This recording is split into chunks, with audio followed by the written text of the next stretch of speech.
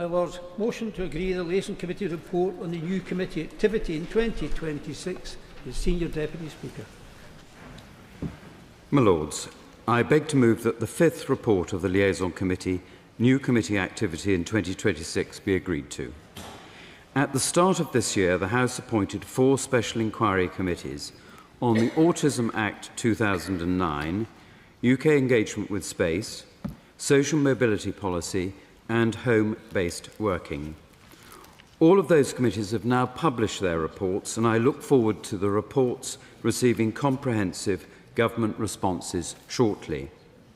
I would like to express my sincere gratitude to all members who contributed to those inquiries, and indeed for all our committee work throughout the year. My thanks also go to the officials who have supported the work of your Lordship's select committees this year. Turning to the proposed special inquiry committees for the coming year, the Liaison Committee considered 41 suggestions from noble lords, demonstrating the breadth of interest and expertise across your Lordship's House. All these proposals have been published on the committee's website. As ever, the Liaison Committee faced a difficult task. We assessed the proposals against our published criteria, which are that a committee should make best use of the knowledge and experience of members, complement the work of existing select committees, including Commons departmental select committees, address areas of policy that cross departmental boundaries, and be capable of being completed within 10 months. In addition, as set out in our invitation to members to submit proposals, the committee took into account broader factors such as the balance of topics across special inquiry committees, including in previous years, the work being conducted by other committees across both houses and within government, as well as anticipated legislation in the subject area. My Lords, the Liaison Committee decided to propose 4 special inquiry committees on childhood vaccination rates, national resilience, numeracy, and Domestic Abuse Act 2021. As is customary, the proposed committees include 1 post-legislative scrutiny topic and 3 general special inquiry topics. I trust noble lords will agree that these recommendations span a diverse range of subjects, offering valuable opportunities to inform debate and influence policy, and indeed make excellent use of members' backgrounds and expertise. My Lords, I beg to move the motion standing in my name. The question is that this motion be agreed to. As many as of our opinion will say content, the contrary not content, the contents have it. Motion to agree the report of the Conduct Committee, the conduct of Lord Danet, Lord Caker. My Lords, I beg to move the first motion standing in my name on the order paper. There are 2 reports on today's order paper, and while the reports are unconnected, in the interest of time I shall speak to both. The first report is on the conduct of the noble Lord Danet. This follows the publication of allegations in the Guardian newspaper in March, after which the noble Lord referred himself for investigation to the Commissioner for Standards. The original allegations arose from conversations between Lord Danet and undercover journalists posing as potential clients.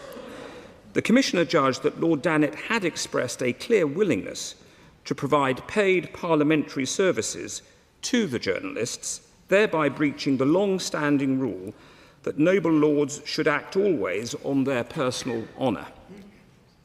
During the investigation, evidence emerged of 3 further cases in which Lord Danet had, in fact, provided parliamentary services, such as facilitating meetings with officials or ministers in return for payment. My Lords, this is not the first time that cases involving the provision of parliamentary services have come before the House. Let me remind noble lords, paragraph 17 of the current code states that members must not accept or agree to accept payment or other incentive or reward in return for providing parliamentary advice or services. Lord Danet argued he was acting in the national interest, but even if that were so, it provides no defence. The code is clear that accepting payment in return for offering parliamentary advice or services, which includes setting up meetings or introductions, or writing to ministers or officials, is prohibited.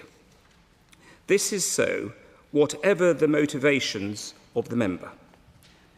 I urge all noble lords to read the report, and if they have any questions, to contact the Registrar of Lords' Interests, who is always happy to advise. Given the number of breaches that came to light in his investigation, the Commissioner concluded that a significant suspension was appropriate, and I therefore invite the House to agree that Lord Danet be suspended for 4 months. Understanding Order 68, no debate is allowed in the motion. I must therefore now put the question that the first motion in the name of Lord Kekar be agreed to. As many as are that opinion will say content. The contrary not content. The question is that in accordance with Standing Order 11, Lord Danet be suspended from the service of the House for 4 months. As many as are that opinion will say content. The contrary not content. The contents have it. Motion to agree the report of the Conduct Committee, the conduct of Lord Evans of Watford. Lord Kekar. My Lords, I beg to move the second motion standing in my name on the order paper. My Lords, turning to this second report on the conduct of the noble Lord Evans of Watford, he too was the subject of a sting operation undertaken by journalists posing as potential clients of a company owned by Lord Evans' son, and in which he held 1/3 of the shares. The noble Lord too referred himself for investigation to the Commissioner for Standards. Lord Evans was recorded offering to provide parliamentary services to the journalists, thereby breaching the rule that noble lords should act always on their personal honour. The case uncovered several additional breaches of the code. It emerged that Lord Evans had sponsored events in the House of Lords on behalf of the company, approaching other noble lords to ask them to speak at these events. In so doing, he provided parliamentary services to a committee in which he had a financial incentive. Moreover, the events themselves breached the events rules. They were designed to generate income and drum up business for the company, which Lord Evans partly owned, and tickets were advertised at a price higher than the actual costs. My Lords, the rules on events are clear. The facilities of the House are provided at public expense to support members' parliamentary work, not to help them generate financial or material gain. All noble lords, if they sponsor events, are required to satisfy themselves and to certify that the rules have been followed.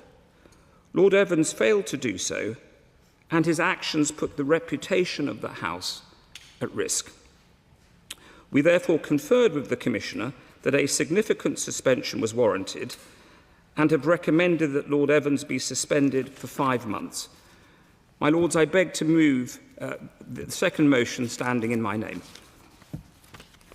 My Lords, under Standing Order 68, no debate is allowed on this motion, and I must therefore put the question that this motion be agreed to. As many as of that opinion will say content. The contrary not content. The contents have it.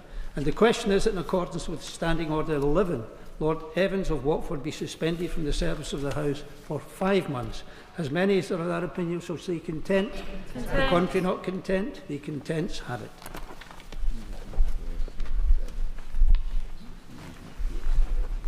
May I suggest a short pause for noble lords to leave?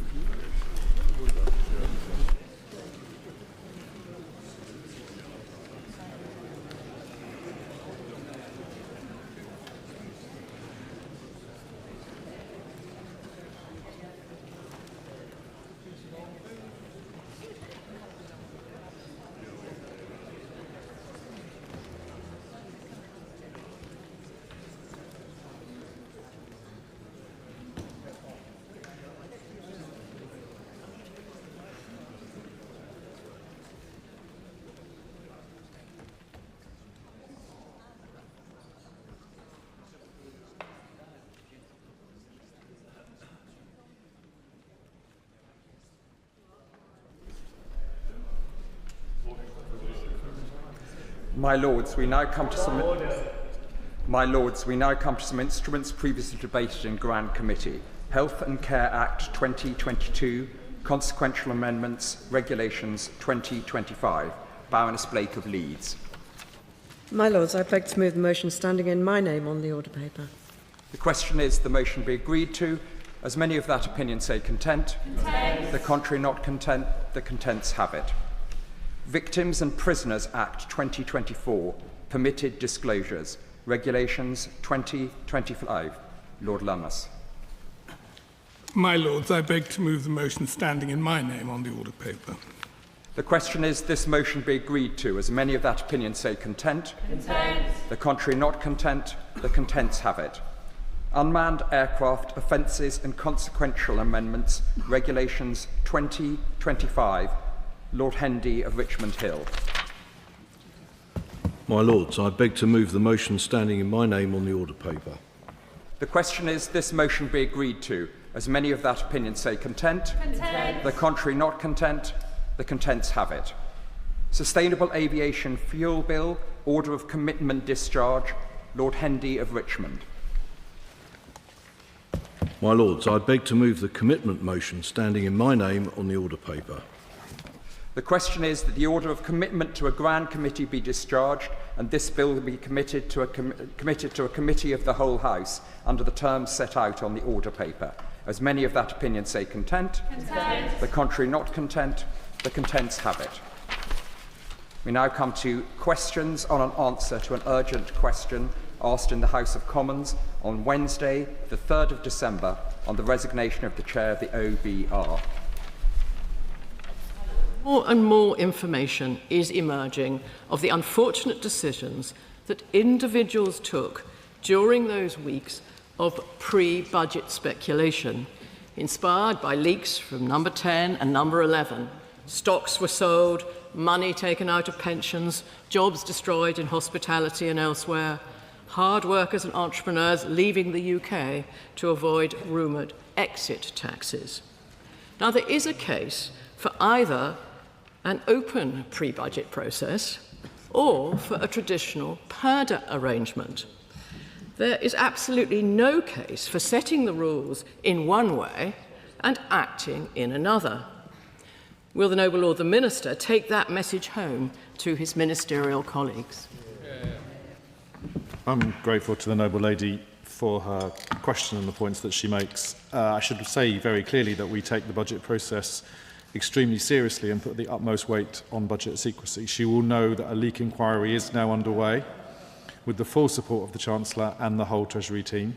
She'll also know that the Permanent Secretary of the Treasury will also conduct a review of the Treasury security processes to inform future fiscal events, and we will of course also work closely with the OBR to ensure robust security arrangements are in place before the spring forecast and for all future forecasts. In terms of the other points that the Noble Lady raises, she'll be aware that the FCA has now written to the Treasury Select Committee confirming they have not commenced an enforcement investigation. Minister will be aware from things I've said previously that it would be worth taking a look at the Swedish approach and the approach by some other countries to an open budget process, which gets away from the kind of shenanigans that we saw that in the last weeks. He didn't answer me when I raised that before, and I wonder if now he would commit to taking that back for Treasury to look at and think about. But focusing on the OBR, the more I look at this episode, the more I simply ask myself whether or not that any digital-based data can be truly secure. It seems that it's almost like a cat and mouse game at the moment, that with fists being put into dikes to try and stem leaks, but nothing actually reliably effective. And AI will surely be a game changer that aggravates this. So would the government consider an open dialogue with the public, with the media, and in the case of sensitive financial reports, with the financial markets, to consider how we handle data in this changed world so that we no longer have this environment of leaks and secrecy, but find a better way forward? Well, I'm grateful to the Noble Lady. She raised before her suggestion in terms of the Swedish model.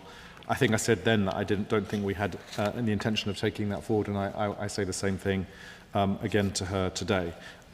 Clearly, it's important to say we remain absolutely committed to the independence of the OBR. I think that's incredibly important to the fiscal framework and to our commitment to economic stability. Clearly, it's important that the information that they have is treated with the utmost secrecy, and I think that's why it's important that, as I've said, we will work closely with the OBR to ensure that they have robust security arrangements in place in terms of how they treat information. I think in terms of the next steps that we intend to take, the OBR have rightly conducted their initial investigation as quickly as possible, and we should now take the time, I think, as I've said to the Noble Lady before, to consider their findings and consider the report in greater detail. The report into the OBR also did make the point that they could not, in the time available, carry out a deeper forensic examination of other recent economic and fiscal outlook events, and they recommended that such an event does take place, and we have committed to doing that with the National Cyber Security Centre, as I think the Noble Lady alludes to, although I think it's important that we note the report found no evidence of hostile cyber activity. My Lords, this is a question asked in all innocence. And it's this. It's now, what, 15 years since the OBR was established. And some of us have lived through the period before the OBR and the period since. I wonder whether my noble friend knows of any academic studies or the like that suggest that budgets were better prepared and more efficiently kept secret where necessary and altogether held in higher esteem before the existence of the OBR or in compared with the period since, or is the reverse true? Well, I'm not aware of any academic studies into that, as my noble friend asks about. I did have the privilege of working in the Treasury for 10 years before the OBR came into existence, and I have now worked on 2 budgets since the OBR came into existence, and I think it's worth repeating that the government is absolutely committed to the independence of the Office of Budget Responsibility. There is, I think, academic evidence that suggests that stability has a significant advantage in terms of the performance of the economy and performance in terms of economic growth, etc. So I think it's worth saying that the OBR remains at the heart of, should and does remain at the heart of economic and fiscal policy making, and the strength of that institution is a vital pillar in the government's commitment to economic stability. My Lord, I have 2 brief points for the Minister. First, given the importance of the OBR, why is it so lightly resourced? Those of us who run businesses or organisations of 50 staff will know that IT and security systems will essentially be back office and unsophisticated, as indeed is the case with the OBR. So what are the lessons going forward on resourcing the OBR? And secondly, this leak appears to be a technical systemic error, a serious one, yes, naive certainly, but not deliberate. And if that's a resignation matter for the chairman, what does this mean for personnel in the Treasury and Number 11 who've been involved in deliberate and extensive pre-budget briefings and operations? Well, in terms of the 2 questions the Noble Lord asks, in terms of the first one, he's quite right to identify back office systems as one of the issues identified by the report. He also talks about systemic risk. We'll look at wider questions of the systemic risk this incident has uncovered, including the report's conclusion that the OBR's information security arrangements should have been regularly re-examined and assured by the management of the OBR. And I think, as he says, and I think I've said, the back office systems point he makes was mentioned in the report.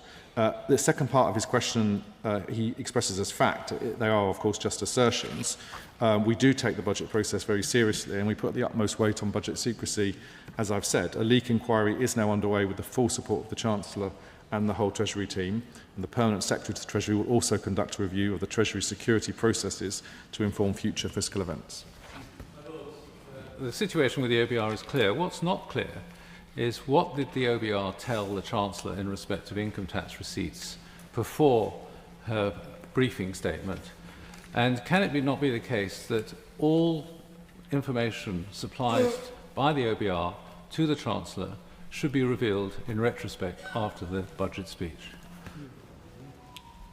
Well, I'm not sure if the Noble Lord is saying that that's his view or whether he thinks that should be the case. The Chancellor was aware of the letter the OBR sent to the Treasury Select Committee. She was content for it to be published and she agreed this with the Permanent Secretary. We put the utmost weight on budget security. The OBR has chosen to publish some further information that is set out fully in Richard Hughes's letter to the Treasury Committee. But we do believe that it's important to maintain a private space between the Treasury and the OBR for the exchange of forecast information and budget policy development, and so we welcome the OBR's statement that this is not intended to become usual practice. Over the last few weeks and today, the Minister has studiously avoided confirming that ministers and officials briefed possible announcements in the budget prior to the budget occurring. Does he really deny that this occurred? As I've said before, we take the budget process extremely seriously. And we put the utmost weight on budget secrecy. A leak inquiry is now underway with the full support of the Chancellor, and the Permanent Secretary to the Treasury will also conduct a review of the Treasury security processes to inform future fiscal events. So that's not an answer to the question. Will you confirm or deny? As I've said before, we take the budget process very seriously, and we put the utmost weight on budget secrecy. Will Lord the Minister tell the House how much stress he thinks should be put anyhow on forecasts of relatively small numbers that can turn out to be extremely wrong? Well, the Noble Lady is, of course, absolutely right in terms of the outcome of certain forecasts. But as I've said before, we do absolutely and remain committed to the independence of the Office for Budget Responsibility and its a role at the heart of economic and fiscal policy making. I think there is evidence, as I said in an answer to one of my noble friends, that there is evidence that that greater level of independence creates greater levels of economic stability, and that can only be a good thing. Questions on an answer to an urgent question asked in the House of Commons on Wednesday the 3rd of December on espionage cases and the Official Secrets Act. My Lords, the report from the Joint Committee on the National Security Strategy describes the handling of the Cash and Berry case as shambolic and highlights serious systemic failures and deficiencies. My Lords, this report raises serious concerns about the ability of the government to pursue those who want to undermine our security, and the chair of the committee, a Labour MP, has urged the government to show the public that it is confident in standing up to adversaries when required. Will the noble Baroness, the Minister, commit to responding to and implementing the key recommendations of the report? And can she now confirm that the government accepts the conclusion of this report, that there was clear evidence that China poses a threat to the UK's national security? Can I thank the noble lady for her questions. First of all, I'd like to join her by thanking the Joint Committee on National Security Strategy for their work in the scrutiny and shining some light where there has been a great deal of heat onto what's actually happened. With regards to the key points that the noble lady has raised, obviously we will reflect on the findings of the committee, and I look forward to debating it with her across this dispatch box in due course when we come forward with our response to the report. I would like to remind the noble lady, though, of the Prime Minister's comments at the Lady Mayor's banquet last Monday from the Prime Minister in terms of our position on China. China poses real national security threats to the United Kingdom, but it is time for a serious approach to reject the simplistic binary choice, neither golden age nor ice age. So our response will not be driven by fear nor softened by illusion. It will be grounded in strength, clarity and sober realism. Speaking as a member of the Joint Committee, rather than simply blaming outdated espionage laws, does the Noble Lady the Minister agree with me that given the parallels in the new legislation, they will need to be very carefully handled to prevent a similar outcome happening again? So what assurances can the Noble Lady give that these lessons will be learnt and acted upon?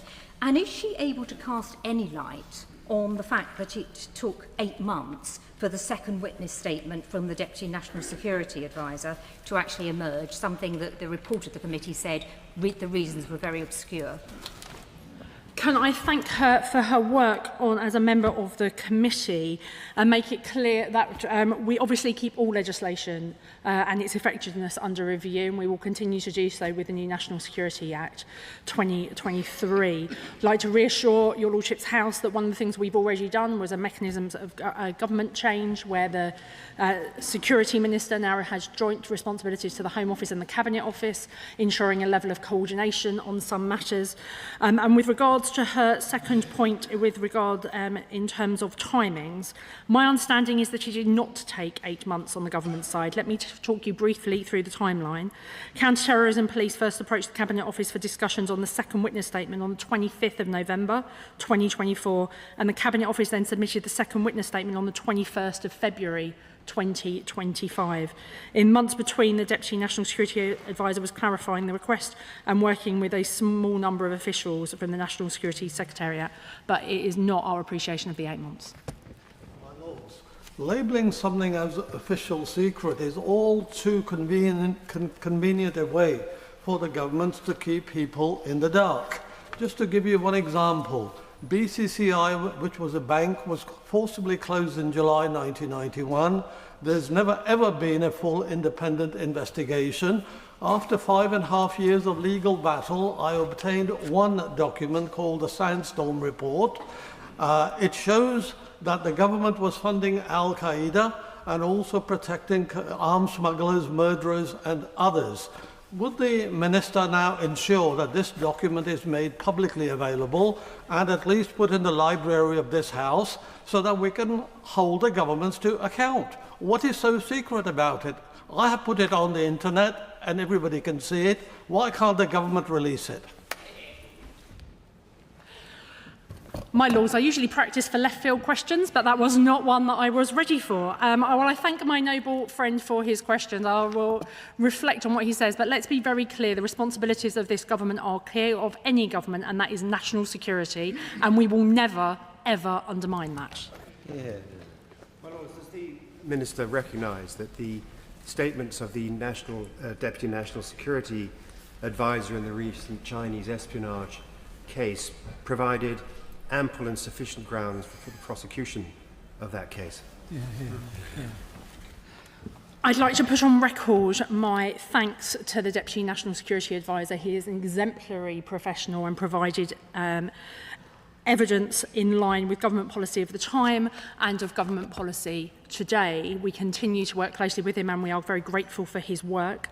My Lords, noble Lords will appreciate I am not noble and learned and just noble. So on that basis, my appreciation as not a lawyer, this is not something that I can comment on, but we were very disappointed to see the case not taken forward. Questions on an answer to an urgent question asked in the House of Commons on Thursday the 4th of December on the cancellation of scheduled local elections in May 2026.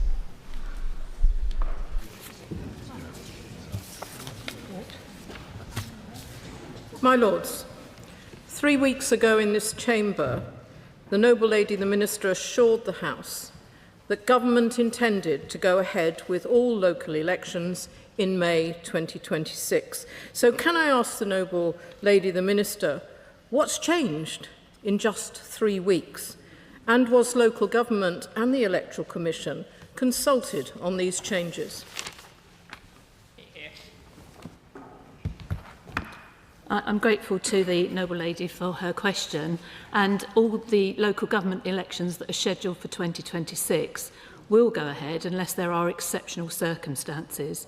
These elections, which were inaugural elections for 4 new mayors in the areas concerned, have not taken place before, and my colleagues have taken the opportunity to reflect on the most effective way of ensuring that those mayoral institutions are best placed to deliver. We know that mayoral strategic authorities are most successful when they're built on a strong history of partnership and joint delivery. And moving forward, we're seeking to facilitate the establishment of those foundation strategic authorities to build the local capacity and collaboration that's needed ahead of accessing mayoral powers. And we think this will make them stronger in the long run to make sure that those authorities are built on firm foundations. And that's why the decision's been taken to have those mayoral elections in 2028. My colleague, Minister Fambula, spoke to all local authorities on the 3rd of December. My Lords, the move to compulsory unitary authorities at the same time as creating mayoral authorities is clearly causing confusion and delay. Cancelling elections denies electors their fundamental right. Councillors remaining in office for 7 years when elected for a 4-year term is simply not acceptable. Can the noble Baroness the Minister set out in detail, in writing if necessary, a clear timetable going forward for all those authorities affected? What we mustn't do is conflate the two things. There is the devolution programme, which is working at pace, and there's the local government reorganisation process, which are, they're running side by side, but they're not the same thing. So that's why the decision's been taken on mayoral elections to postpone those to 2028 in the 4 priority areas. The other 2 areas in the priority programme will have their mayoral elections in 2027, as they'd already requested. That had already been decided. In terms of other elections taking place, county councils with elections due in 2026 in those areas concerned will take place. There will be 3 elections that would, three of the areas elect by thirds anyway, so they will have their elections as usual. And the district council elections that are due to take place in both 26 and 27 will take place according to the schedules that they had already been intended to. Would the noble lady the Minister agree with me that it's far better to get the structures of local government right, producing good quality public services, than it is to become overly obsessed with the cancellation of elections? Obviously, cancelling elections is never highly desirable, but all governments have had to do this from time to time when faced with the prospect of reorganising local government and trying to improve what it delivers. Well, of course, I agree with my noble friend. I'm slightly puzzled about the giggling from the other side of the chamber, because this is a very important lever in terms of devolution for delivering growth and prosperity for our communities. We want to bring local transport back into public control, make people's daily commute easier, tailor local skills and training to employers' needs so people can get a good job, and drive the regeneration of our local areas so people feel proud of the place they live in. And in order to do that very important work, we need to have established local unitary authorities as the component parts of a strategic authority. That's why the decision's been taken to get those authorities set up, get them set up properly. There will be funding available to them to start the work, and then the mayors will be elected in 2028. Government is committed to a pattern of unitary government by the next election in 2029. If the elections are to be complete by, if these elections are to be delayed to mayoral elections till 2028, what is the pattern for the rest of the unitisation with the remainder of this Parliament, and what steps are going to be taken to make sure that equality of electoral representation, which in the Shires is about 9,000 electors per councillor, is equated in London, in Birmingham and Manchester and the Mets, where it's currently 3,000? My Lords, the programme of local government reorganisation outside of the priority programme is proceeding at pace. We've received proposals in from all of the areas that were invited to put in their proposals by the 28th of November. We are now out to consultation. That's already started, and we will be making announcements on that by March of next year. So at that time, the timetable for that further devolution will be announced, that further local government reorganisation will be announced, and the timetables will come forward then. And I think it's great to see, and I would pay tribute to all my colleagues, former colleagues I should say, in local government, who have worked together in a fantastic way to pull together these proposals.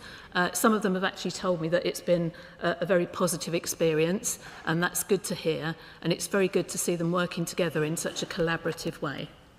Does my noble friend with a very, very long experience of local government leadership and distinguished experience, does she agree that all too often major local government reorganisations take longer than anticipated, cost more than anticipated, and deliver fewer savings than anticipated?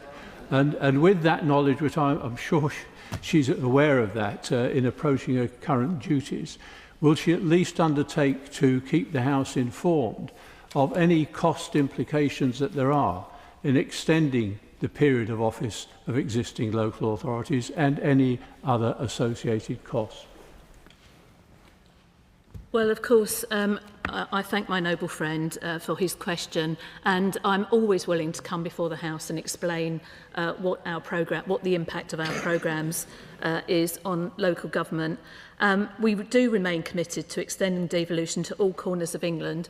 What we had under the last government was a very patchy and inconsistent approach, which meant that some areas were moving forward very quickly on this and others hadn't even started the journey. So our commitment is to extend that devolution to all corners of England. We confirmed on the 4th of December the long-term funding offer for the 6 areas on the devolution priority programme. And we have committed close to £200 million collectively per year for 30 years to those new mayoral strategic authorities. Some of that funding will be released earlier. But I do think it's really important.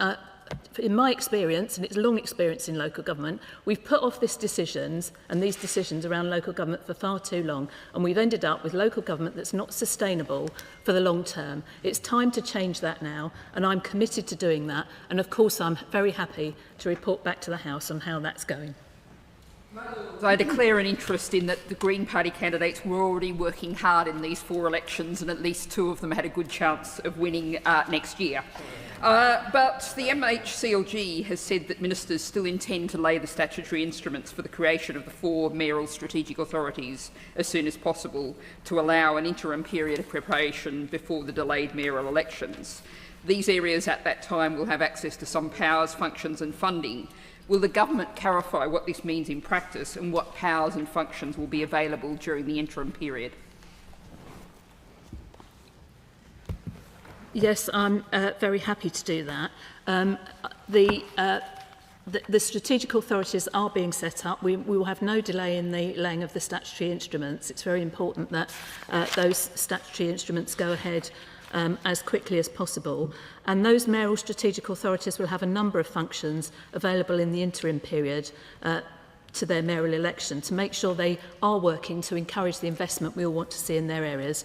I will write to the noble lady with the detail, but just to run quickly through, they'll have a general power of competence, they'll have a duty to develop a local growth plan, power to pay grants to constituent councils, power to borrow to an agreed cap, they'll have adult skills function powers, health improvement and health inequalities duty, functions to acquire land, provide housing and build infrastructure, and responsibility for public transport and local transport planning. So there's a lot for them to be getting on with.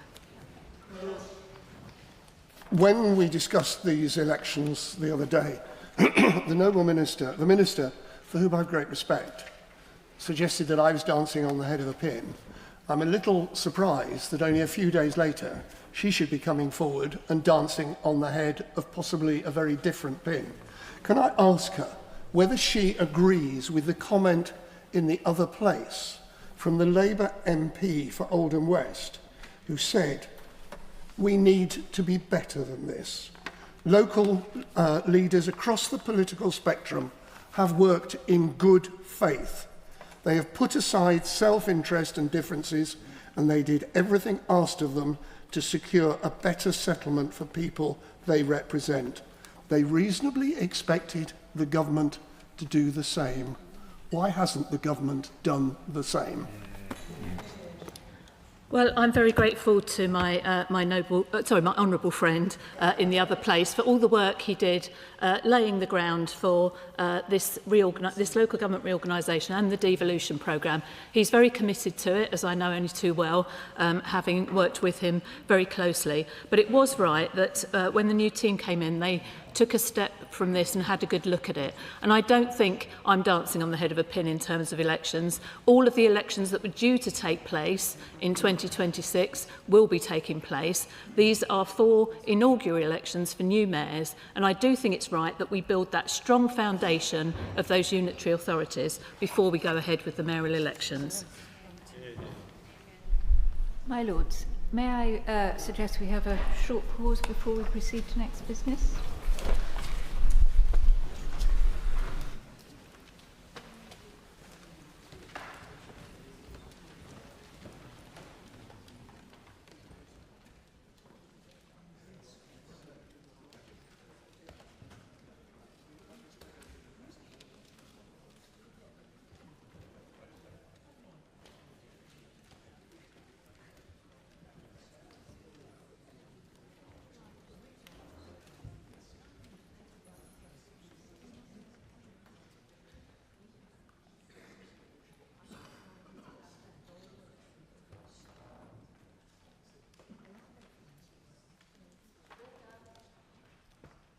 My Lords, second reading of the English Devolution and Community Empowerment Bill, Baroness Taylor of Stevenage.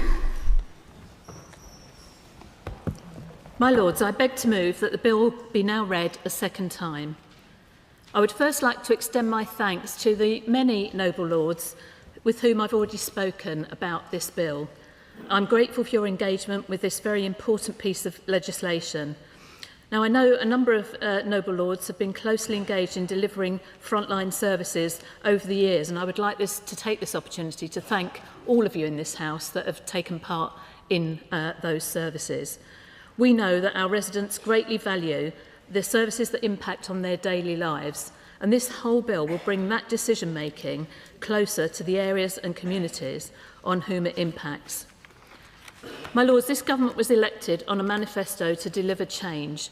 We're determined to transform our economy and our country through a decade of reform that delivers better public services and growth in every community and every corner of our country.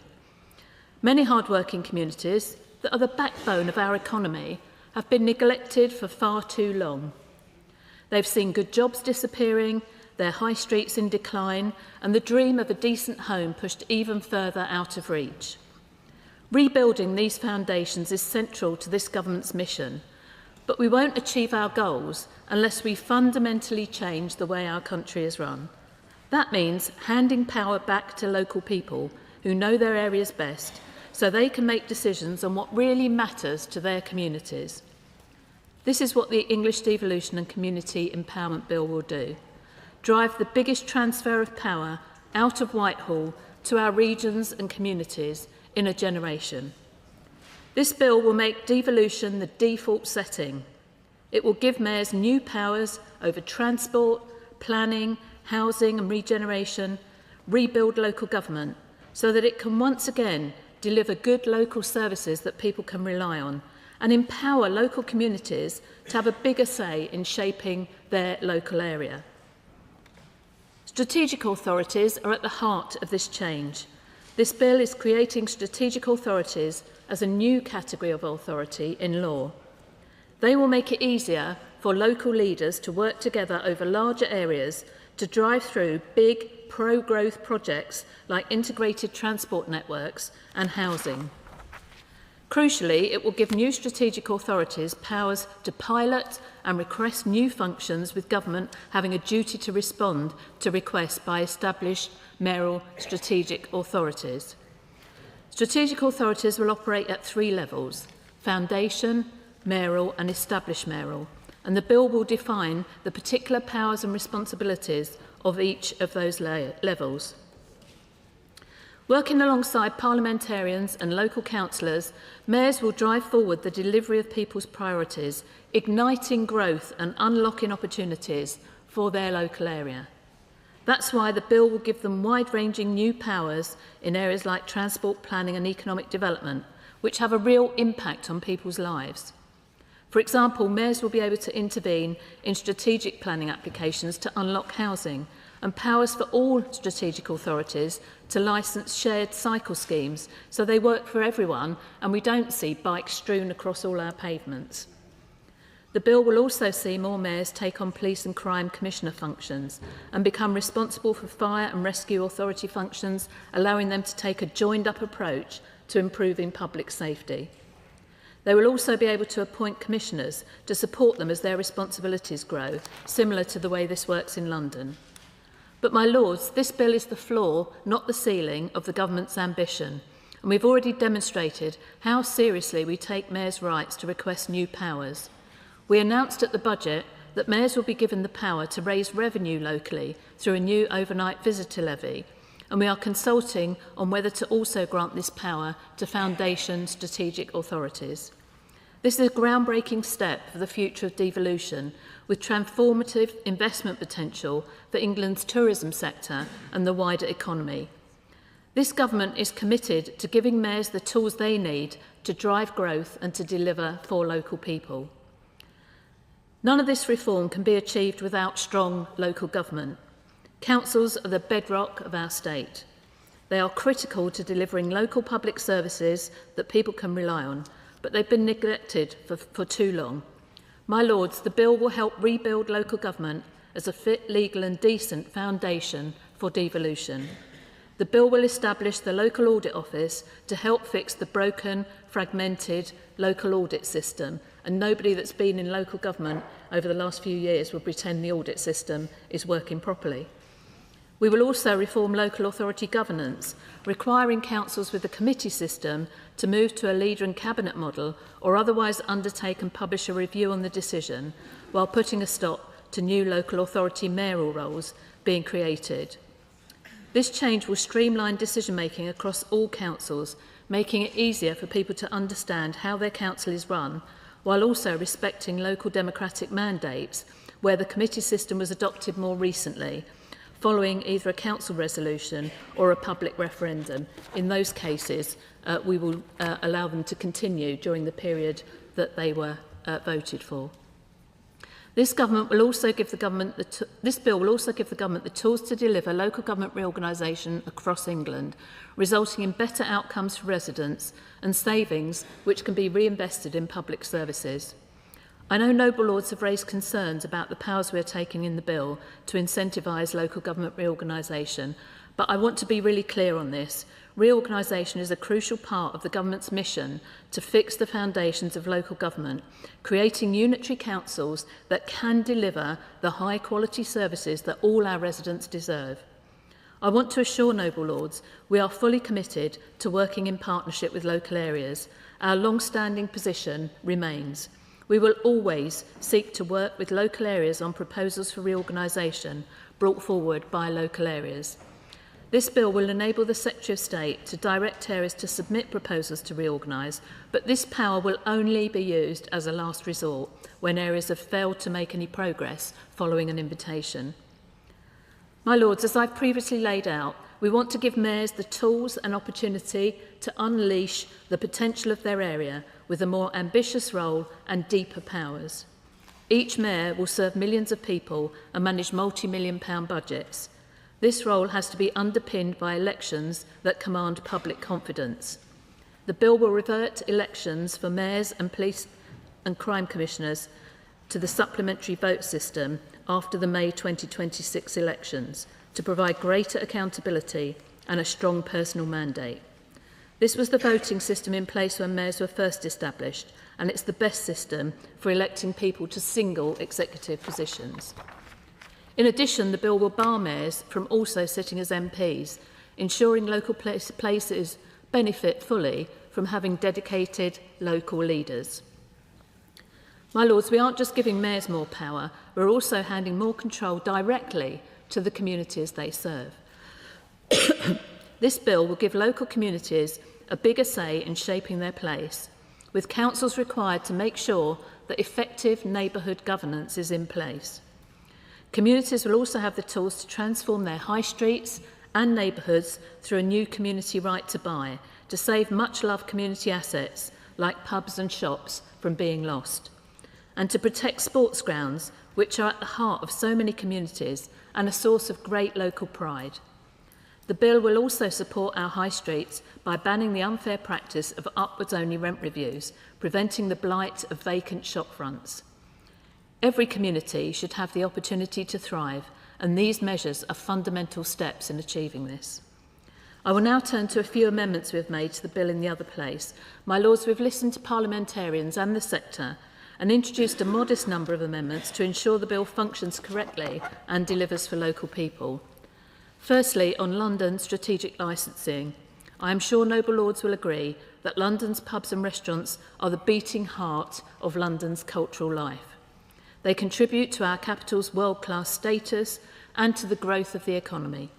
Yet for too long, hospitality businesses have been held back by a licensing regime which lacks proportionality, consistency and transparency. That's why we've brought forward amendments to establish a new licensing regime in London, which will give hospitality businesses greater confidence and create the conditions for London's nighttime economy to thrive. These amendments will also introduce a call-in power for the Mayor of London to determine borough licensing applications of strategic importance. The policy direction of the call-in amendment is clear, but to ensure we fully digest any wider changes to the operation of licensing as a result of the call for evidence from the Licensing Policy Task Force, which closed on the 6th of November, we will bring forward more detailed amendments at a later stage in the bill, and we'll continue to engage with noble Lords on this. To support this government's commitment to deliver 1.5 million homes in this Parliament, we have taken steps to cut unnecessary and duplicative bureaucracy. Amendments have been introduced which will allow mayors to adopt a written representation procedure when determining certain planning applications of potential strategic importance, and which remove the requirement that the local planning authority must consent to mayors of strategic authorities when making, revising or revoking a mayoral development order. I would, however, assure noble Lords, this change is not an attempt to bypass local planning authorities. Mayors will still have to bring them along, as they will be crucial to delivering these orders. It's about empowering mayors so they can provide the strategic leadership areas deserve. We have also brought forward an amendment which will devolve the approval of lane rental schemes from the Secretary of State for Transport to mayors of strategic authorities, putting decisions in the hands of those with knowledge of their area. Turning now to taxi and private hire vehicles, the government recognises the challenges that the current licensing framework can cause, including inconsistent standards throughout the country and the practice of out-of-area working, where drivers choose to licence in one authority area but work wholly or predominantly in a different authority area. As highlighted by the Noble Baroness Lady Casey of Blackstock in her recent national audit on group-based child sexual exploitation and abuse, out-of-area working creates concerns in some authorities about the safeguarding standards applied to some of the drivers operating in their area. The bill therefore creates a power for the Secretary of State to set national minimum standards for the licensing of drivers of taxis and private hire vehicles. Setting these licensing standards will help bring some consistency of standards across licensing authorities. Finally, we have taken concrete steps to ensure that local government members are able to perform their duties without fear for their own safety or that of their families. The world's changed a lot since I started being a councillor, and my Lords, this government is clear that intimidation, harassment and abuse have no place in our democracy. This bill puts it beyond doubt that a member or co-opted member's home address should not be published by default. The amendment we introduce will also prevent disclosure of home addresses when they are declared as interests at public meetings. My Lords, I know we all share a wish to set the sector on a firmer footing, ensure local government is fit, legal and decent, and empower communities to deliver real change and opportunities. We believe this bill is a fundamental step in achieving this. By enabling the biggest shift of power from Whitehall to local areas in over a generation, this bill will support the change residents expect and deserve. Better joined up delivery of public services, good jobs and politics being done with communities, not to them. I move the bill. The question is that this bill be now read a second time. My Lords, I declare my interest as Vice President of the Local Government Association and the National Association of Local Councils. My Lords, I hope the House will forgive me if I begin by noting a certain irony in the title of this bill. Contained within it are words community empowerment, yet the measures before us would appear to do precisely the opposite. Empowering the centre rather than the community. And as we reflect on that, we cannot ignore the democratic chill cast by the government's decision to cancel the forthcoming local mayoral elections. When democratic participation itself is suspended for administrative convenience, it becomes difficult to sustain the claim that community consent lies at the heart of these reforms. My Lords, what emerges instead is a model of compulsion over consent. These proposals risk leaving communities without a meaningful voice, enabling the Secretary of State to redraw local government boundaries, restructure authorities, and compel mergers against local wishes. The introduction of sweeping powers under the new Section 109B and others marks a striking departure from the voluntary, negotiated, deal-by-deal approach that has defined English devolution to date. That approach was rooted in respect for local identity, local geography, and local choice. The bill before us seems to move away from that principle with unsettling ease. My Lords, our discussions with colleagues and with stakeholders underline something fundamental. Local consent is not an optional extra. It is the democratic foundation of any credible programme of localism. Yet this bill weakens that foundation at the very moment when it should be reinforced. The government claims that reforms empower localities, but too often we see the power devolved in name only, while genuine authority remains firmly centralised. Without clarity on what powers are truly being passed down, how responsibilities differ from those already held, and how local leaders will be held to account, there is a real risk of creating an accountability gap at the very centre of the system. My Lords, these concerns are sharpened still further by the bill's uncertain financial implications. Community empowerment is impossible without financial empowerment. Local authorities cannot reasonably be asked to shoulder the burdens or the liabilities of their neighbours, nor can local taxpayers be expected to underwrite centrally imposed restructuring.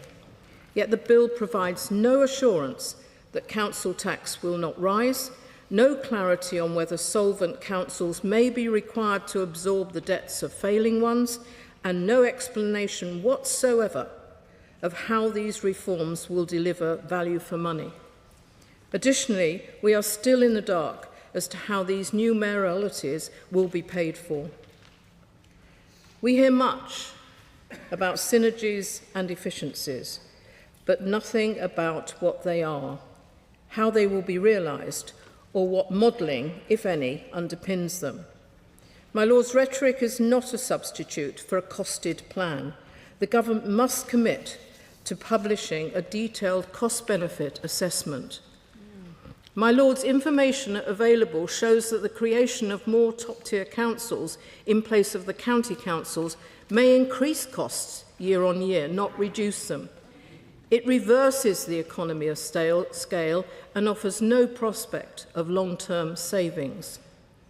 Recent Freedom of Information disclosures reported by ITV Meridian indicates that the councils in Essex, Kent, Sussex, Surrey, Oxfordshire and Hampshire and on the Isle of Wight have already set aside £11.22 million for years 25 to 26 to support this transition.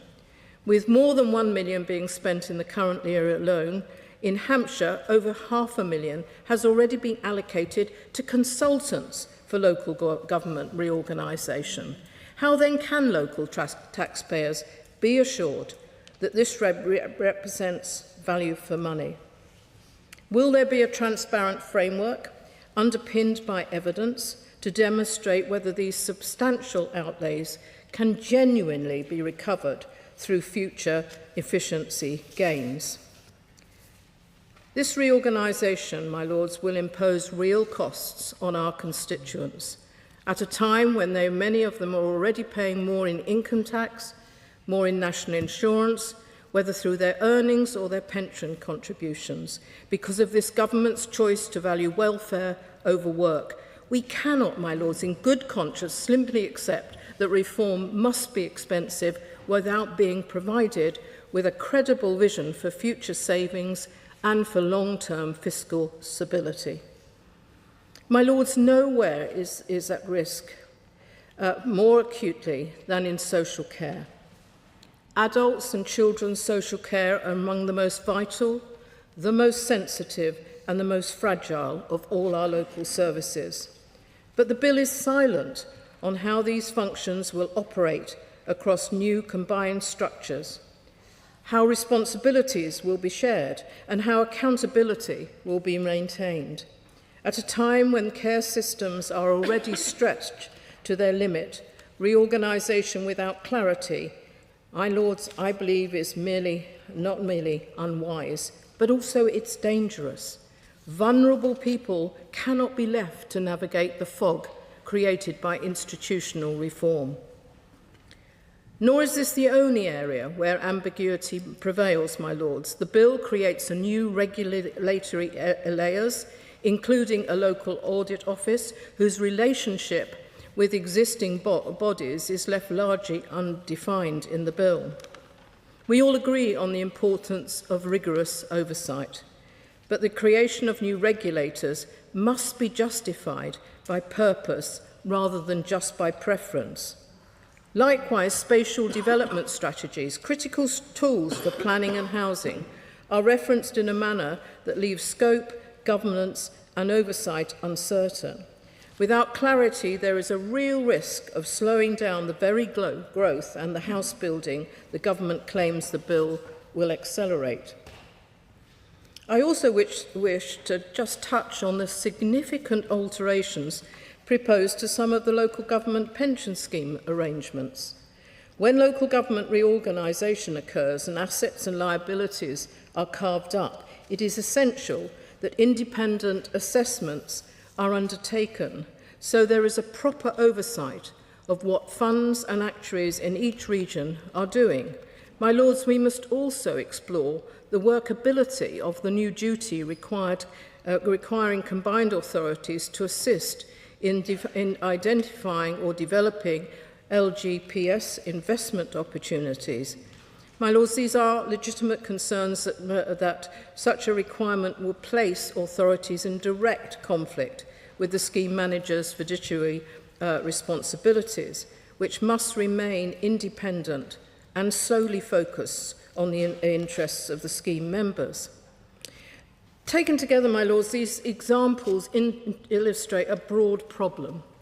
This lack of clarity speaks to a wider issue in the bill's design.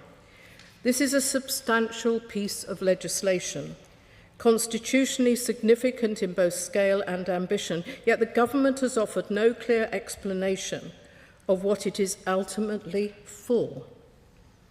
Is the goal efficiency? Is it local empowerment?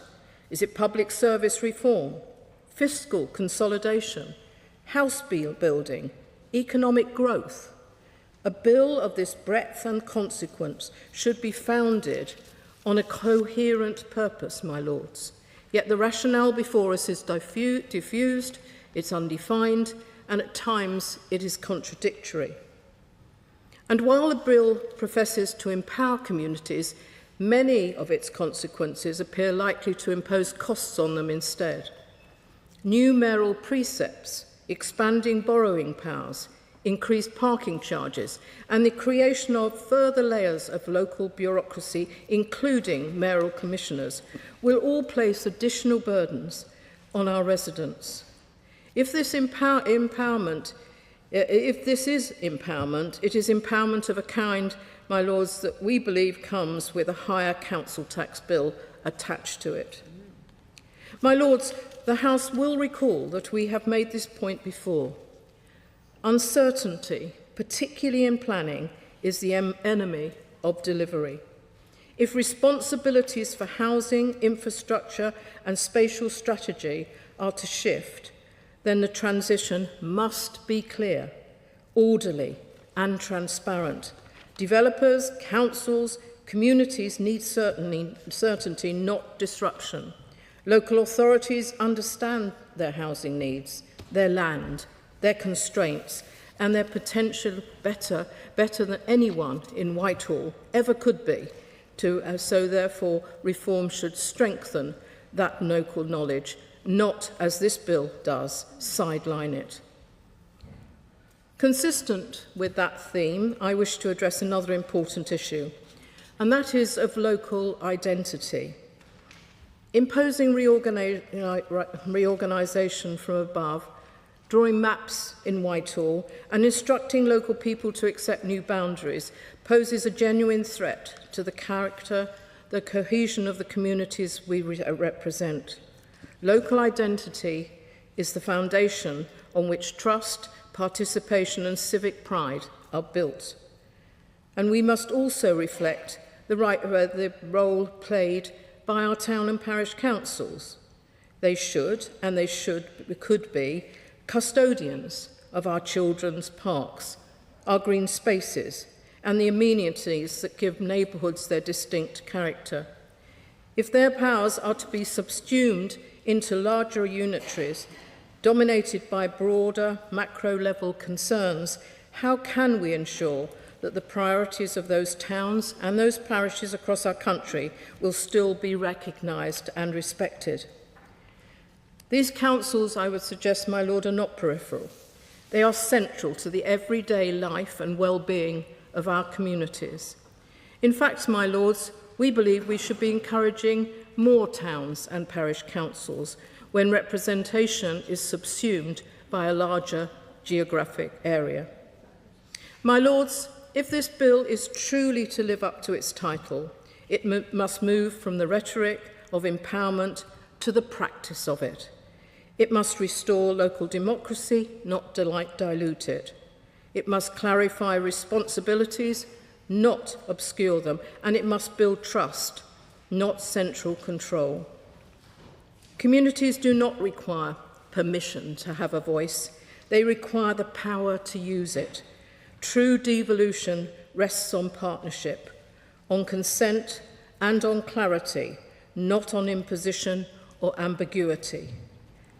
My lords, at committee stage, I will challenge the government on whether this bill meets that aim, not only in those areas where reorganisation is already underway, but also in areas such as London and Greater Manchester, where devolution exists, but we believe it could deliver better. If the government wishes to empower communities, then let this bill begin by listening to them.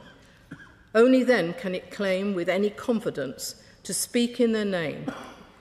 But as drafted, this bill takes power away, increases costs for working people, and most of all, it leaves communities, my lords, without a voice. My lords, I have much sympathy with what Baroness Scott of Wybrooke has just said, but I'm puzzled because it seems to me that this bill is very much in line with the directions in which the last Conservative government was taking us. I had thought that she was a minister. I have not forgiven the last Conservative government for the artificial institutions it imposed on Yorkshire in the face of resistance from all the councils in Yorkshire. And I have not forgiven the Conservatives either for starving local government of funds, without which it's impossible for local democracy to work. The White Paper and the explanatory memorandum for this bill set out the problem it was trying to address. I quote, "England is one of the most centralised countries in the world. There is a serious and long-term decline in public trust in politics. 3/4 of our citizens feel powerless to influence decisions affecting their local area. Westminster politics, again I quote, face a wider feeling of disempowerment and distrust at a local level. Liberal Democrats fear that this alienation from democratic engagement feeds into a broader disillusionment with democratic politics and democratic parties as a whole. The changes this bill proposes won't meet these challenges. Strategic authorities are not local government, nor are many unitary authorities of 500,000 people or more. Local communities is a word thrown around a great deal in this bill.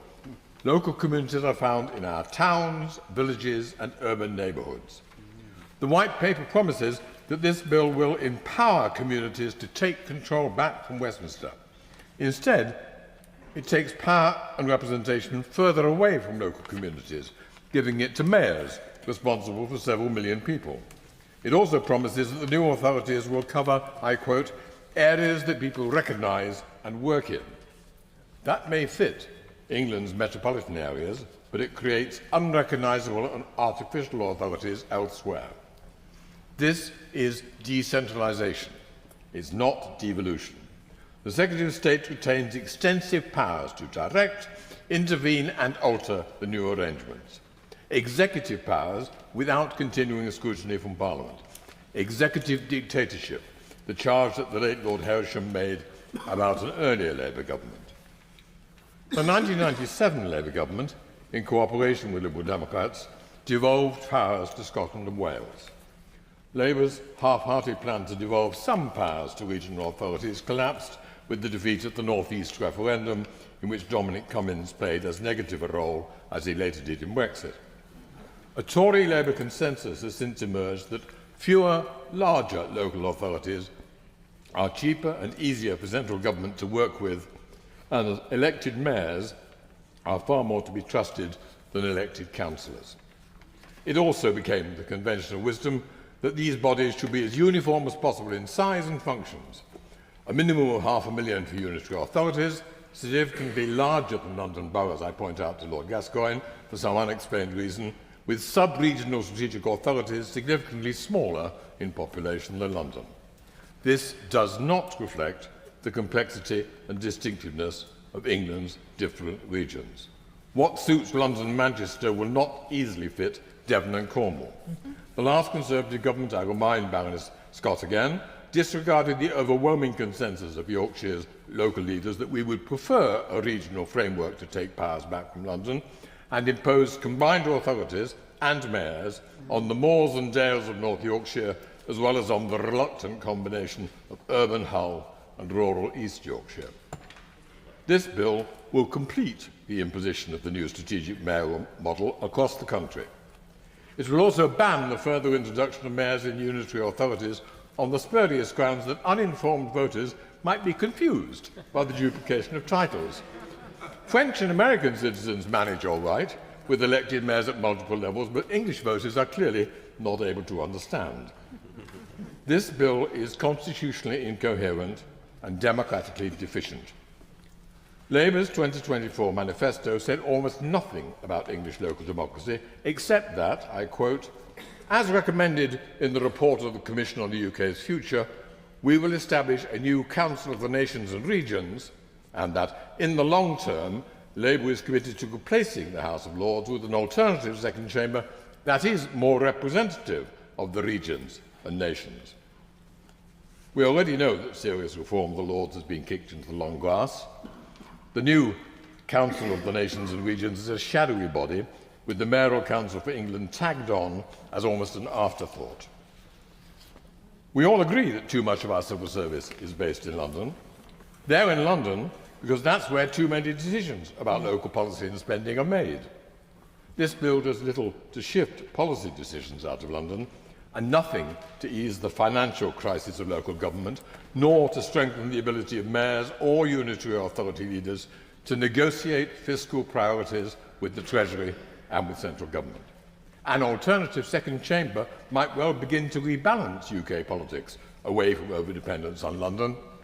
but that is far too radical an idea for Labour to pursue, for all that Gordon Brown recommended it. The bill's answer to the problem of public mistrust and alienation is to offer them an elected mayor for a distant strategic authority, accompanied by up to 7 commissioners who will be, I quote, independent appointees made by and accountable to the mayor, who will act as extensions of the mayor. Strategic authority mayors will be almost as much elected dictators once in office as prime ministers. This places excessive trust in mayors and excessive distrust in councillors. Many of the most effective and useful members of your Lordship's House are former councillors. When I first joined the Lords, I rapidly learned to respect their experience and their understanding of how policies are implemented on the ground. Councillors are the elected representatives closest to our alienated and disillusioned citizens. The councillors I know in West Yorkshire, representing wards with 10 to 15,000 voters, struggle to get to know the different communities and issues within their enormous wards. This bill will leave them with even less chance of representing the interests of their voters, as it transfers powers upwards from local government to strategic authority mayors. Clause 60 imposes a duty on local authorities to make, I quote, appropriate arrangements to secure the effective governance of any area of a specified description, which it calls a neighbourhood area. There's no mention of any direct elections here for neighbourhood representation. Presumably, it envisages area committees of councillors for several wards, roughly the size of a parliamentary constituency. Under that, the vast majority of our citizens will not personally know or recognise any elected representative. Repeated reductions in local authority budgets and programmes have left swathes of our cities without any significant contact with democratic institutions or public services. No wonder so many of them are distrustful and suspicious and inclined to vote for those who tell them that democracy is a conspiracy. Labour believes that it's delivery that matters, not participation in public life. Liberal Democrats believe in active citizenship as a fundamental part of democracy. We will press for really local councils to be an essential part of this new structure. It should be a matter of concern for Labour that town councils exist most often in prosperous communities and least often in inner city communities where discontent with democratic politics is at its strongest. There's a glaring contradiction here between this assumption of passive citizens and the weight the Strategic Defence Review places on mobilising all of our citizens in their local communities to strengthen national resilience and respond to threats to national security. We discussed the SDR's call for a whole society approach in this afternoon's questions. The concept follows Swedish and Finnish models, two countries with strong local government and much higher levels of public trust in government. We will never manage to build a whole society approach to national resilience and to respond to threats if most of our population feel left outside democratic life. The proposal to reintroduce the supplementary vote is a classic example of the half-hearted Labour approach to democratic change. This was Jack Straw's reluctant compromise for London mayoral elections. He intended it to help Labour by capturing Liberal Democrat votes, thus maintaining the two-party competition between the Tories and Labour. Well, now, as I'm sure we all know, we have a five-party system in England, as the polls have consistently shown since last year's election, and we need to move to a system which reflects the diversity of electoral opinion rather than the conservatism of the current Labour government. There are, of course, proposals in this bill that we welcome. The restoration of an effective system of local audit, much needed, the power to take buses into firmer control locally, for example. My noble friends will speak further on these and other clauses. I welcome the government's willingness in the Commons to accept some reasoned criticisms and incorporate them in government amendments, and I hope that we will see a similarly constructive dialogue here. We on these benches will do our best to improve this ill-thought-through bill while maintaining our commitment to a structure for English governance which would be more democratic and more attuned to England's local and regional diversity. My Lords, my contribution today addresses one ingredient in the bill that is easily overlooked, but which could prove of immense significance in achieving the quantity and quality of new homes the nation needs. I'm referring to the measures in Part 2 of the bill that will facilitate strategic authorities, mayors and combined authorities, establishing mayoral development corporations and development corporations of combined authorities, including combined county authorities. These development corporations can take on planning powers, land acquisition and development powers. They will be single-minded and focused on achieving new housing and all the related infrastructure. And this, my Lords, will create an alternative to the nation's current total reliance on a small number of volume house builders who plan, design and provide most of this country's new housing development, but who so often fail us in what they actually produce. My Lords, development corporations can trace their origins to the establishment of overarching planning and development bodies for the pre-war garden cities and then for the 32 post-war new towns. The most recent example is the London Legacy Development Corporation, the LLDC, which has been doing such good work in the redevelopment of the Olympic site and its environs. Development corporations are indeed the chosen vehicle for the delivery of the new generation of new towns, as set out in the excellent report from the New Towns Task Force, published in September. New town development corporations will follow the pattern of land acquisition and land value capture, creating a master plan with private financing and long-term overarching control in the hands of a publicly accountable body.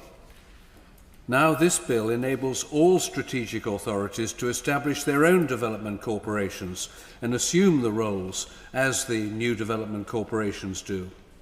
My Lords, for some years I have championed the report by Sir Oliver Letwin, which dates back to 2018.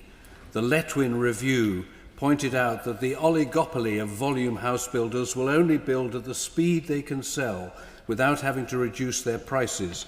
This has ensured there is always a gap between supply and demand, leading inexorably to growing housing shortages. Letwin recommended ending our dependency on developers who entirely predictably work at their own pace and negotiate down the standards and quotas of affordable housing to maximize their profits. In their place, Letwin advocated the establishment of development corporations that would acquire the land and capture the increase in its value when planning consent was subsequently granted. The development corporation's master plans can then parcel out the site to different profit-making and non-profit-making bodies covering the full range of types, tenures and uses. Housing for sale, but also for shared ownership, market rents, social rents, for older people and for students, with specialist and pioneering ingredients, plus the place-making green spaces, mixed uses and amenities needed for all new homes. As an example of the potential of this approach, the Devon Housing Commission, formed by the local authorities in that county, pointed to the opportunity for a development corporation to develop strategic sites in Devon. This would ease pressure on the county's 10 planning authorities, with the combined county authority taking a cross-boundary view for exemplary major developments. The danger here is that mayors and combined authorities have other important matters to handle, and this route to more and better housing provision may not lead the strategic authorities to taking advantage of the opportunities presented by this bill. So could I put 3 questions to the noble Baroness, the Minister, who has a deep understanding of these issues? First, will the MHCLG, the Ministry of Housing, Communities and Local Government, be providing the necessary seed corn as a financial incentive for the strategic authorities to set up their own development corporations? Second, will MHCLG be drawing up guidance on the governance, funding and delivery of new development corporations? If so, I commend a new report from a distinguished group of architects and planners called Placemaking Not Plotting, which provides a helpful basis for the key aspects of urban design to be adopted in place of current poor practice. Third, is government planning to support delivery by these new development corporations with grants or guarantees, perhaps via Homes England, for the initial land purchase on which so much will depend? Any news from the Noble Baroness the Minister on government support to get these development corporations off the ground would be greatly welcome. With proper backing from MHCLG, this component in the bill, which streamlines the development corporation approach, could revolutionise the quality and quantity of tomorrow's new homes and new communities. My Lords, firstly, can I declare an interest as a recipient of a local government pension, but also congratulate my noble friend. Having been a local government minister for 4 years, I know how difficult any local government legislation is, anything talking about devolution of any sort. And I thought it very interesting that the Liberal benches concentrated on very local. That is important. But there is also a need for bigger and wider authorities to do the really strategic stuff. And I'm reminded of the reason we were able to attract inward investment in the North East at one time was precisely because of the amassing of land by the Tyne Weir Metropolitan Authority, which was then demolished and disbanded by the then Prime Minister, Mrs. Thatcher. And actually, we lost that strategic organisation in the region. And it is really those more strategic things that I wanted to dwell on. Firstly, though, very quickly, I really support the attention to the transfer of community assets. I am, as many members will know, doing an independent commission, chairing an independent commission on neighbourhoods.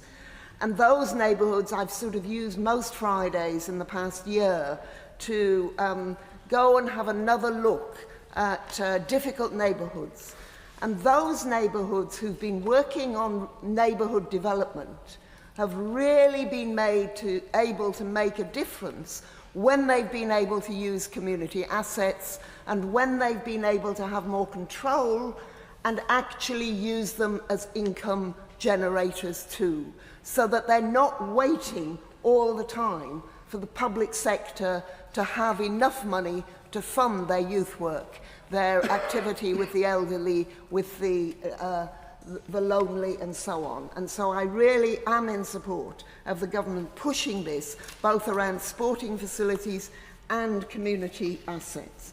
But I mainly want to talk about something that is also in the bill that, again, I have spoken on in this House before, and that is the need for better accountability and audit of the regional bodies and the combined authorities. Now, I know that there are members opposite who really celebrate the end of the Audit Commission, but actually, the reality is that that has lost significant groups in our society, areas in our society, without any effective audit and accountability. And in the North East, we have particularly suffered from this. I know that when the first combined authorities elected their mayors, the then chair of the Public Accounts Committee brought in the... I note carefully what the noble Baroness is saying. I presume on that basis she deprecates the decision by this current government to abolish the Office for Local Government, which was established by the previous government. I think that the noble lord needs to hear my arguments first, and then when he comes to speak and in committee stage, he can challenge them. The reality is that in the North East, we have really suffered. And I, as I say, I know that the then chair of the PAC called the newly elected mayors to advise them of the challenges that they faced because there wasn't the normal auditing process available to them, and that they had to therefore make sure that they brought in people who understood the challenge of auditing books for public and private cooperation events and of projects. And some of them took notice. Unfortunately, the Tees Valley Mayor did not. And had there been robust arrangements then we wouldn't have had the difficult circumstances that people in the Tees Valley have faced since. We now have the totally unjustified position of an arrangement having been made behind closed doors with nobody being aware of it, of two individuals and their families, and they also now live in Dubai, so even the money going to them is not being spent in the region anymore, and the agreement of 50% local, 50% public, 50% private benefit from any investment that was made was changed to 90% private and 10% public. And this means that any investment and any return on that investment does now not go to local people. It goes to two developers who, as I say, now live in Dubai and who don't even spend the money they get locally anymore. And we have the other position that the land in the Tees Valley is particularly relevant to major investment of a data centre. And the government is faced with a data centre they need and the public not being able to get the advantage of that investment.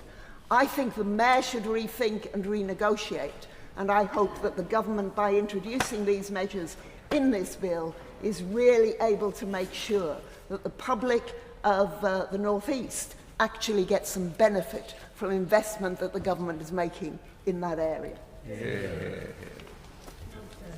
Lords, we on this side oppose many aspects of this bill, but it is not because we oppose the principles of devolution and greater local accountability.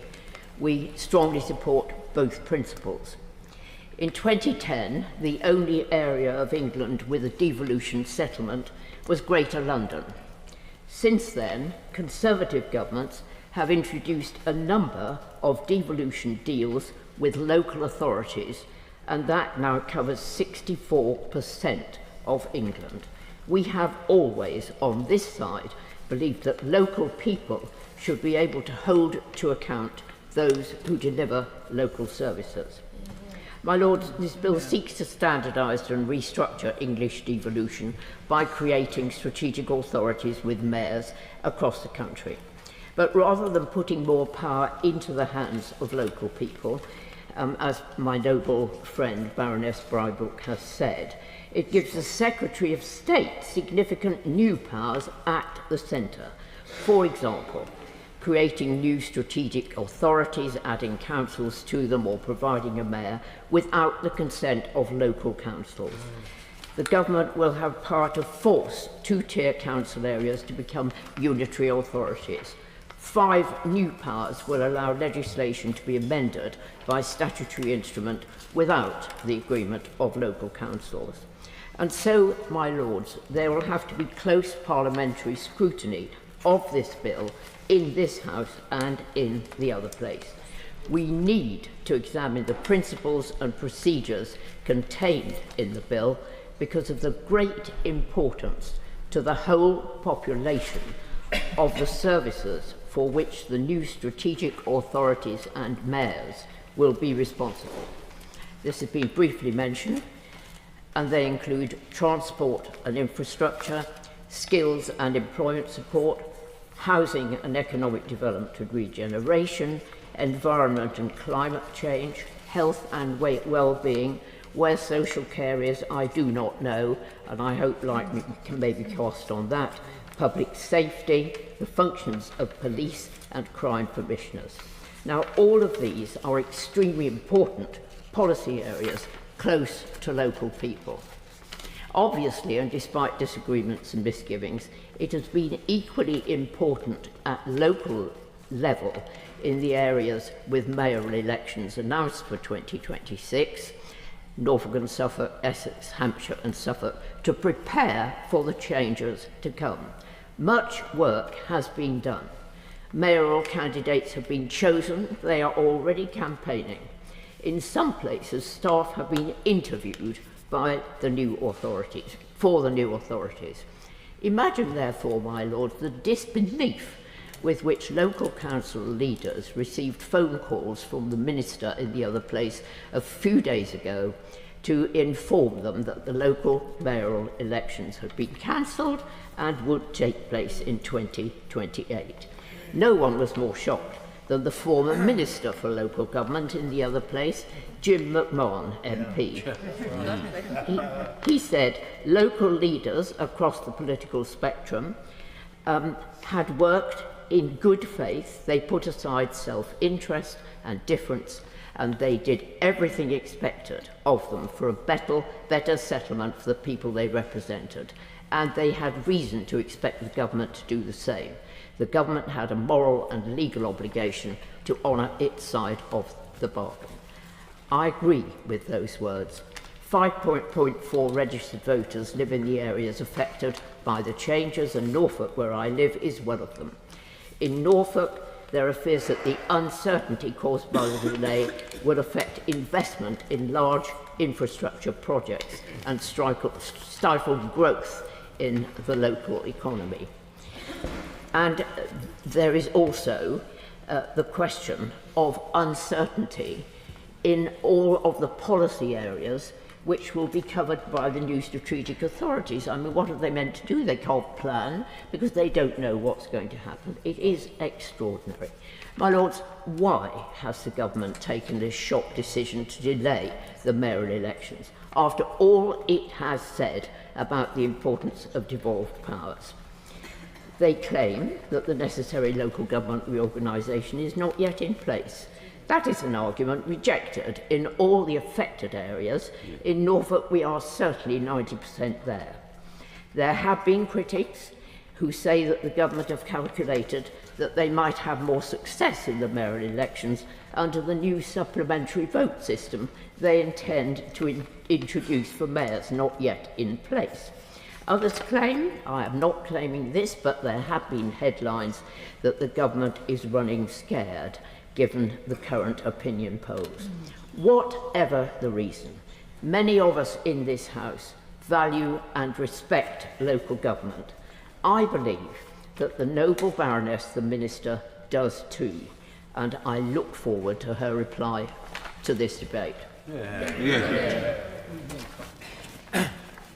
Hello, as I rise to speak, I am reminded of 15 years ago when the then 4 leaders from Greater Manchester stood outside the Cabinet Office in Whitehall awaiting for an invitation in. And I was one of those leaders. Greater Manchester had 10 local authorities in 2010, 5 Labour, 3 Liberal Democrats and 2 Conservatives. We'd already signed off to the first combined authority in the country, a legally binding agreement to serve the people of Greater Manchester, and that was running quite well. We therefore asked the government for full devolution and full powers, and more importantly, the funding to go with that. And we presented to the full cabinet of the government, Nick Clegg, the Chancellor Exchequer, and 4 of us sat there with 2 jugs of water and 4 glasses and facing the... We didn't expect that. We thought it would be a small number of people. My role was to explain the earn-back model, which was simply we would provide the combined authority at no cost to government, and they quite like that. We would provide with no cost to government the infrastructure for major development schemes, motorway links, transport hubs and many other measures that would then enable development to take place, and when successful, and the government would collect the subsequent gross value added tax, the GVA, from the businesses, we would earn a proportion of that tax back to reinvest again to create more jobs and opportunities. We were successful. But it took 4 years to hammer out the financial details of that deal with the Treasury, and was eventually signed off in Manchester by the Chancellor himself, George Osborne, in 2014. And the obvious difference between that devolution deal and the devolution bill we have today are elected mayors. We didn't have election mayors in those days. We, the 10 leaders, were responsible for our portfolios, directly accountable, directly elected. And that's the problem. But we have an elected mayor in Manchester now, Andy Burnham, and he has been outstanding, working collaboratively with combined authorities, put in place before politics, with the first mayoral development corporation, not in a Labour-run town, but in Liberal Democrat Stockport. And this has attracted over £300 million of private investment so far, including thousands of new homes, a fully integrated transport hub, and now expanding further across the Stockport town centre. And bringing the bus network back under public control was a masterstroke. And he's also driving the Greater Manchester to be the fastest growing economy in the UK at present. Having said that, all is not well in Greater Manchester. The private hire cross-boundaries issues are of great concern to us. And Baroness Pidgeon, our transport person, will go into more detail later. But my lords, there are more private hire drivers from Wolverhampton working in Greater Manchester than working in Wolverhampton itself. Yeah, that's right. And that cannot be right. Same. Mayor Burnham might one day in the future leave us to do greater things in another place and reach higher office. We don't know that. But we know that the new bill gives elected mayors sweeping new powers, but is almost silent on the democratic accountability. Yeah. Removing planning powers from directly elected members does not sit well with this group. And future governance arrangements for fire and police will be high on my agenda as this bill receives the full scrutiny it deserves. As I've said, Greater Manchester has a combined authority. However, there will be strategic authorities, and they must be held for stronger roles for their council leaders to ensure potential mayors can't override the views of 3 or 4 constituted local authority leaders. And is it right that the mayor can use the casting vote where decisions to make are tied? Where's the accountability? Where's the honesty in that? My lords, the Liberal Democrat Party are the party of devolution, and talks of empowerment in the bill, quite frankly, are laughable. My lords, it goes in hand in glove with robust scrutiny, accountability, and the confidence that gives the citizens that vote matters. Their voices matter, and their voice will be heard. That way you get benefits for all of society, not only a few. If this government listens and accepts reasonable amendments, this could begin to do what we all want: growth, investment, better transport, better qualities for all. But if it doesn't, there will be opportunities lost. We delivered in Greater Manchester and continue to do so because we increase scrutiny, embrace joint accountability and build confidence in the private and public sector. And I do hope the government take heed of that, because this bill is too important to fail. Thank you. My Lords, as my Lords can see, this is a doorstop of a bill. Before I say anything, I ought to draw attention to my registered interests as Chair of Cambridgeshire and Oxfordshire Development Forums, and I support development forums in Norfolk and Suffolk and Cheshire as well. But of course, anything I say is entirely my own view. I just want to, as a former leader of the House of Commons with responsibility for Parliamentary Council, I just want to draw the House's attention to the fact that more than 2/3 of this bill is to be found in the schedules.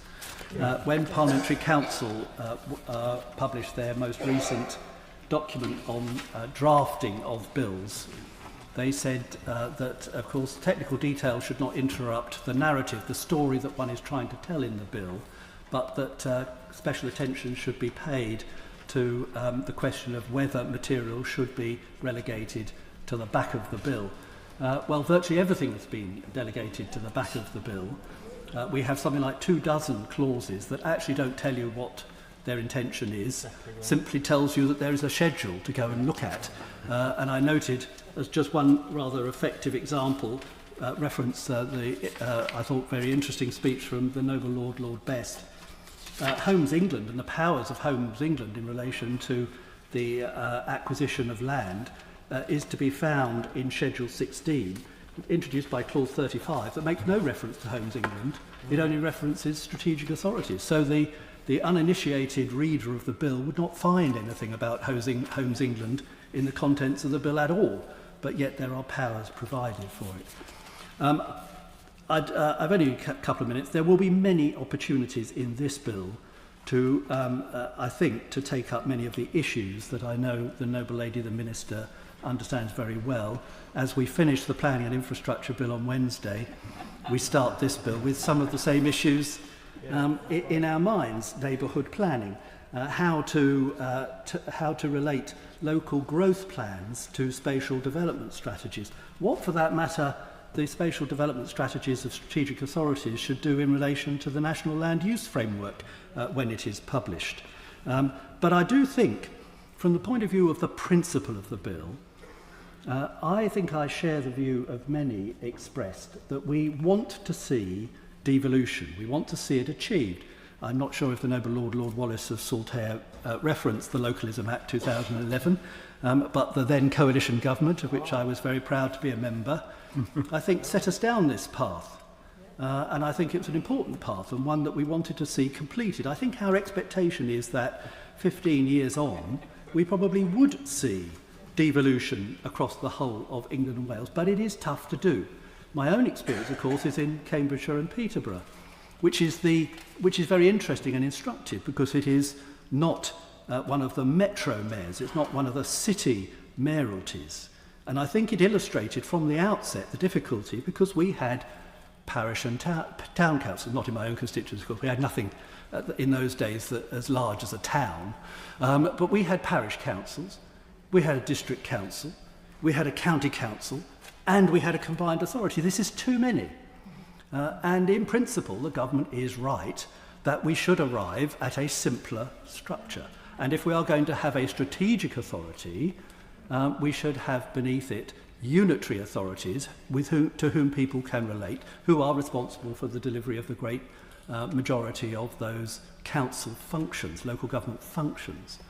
But at the same time, as these authorities get bigger, we must have effective neighbourhood governance.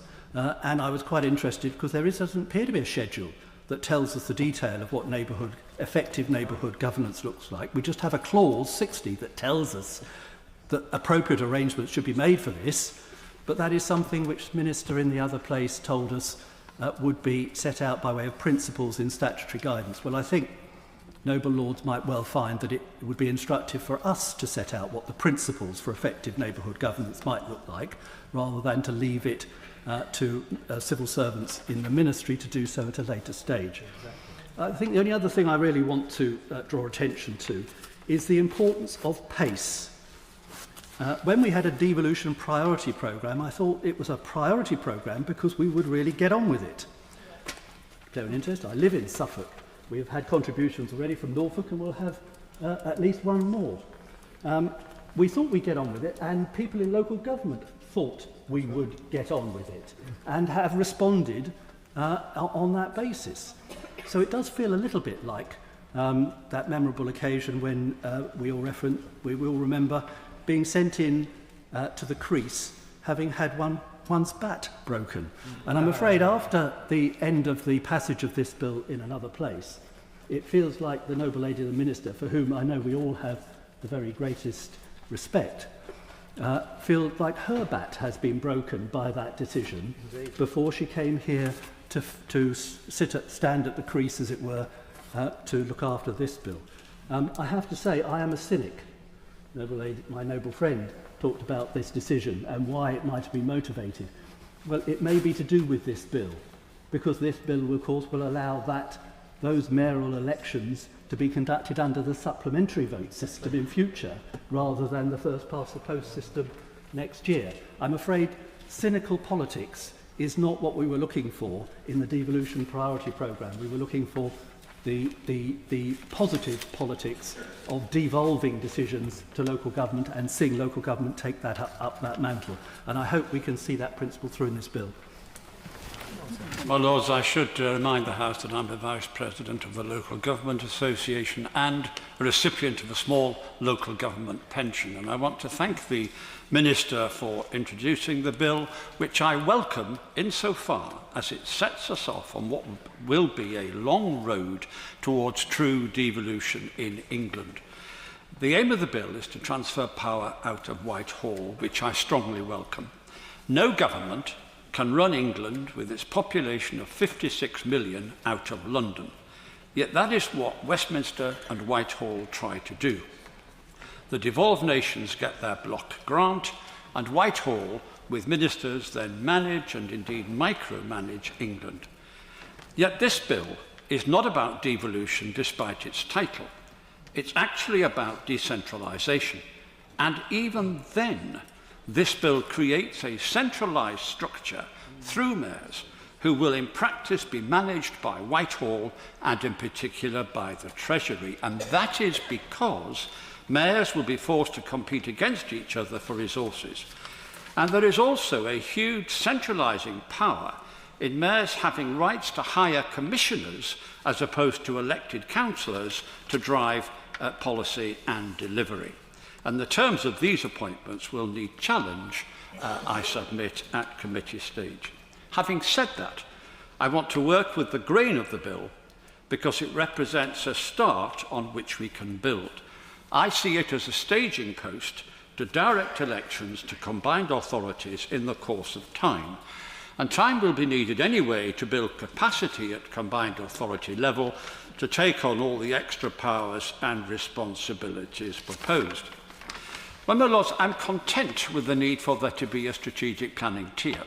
I welcome local growth plans, but would the Minister confirm that all Whitehall departments are signed up to this bill? Paragraph 15 of the explanatory notes confirms that a long list of changes that will be delivered by the bill, but they can only be delivered if all parts of Whitehall are committed to delivery of the government's ambition.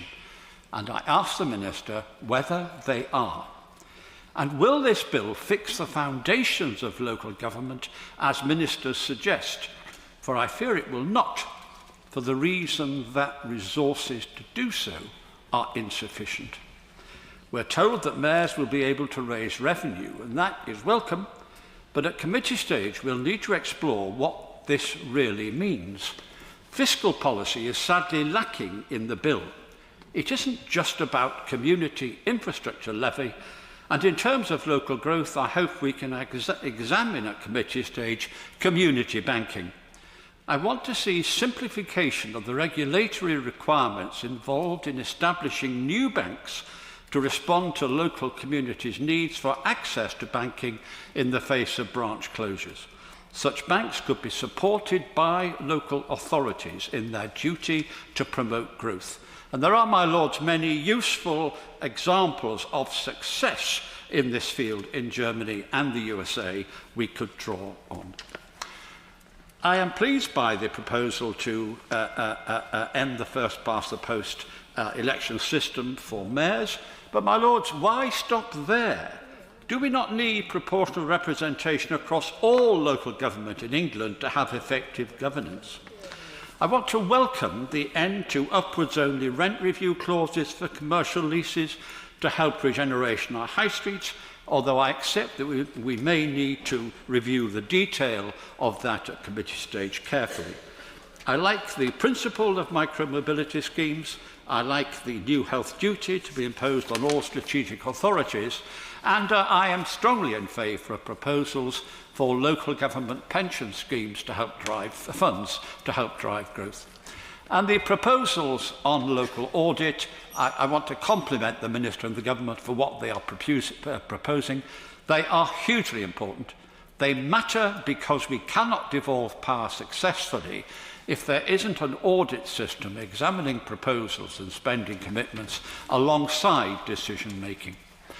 Now, my Lords, finally, two negatives. First, I haven't understood why culture, creativity and heritage are missing from this bill. I also think it is wrong to enforce an end to the local government committee system. The government claims a committee system is a less effective form of governance for local authorities. I'd like to ask or invite the Minister to publish the evidence for that assertion, because I have never seen evidence that would actually meet it. And finally, might the Minister say more about effective neighbourhood governance structures? It is very easy to say, but as previous speakers have said, I fear this ambition cannot be delivered given the current state of local authority budgets. So I ask the Minister, does the Minister really think it can? My Lords, I ought first to declare an interest. I chair on behalf of Brighton and Hove City Council a seafront development and regeneration board. My Lords, I'm delighted to speak in this debate for a number of reasons. Firstly, I enjoy a discussion about local government almost as much as I do watching Brighton and Hove Albion Football Club. Secondly, because it's a genuine pleasure to speak in a bill being fronted by the Noble Baroness Taylor of Stevenage, who I think we all admire and respect and enjoy her passion for all things local government. The third reason I'm very happy to speak is that I'm a big supporter in principle of both devolution and of unitary councils.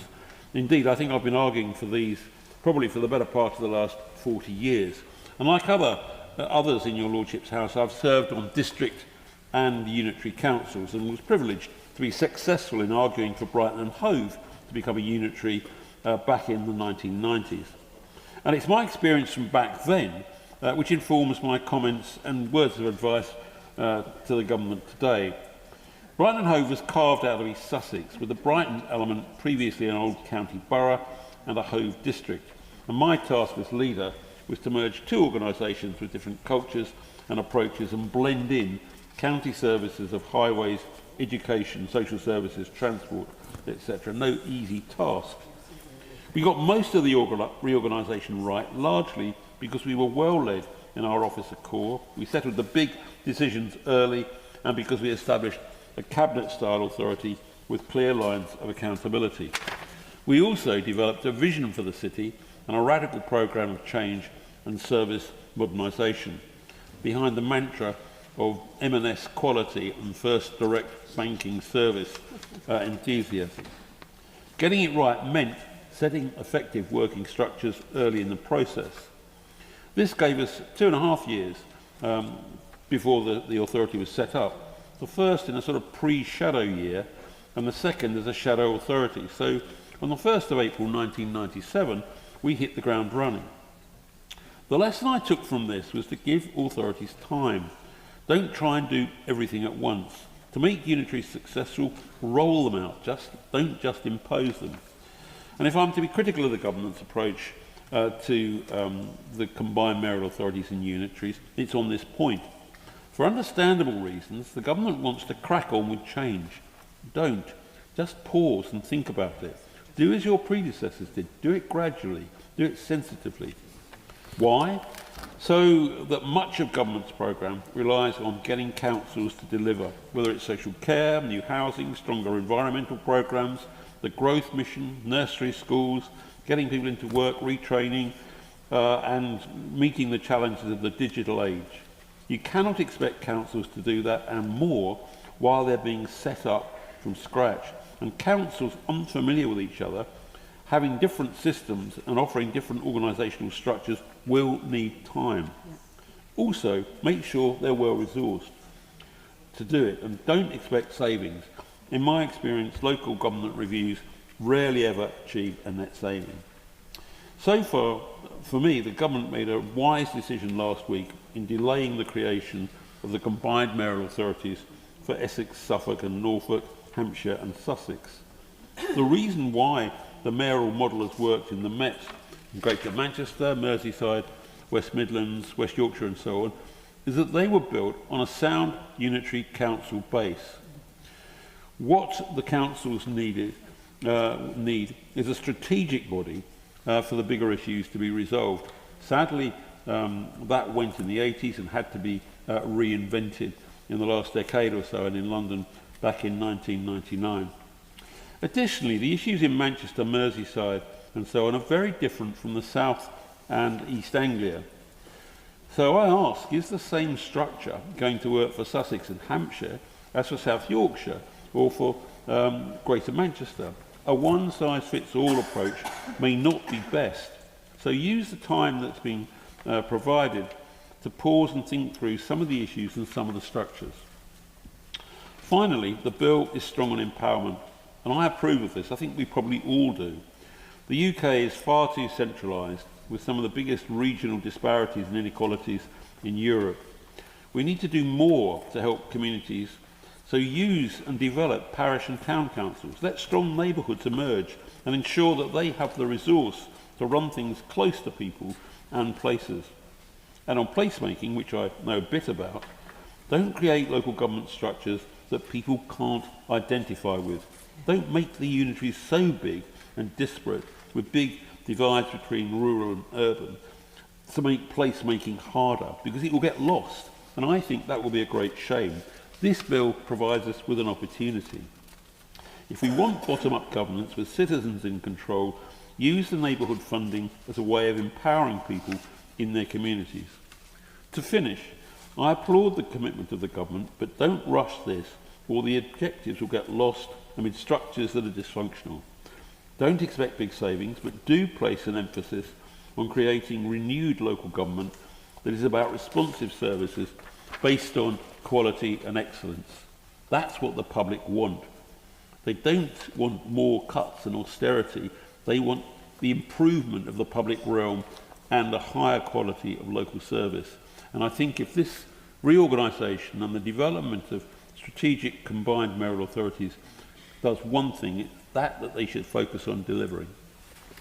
Well said, Steve. Honourable Baroness Taylor of Stevenage for her opening speech. This is a significant bill. It has the potential to reshape the governance landscape of England in a very profound and lasting way. The intention of the bill to bring decisions closer to communities, to strengthen local leadership, and to enable greater public voice is one that I support. But if we are to deliver those ambitions, we must ensure that the structures set out here are sufficiently whole, coherent, socially attuned to the challenges that local areas face. We also need to be mindful that the process of devolution can lead to complex effects on national unity. While it can nurture a sense of identity, it can cultivate a sense of competition rather than cooperation and undermine social cohesion. Balancing local devolution with national cohesion is a critical challenge, particularly now when we are grappling with a sense of our identity as a country, when identity politics are rife and we are witnessing fraying of social cohesion. But this bill provides an opportunity for deliberative engagement to foster social cohesion and inclusion. And to me, the bill prompts an important question. What enables people to participate fully in the life of communities that they are part? Administrative efficiency alone cannot be the answer. Economic development alone will not do it either. True participation rests on something deeper, the capacity of communities to come together, to build trust, to form relationships across difference, and to have shared spaces in which dialogue and collective problem solving can take place. We need to look beyond narrow service provision and towards the underlying social and cultural conditions that sustain inclusion. Culture, creativity, and heritage are among the principal ways in which people make sense of the world around them. And throughout my work in public life for over 5 decades, I've seen how vital this can be in terms of intercultural dialogue, which is not just a slogan, but an ongoing practice of listening, understanding, and negotiating difference. And again, it has proved essential for sustaining social cohesion. And it is much more than cultural expression or appreciation. It is a strategic means of enabling people to meet across boundaries, to build trust, and to shape a shared sense of purpose. As we begin to develop a robust regional tier of governance through the provisions in this bill, we must ensure that these principles, the ability to communicate across diverse communities, to foster understanding and strengthen social bonds, are woven into the strategic functions of the new authorities it will create. Without that, devolution risks becoming an administrative exercise rather than a genuinely community-building endeavour. My Lords, this is where I believe the bill as drafted is deficient. This area of profound significance for social cohesion and civic participation, culture, creativity and heritage is entirely absent from the list and does not have a place within the statutory architecture. Organisations such as Culture Common and the RSA, which have consistently shown how cultural ecosystem underpin community well-being and local agency. And there are a lot of local examples, and the one I'm familiar with is in Southampton. The Southampton model is a culture-led, place-based impact initiative led by Southend Forward and Southampton City Council. It is a successful model which is focused on unlocking prosperity and delivering impact for people and place. It is very akin to the government's agenda of the Office of Impact Economy, which interestingly sits within the Cabinet Office and not the Noble Lady's department. My Lords, I'm aware that culture, creativity and heritage are often characterised as cut-across issues, but many of the functions already named here are by very nature cross-cutting. So creative industries, seen as an important pillar of the industrial strategy, are sufficiently central to the life and cohesion of a place to merit explicit recognition within the governance structure before us. It is precisely because they sit across so many parts of people's lives that they should be included purposefully in the strategic remit of the new authorities and not by implication. Implicit powers are very rarely sufficient when multiple departments, funding streams and accountability regimes are involved. Previous devolution arrangements show that culture or civic functions are often left orphaned, dependent on discretionary grants or short-term programs, rather than treated as part of the strategic fabric of our governance. For that reason, I believe culture, creativity and heritage should be included as a defined area of competence consistent with other functions named in the bill. My Lords, culture is not an adornment to government, but its foundation. In too many parts of the country, people do not feel heard, do not feel connected, do not feel part of the shared civic story. If devolution is to succeed, it must help rebuild the sense of belonging, sense of inclusion, which sustains social inclusion. This bill is an opportunity to design a system which supports not only economic coordination, but the deeper, more often fragile threads of social life, trust, dialogue, identity, and belonging. If we neglect those, we risk building institutions which are technically capable, but socially brittle. I hope the Noble Baroness Taylor of Stevenage will reflect carefully on these issues and consider whether some measured adjustments can be made to strengthen the long-term sustainability, fairness and cohesion of England's devolved governance landscape. My Lords, when I saw the title of this bill, I thought that all the long years of deliberation and the many reports produced on the subject of local devolution were about to come to fruition.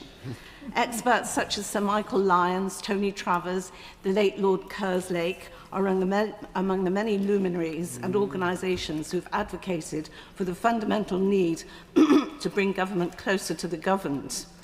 As a long convinced supporter myself, I had hoped that this bill would empower local people, enabling their participation in matters that directly affect their lives, that they would be able to influence and see how their money was spent, and hold directly accountable those who were responsible for governing their local area. An opportunity, my Lords, to address the present democratic deficit.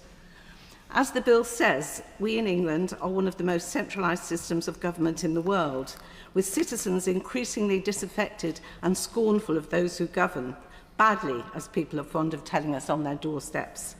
But the overall feeling is that it does not much matter how you vote or what you do, as nothing changes. This powerlessness is expressed by many as a reason for not even going out to vote. Anyone who's ever canvassed as a prospective councillor must surely have struggled trying to explain why people should vote in a local council election, whilst at the same time explaining that local aspirations cannot be met because the government in Westminster controls all the money. Local councillors are bound by the stultifying financial constraints imposed by central government over popular local projects. This tramples on local ambition, demotivating communities and generating widespread cynicism. The bill's title raised our hopes, only to confound them as we read its woeful contents. Devolution is not the purpose of this bill. Empowering ministers, not local people, is what we find here. If this bill passes, the Secretary of State will have unfettered powers to bring about radical changes, such as merging or restructuring councils without local input or consent and without proper parliamentary scrutiny. That, my lords, is the opposite of devolution. The bill seeks to create a distant elite of so-called strategic councils covering large geographical areas, delegating government policy implementation to mayors.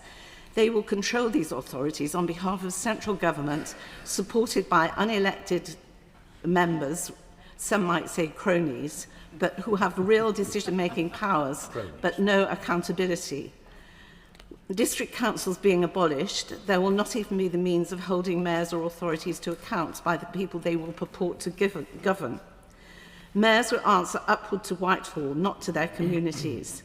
And in many areas, a regional mayor may cover vast, diverse counties and communities with very different priorities. Experience shows that top-down solutions rarely meet local needs. My noble friend Lord Wallace talked about the regional assemblies, and this is another attempt to shoehorn locally diverse areas into large amorphous bodies.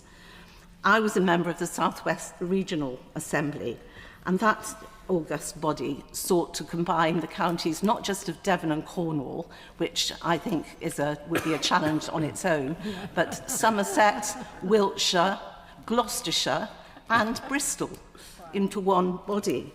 And this was basically a huge conflict in that people who were members saw real dissonance between their local interests and priorities and those chosen by the RDAs, who incidentally were given most of the powers and the resources. As we've heard from Lord Wallace, the referendum in the North East gave a firm thumbs down to these bodies, with 77.9% against the idea, and the entire policy was abandoned. So I do hope the current government will look back on what went wrong with those attempts to impose top-down solutions on an unwilling population. They will eventually take their revenge in the ballot box, as we all know and have found out in the past, I'm sure. Furthermore, the bill ignores the councils that are actually closest to residents, our towns and parishes. These bodies are often the first port of call for communities. Parish and town councils understand the local identity, the civic history, the practical day-to-day realities of where people live. Yet in this bill, they are barely mentioned. There is no statutory role for them in the new structures and no guarantee that larger authorities will have to work with them. I think it also should be said here that mayors are not universally popular. In my own city of Bristol, the city mayor was removed as a result of a referendum in 2022, and the West of England Combined Authority and mayor are a matter of complete apathy to the local population, 30% turnout for the mayoral vote, and a complete lack of understanding of what this body is actually intended to do and how it affects local people. So if this model were to be replicated in our area, it'd be considered absolutely derisory by the local people. My lords, I believe this is a damaging bill, and I believe it will be deeply unpopular. It smacks of desperation and despotism. The government is saying, in the interest of delivering change, we will remove the rights of those who disagree with us. Yeah. We will create distant bastions of government policy, remove means of dissent, and discount the views of local people where they do not coincide with our own. Participation, influence, scrutiny and accountability of government by those who are governed are hard-fought basic rights in any democracy. This government will ride roughshod over them at its peril, I believe. Well done. My Lords, I'm slightly reluctant to follow such a position on the basis that I believe that the government, if it sticks to what it says in the title of this bill, is doing the right thing. Unfortunately, like some episodes of Yes Minister, I think this could be a case of get the hard bit out of the way in the title before you get to the detail.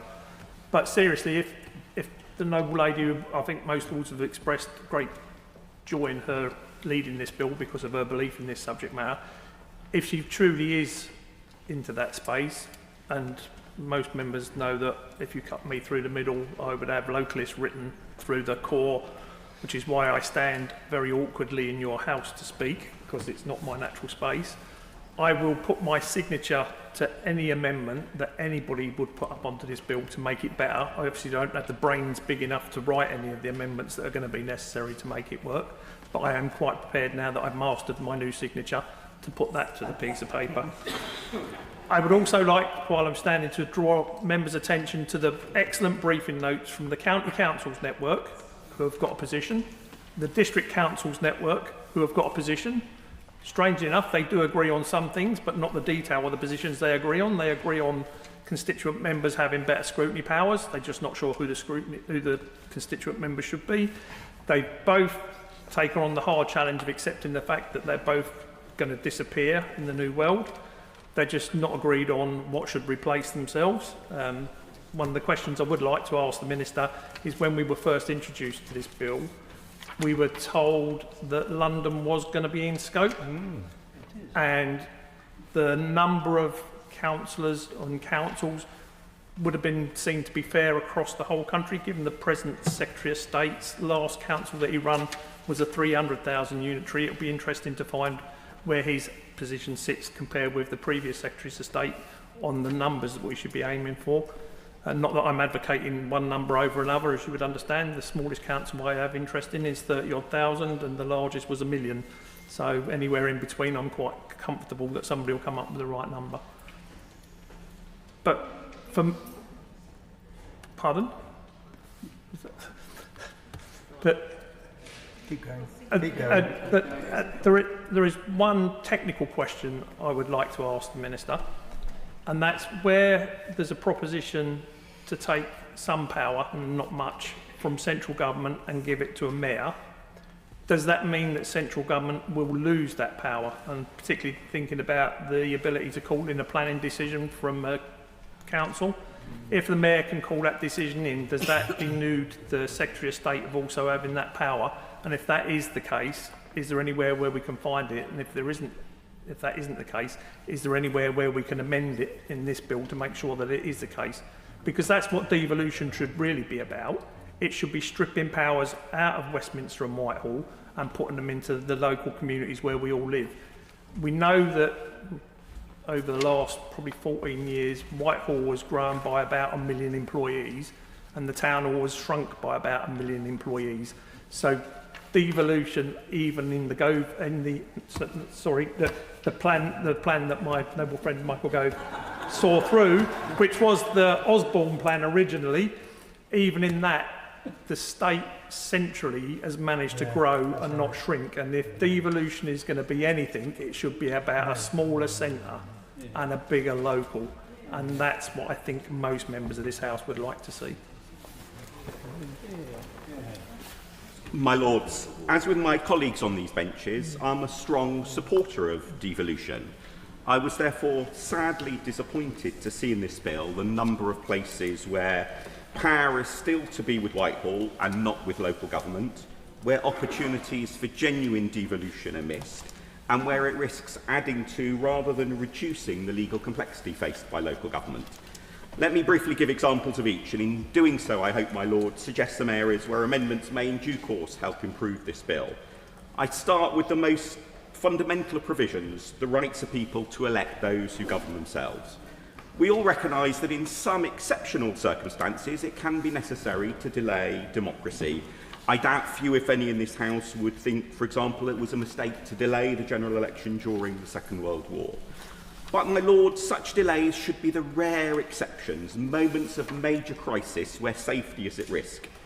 Yet the bill as it stands would continue the power of a central government, including any future government of who knows what level of commitment to democracy, to cancel elections that have been previously scheduled simply by order of the Minister. My Lords, that is far too low a bar. The postponing of democracy should require the full permission of Parliament through primary legislation.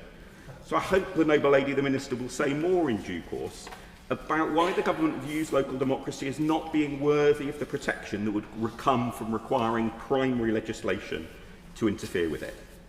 Turning to examples of where powers could and should be devolved, but are being kept within Whitehall's grip, let me give two. Here in this House, we let members participate remotely. It's a carefully limited right, but it's one that's used and that works, whether or not we happen to agree with those remotely contributed views. Personally, I would make the rules more permissive, but even as they stand, the rules are more permissive than what Parliament allows local councils in England to do. If we think it's okay for us to decide these matters for ourselves, even though there isn't the safeguard of elections for people to kick us out if we get it wrong, why should we withhold that right from democratic councils? Indeed, we've seen remote participation used successfully in local government around the UK, both during COVID and since then, outside of England. And, to give credit where it's due, earlier this year the government made positive noises about introducing new rights for remote participation in English local government, with the proviso of needing to find parliamentary time in due course. Well, my Lords, here we are in Parliament. We have local government legislation in front of us and a good chunk of time allocated. So I hope the noble Baroness, the Minister, can tell us more about why this opportunity to get on and act and get this sorted is not being taken. To turn to another example of how the bill still holds so much power tightly at the centre, let me pick the example of cattle grids. For those of us who are collectors of examples of unusual centralisation, the grip of Whitehall over permission to install a new cattle grid is in its own way a famous example. So my hopes rose when I saw cattle grids mentioned in the White Paper. But looking through the bill, the decentralisation of those powers does not seem to have made it into the bill. Indeed, the whole bundle of decentralisation mentioned alongside cattle grids in the White Paper seems to have been watered down significantly. I hope this is not due to any change of mind by the government. I hope it's not due to a sudden fear that if the controlling, centralised hand of the Secretary of State is relaxed, we'll have a sudden outbreak of mad cattle grid disease sweeping the country. So I look forward to hearing more from the Minister in due course as to what's happened to those final two sentences in the local government taking back control section of the White Paper. But turning to the third area I mentioned, the risks of adding to, rather than reducing, the legal burden on local government and the complexity in this bill, as also touched on earlier by the noble Lord Lansley. My point here is simply so much of the legislation which Parliament passes ends up never being commenced. We do all the work to legislate, but the law then sits there with different pieces buried in different places within it, never getting commenced. Now, I appreciate, for understandable, practical reasons, the commencement provisions in this bill are not simple, stretching over 3 full pages. But the way the commencement of different parts is left open, particularly in clause 92, paragraph 7, runs the risk of repeating so many previous pieces of local government legislation that it never does all get commenced. So I hope too that the noble lady, the Minister, will share where the government's thinking is on having a clear cut-off date, so that if parts of this legislation are not otherwise commenced sooner, there is a backstop that catches the remaining items and ensures that this bill doesn't become just another addition to that huge sludge of bits and pieces of previous local government legislation that get passed but they're never enacted, hanging around in limbo. To conclude then, I hope that as this bill progresses, we will see from the government more willingness to enact genuine devolution, and in particular look forward to hearing from the Minister the government's thinking on the right threshold for cancelling elections, why elected councillors should not have the same rights that we hold for ourselves for allowing remote participation in their proceedings, whether the government is still committed to devolving power over cattle grids, and what the government will do to ensure that whatever Parliament passes, it really does at some point come into force. If we can get those issues right, the bill will be very much the better for it. My Lords, this is just the latest legislation in a long line of tinkering that has made our subnational government structures more fragmented, complicated, opaque, and financially unsustainable. That the opening clauses enumerate 13 types of so-called strategic authority proves that point unambiguously. And such complexity has sown confusion amongst councils, voters and government, preferring the wants of the administrative state over the people, taking power further and further away from residents and business to the dead hand of Marsham Street. Over 20 years as a councillor, I have seen a mania from officials who live in the London borough bubble to tidy things up outside the M25 for their own bureaucratic convenience. And this is just another attempt to lard on half-baked new structures in a half-done settlement that is already unwinding and unravelling before the legislation has even passed. Because, as an example, the budget announced that mayors could raise a new tourism tax. In her opening remarks, the noble lady lauded that. Surrey was promised a mayor to do it. Now it's been taken away in the same breath as the mayoral elections have been cancelled. The bill asks mayors to write growth plans in pursuance of the urgency of driving economic growth. I thought this government was all about growth, and the mayors were the key to unlocking it. Clearly not. Not urgent after they've been delayed for 2 years. Now, I've heard it all before. Let's get rid of the districts and all the 86 things that the residents value the most, that they do. And it'll all be lost in a system where 70% of the money is spent on adults and children's services, but nevertheless, somehow it'll all be all right. And it's all nonsense. If we were really interested in community empowerment, the government would sort out the system where 3/4 of local government expenditure is spent on the 5% of the residents who need social care and special educational needs and disabilities. But on this, the bill is silent, in another can kicked down the road. Nowhere in this bill does the government set out what local government is for. There are lots of administrative functions listed, but none viewed through the lens that if it's not foreign policy or defence, it's capable of being done locally. And it's not hard to articulate a purpose, because local government exists to raise a family, to grow a business, to invest in local infrastructure and protect the local environment. But on this, the bill is silent. Instead, we get 380 pages of schedules and impenetrable processes so complex and convoluted, they come round to meet themselves in the opposite direction without working out whether it benefits either the resident or the firm. And as if to prove that point, whole parts of this bill contain duplicative provisions for mayoral or non-mayoral authorities, with extra discriminations between London and everywhere else, in a metropolitan apartheid that's all about shoring up Labour's electoral heartland at the expense of everyone else. Because, my lords, there are more councillors within the M25 than in all of the county councils of England. 3,108 electors get to choose a councillor in London, but in the Shire counties it's typically more than 10,000. Now that is a cynical dilution of democracy. Schedule 28(6) of the bill is all about reorganisation everywhere apart from London and the Mets, Birmingham, Manchester. Funny that. It's nothing less than a gerrymander to save Labour's councillors in the city while pursuing Labour's war on the countryside by other means.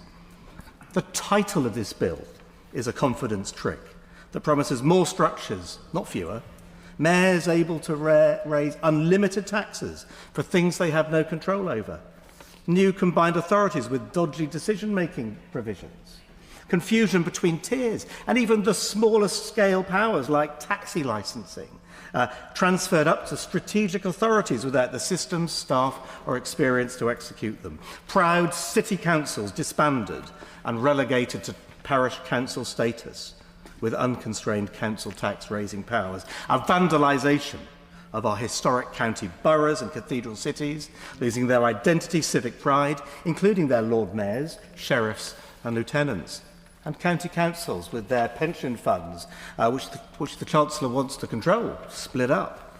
destroying the districts, which do the things that people value the most, with net budgets only of around £10 to £12 million. But scoop up the most vulnerable people Labour tells us they're most concerned about. And worse, we now get a new war on the motorist, with new civil enforcement powers for traffic conventions. This is not a bill about empowerment, it's disempowerment and centralisation, a disembowelment of local accountability, because part of community empowerment is all about helping people stand for election. But the bill actually makes it harder for single mums, community-minded businessmen to stand with larger councils further away from anybody else, so it relies more and more on the rich and retired motorist. That's the effect of Labour's vision for devolution and empowerment. More layers, taking powers further away from people, whilst creating a new professionalised councillor class. Now, I've heard it said it'll save money, but the people that called for this in 2020 now say it won't save a bean. Look at Somerset, bankrupted by an LGR process that is now to be visited elsewhere, and pension strain costs of at least £1 billion, which we know will have to be factored in, but have not been calculated so far to be borne by the local ratepayer. And when we look at the parishes, Salisbury District Council, for example, converted from a city to a district, council tax is up 44% in 4 years to a £383 Band D, a stealth tax if ever there was. And then right at the end, fly-tipped, some provisions on investment sapping commercial rent reviews, as if that improves devolution or community empowerment, well-meaning but counterproductive. Let's pin the tail on the donkey. Everyone affected will pay more for less. It's all about top-down, not bottom-up, and we should send the bill back under the Trade Subscriptions Act, because it's neither devolution nor community empowerment. My Lords, I think I've just entered a parallel universe. The English Devolution and Community Empowerment Bill, the real clue to this legislation lies in its title. While I will touch on structures, my real interest in this bill centres upon community empowerment. I wholeheartedly welcome the government's commitment to devolution, and the Act will be the most significant step forward for a decade. The statement that powers and funding are the floor and not the ceiling of where we want to get to is most welcome. The newly announced ability for Metro mayors to implement the overnight visitor levy is another significant step forward and will help English cities like Liverpool compete on a more equal footing for international events and visitors. In my view, there is no one better placed to lead on this bill than my noble friend the Minister. Serving as the leader of Stevenage Council from 2006 to 2022, she fully understands the complexities of different tiers of local government and is demonstrably committed to effective devolve local governance and its truly important role in delivering quality public services as close as possible to the needs of local citizens, especially in deprived communities. Having had the privilege of representing the northwest of England with a population of 6.8 million and over 40 local authorities, including Stockport, I came from a region of largely unitaries, combined local authorities and city regions. When my mum got ill, I moved back to the West Midlands, where we currently have town, districts and county local government. While we have excellent local councillors, many of whom I am proud to call my friends, it has taken me 2 years, with some experience having been a local councillor in Liverpool myself, to truly decipher which layer of government is responsible for what. I truly believe in the role of local government to withstand the possibilities of local regeneration and strategic planning. Effective landlord licensing schemes, unlocking resources in, for instance, pension schemes to regenerate local communities and town and city centres. Joined up, affordable, accessible public transport, and most importantly, understanding that physical regeneration alone does not work. It has to be accompanied by innovative training, apprenticeships and lifelong learning to ensure that local people are equipped to maximise local job opportunities. It also has to embrace a just transition to ensure that workers are equipped with the skills to move from declining industries to the high GDP jobs in the emergency industries of the future. Every 3-year-old girl should be enabled to have the creative education to set her on the path to shape her own future. We know where growth is coming from. The creative industries, clean and green energy, for example. Who better to plan for growth than locally accountable strategic authorities? I firmly believe that, for instance, Manchester is better placed to seize the opportunities for Manchester than Whitehall. That just national standards for taxis and private hire cannot work. Bury knows the needs of Bury rather than out-of-area licensing, which in my view should be stopped. There are more taxis licensed in Wolverhampton operating in Manchester than in Wolverhampton. This is potentially dangerous. I strongly welcome the proposed creation of a strong local audit office to ensure effective delivery of local plans. In the Clean Energy Bill in the EU, we propose local energy communities to enable local people to plan and benefit from the creation and delivery of local energy. However, we argue, Minister, that this, in order to be effective, they had to be resourced and financed. My noble friend, the Minister, knows a key challenge is how devolving funding and powers to neighbourhoods can really and effectively get local people involved. In my view, this requires resources. Accountability of any resourcing is key. We must also seize this opportunity to achieve the joined-up delivery of public services. Politics being done with communities, not to communities. We also have to embrace the fact that different areas are at different starting points and may need additional help.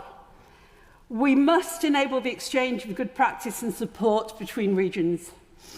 Before the Greater Manchester Combined Authority, we had the Association of Greater Manchester Authorities, AGMA. So there was a history of the 10 local authorities working together and indeed co-financing innovative initiatives in e.g. culture. Greater Manchester CA therefore had a head start. No such model existed in Merseyside. I am, however, very proud of how GMCA and Liverpool City Region have worked together to support one another. In resourcing, we have to take cognizance of differing starting points and regional differences and needs, especially in rural communities. Having represented Liverpool, European Capital of Culture in 2008, I would ask my noble friends to consider adding culture, creative and heritage as defined areas of competence. In strengthening our ties with partners in Europe, the role of elected mayors is key. Carlos Sereno, a new elected mayor in Portugal with a proven track record of delivering digital skills, working with mayors in the UK. I worked closely with the EU Covenant of Mayors, but was acutely aware that while Manchester and Liverpool were prominent, Carlisle was not. How do we achieve a more level playing field? Using the Covenant of Mayors as a convenient consultation tool excluded swathes of my region. How do we achieve consultation that is profound and reaches all area? I'm delighted to welcome the objectives of this bill, having a lifelong commitment to local governance. The question to my noble friend, the Minister, is how we work to achieve it. Very good speech. My Lord, it's a pleasure to follow the noble Baroness Griffin. I note my interest as the Earl of Devon, and perhaps unsurprisingly, I'll speak to the impact of this bill on that county, where I co-chair Exeter's Place Partnership, promoting the interface between the city and its rural hinterland. I'm a programme board member for the Great South West, and I liaise with both Devon and Exeter City Councils on their respective and regrettably conflicting local government review proposals. I sat on the noble Lord Best's Devon Housing Commission, and I'm a partner in a law firm operating originally from Devon that practices in many areas impacted by this bill. And my Lords, I also operate a Devon-based heritage, land and farming business which interacts with various tiers of local government, not least in licensing, economic development and planning. Despite so many touch points, I am not a politician, and I remain, like Baroness Griffin, somewhat mystified by the workings of local government and its many levels. I'm therefore benefiting immensely from the wisdom of this informed and erudite debate. But I'm concerned that if I remain ignorant of local governance after a decade of involvement, how do we educate and inform those who might be less engaged? The typical local resident, the consumers of local public services who are due to elect their local leadership after the passage of this bill, the new strategic mayors and the new unitary local councillors. They must be bemused by the complexities of local governance with its various and changing boundaries and tiers. Perhaps this explains the lack of participation in local authority elections about which we have heard. Voters simply do not know what they are asked to vote for.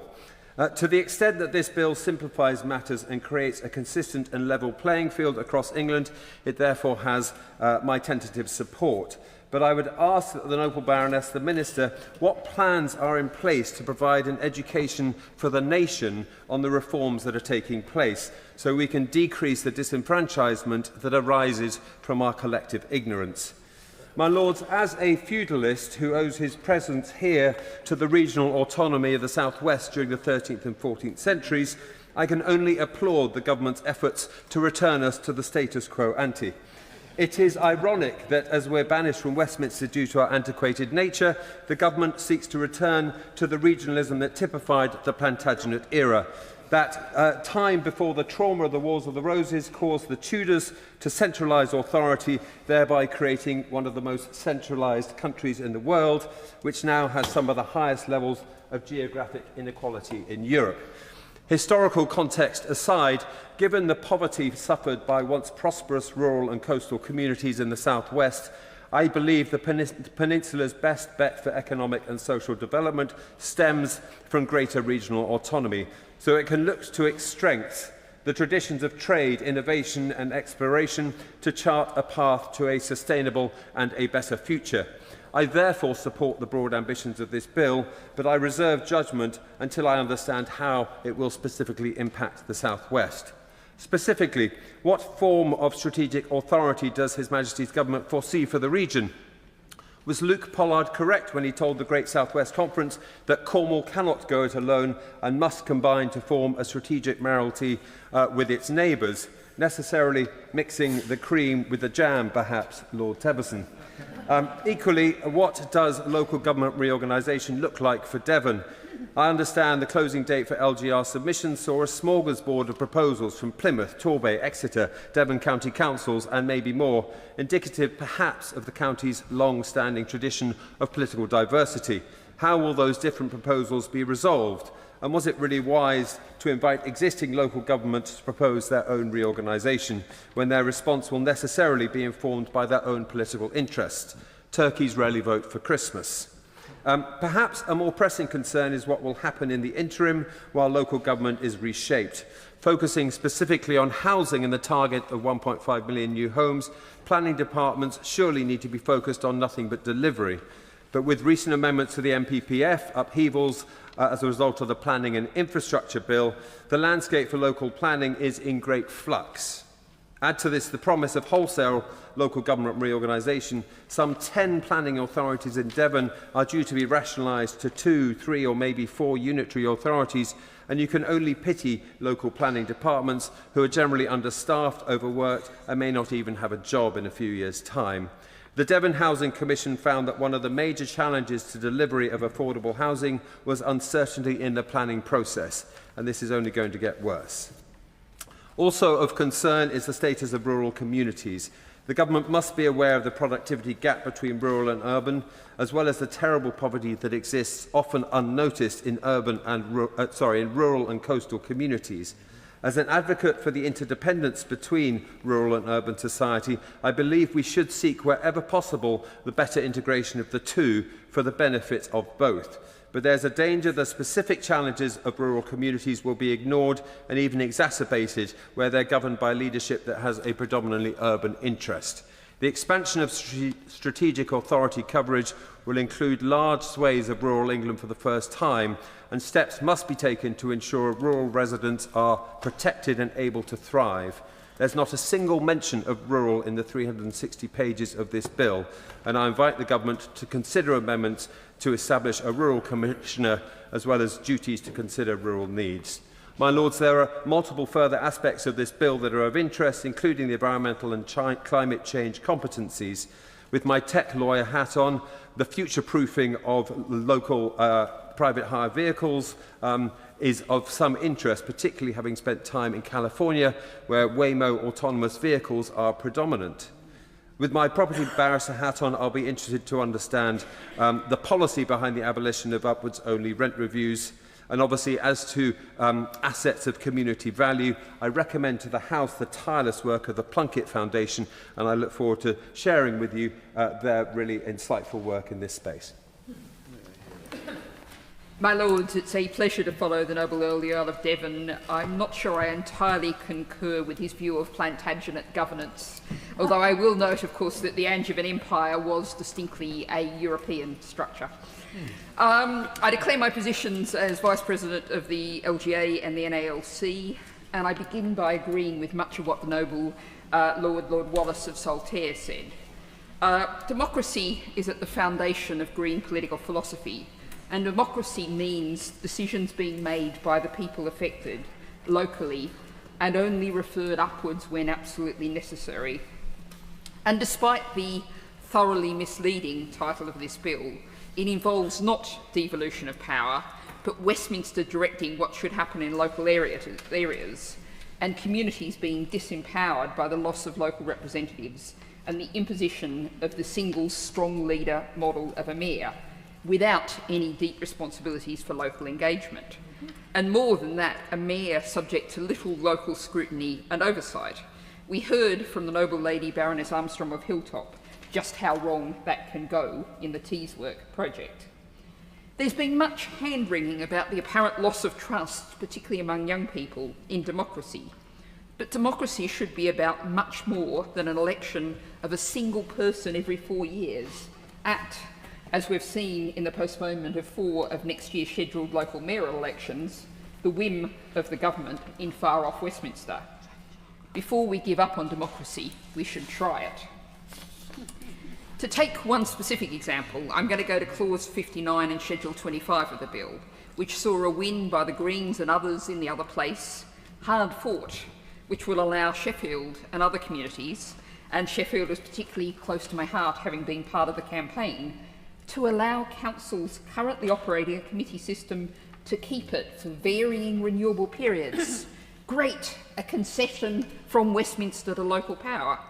But why was it necessary to fight so hard to keep local decisions in place, particularly in Sheffield, where a local referendum secured huge community support for this far more democratic model of local governance?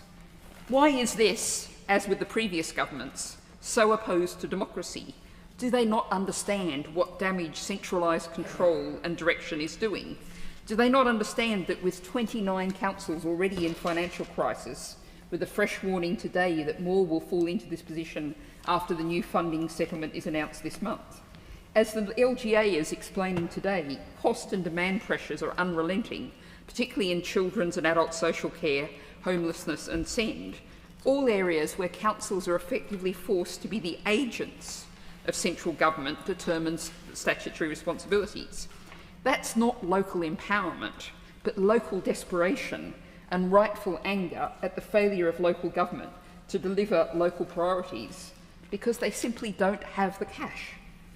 But there is one area of positivity in local government, in town and parish councils, which under a decade and a half of austerity have been forced to, often, sometimes gladly, to pick up many of the responsibilities previously carried out by larger authorities, and many of them have done it extremely well, efficiently and democratically.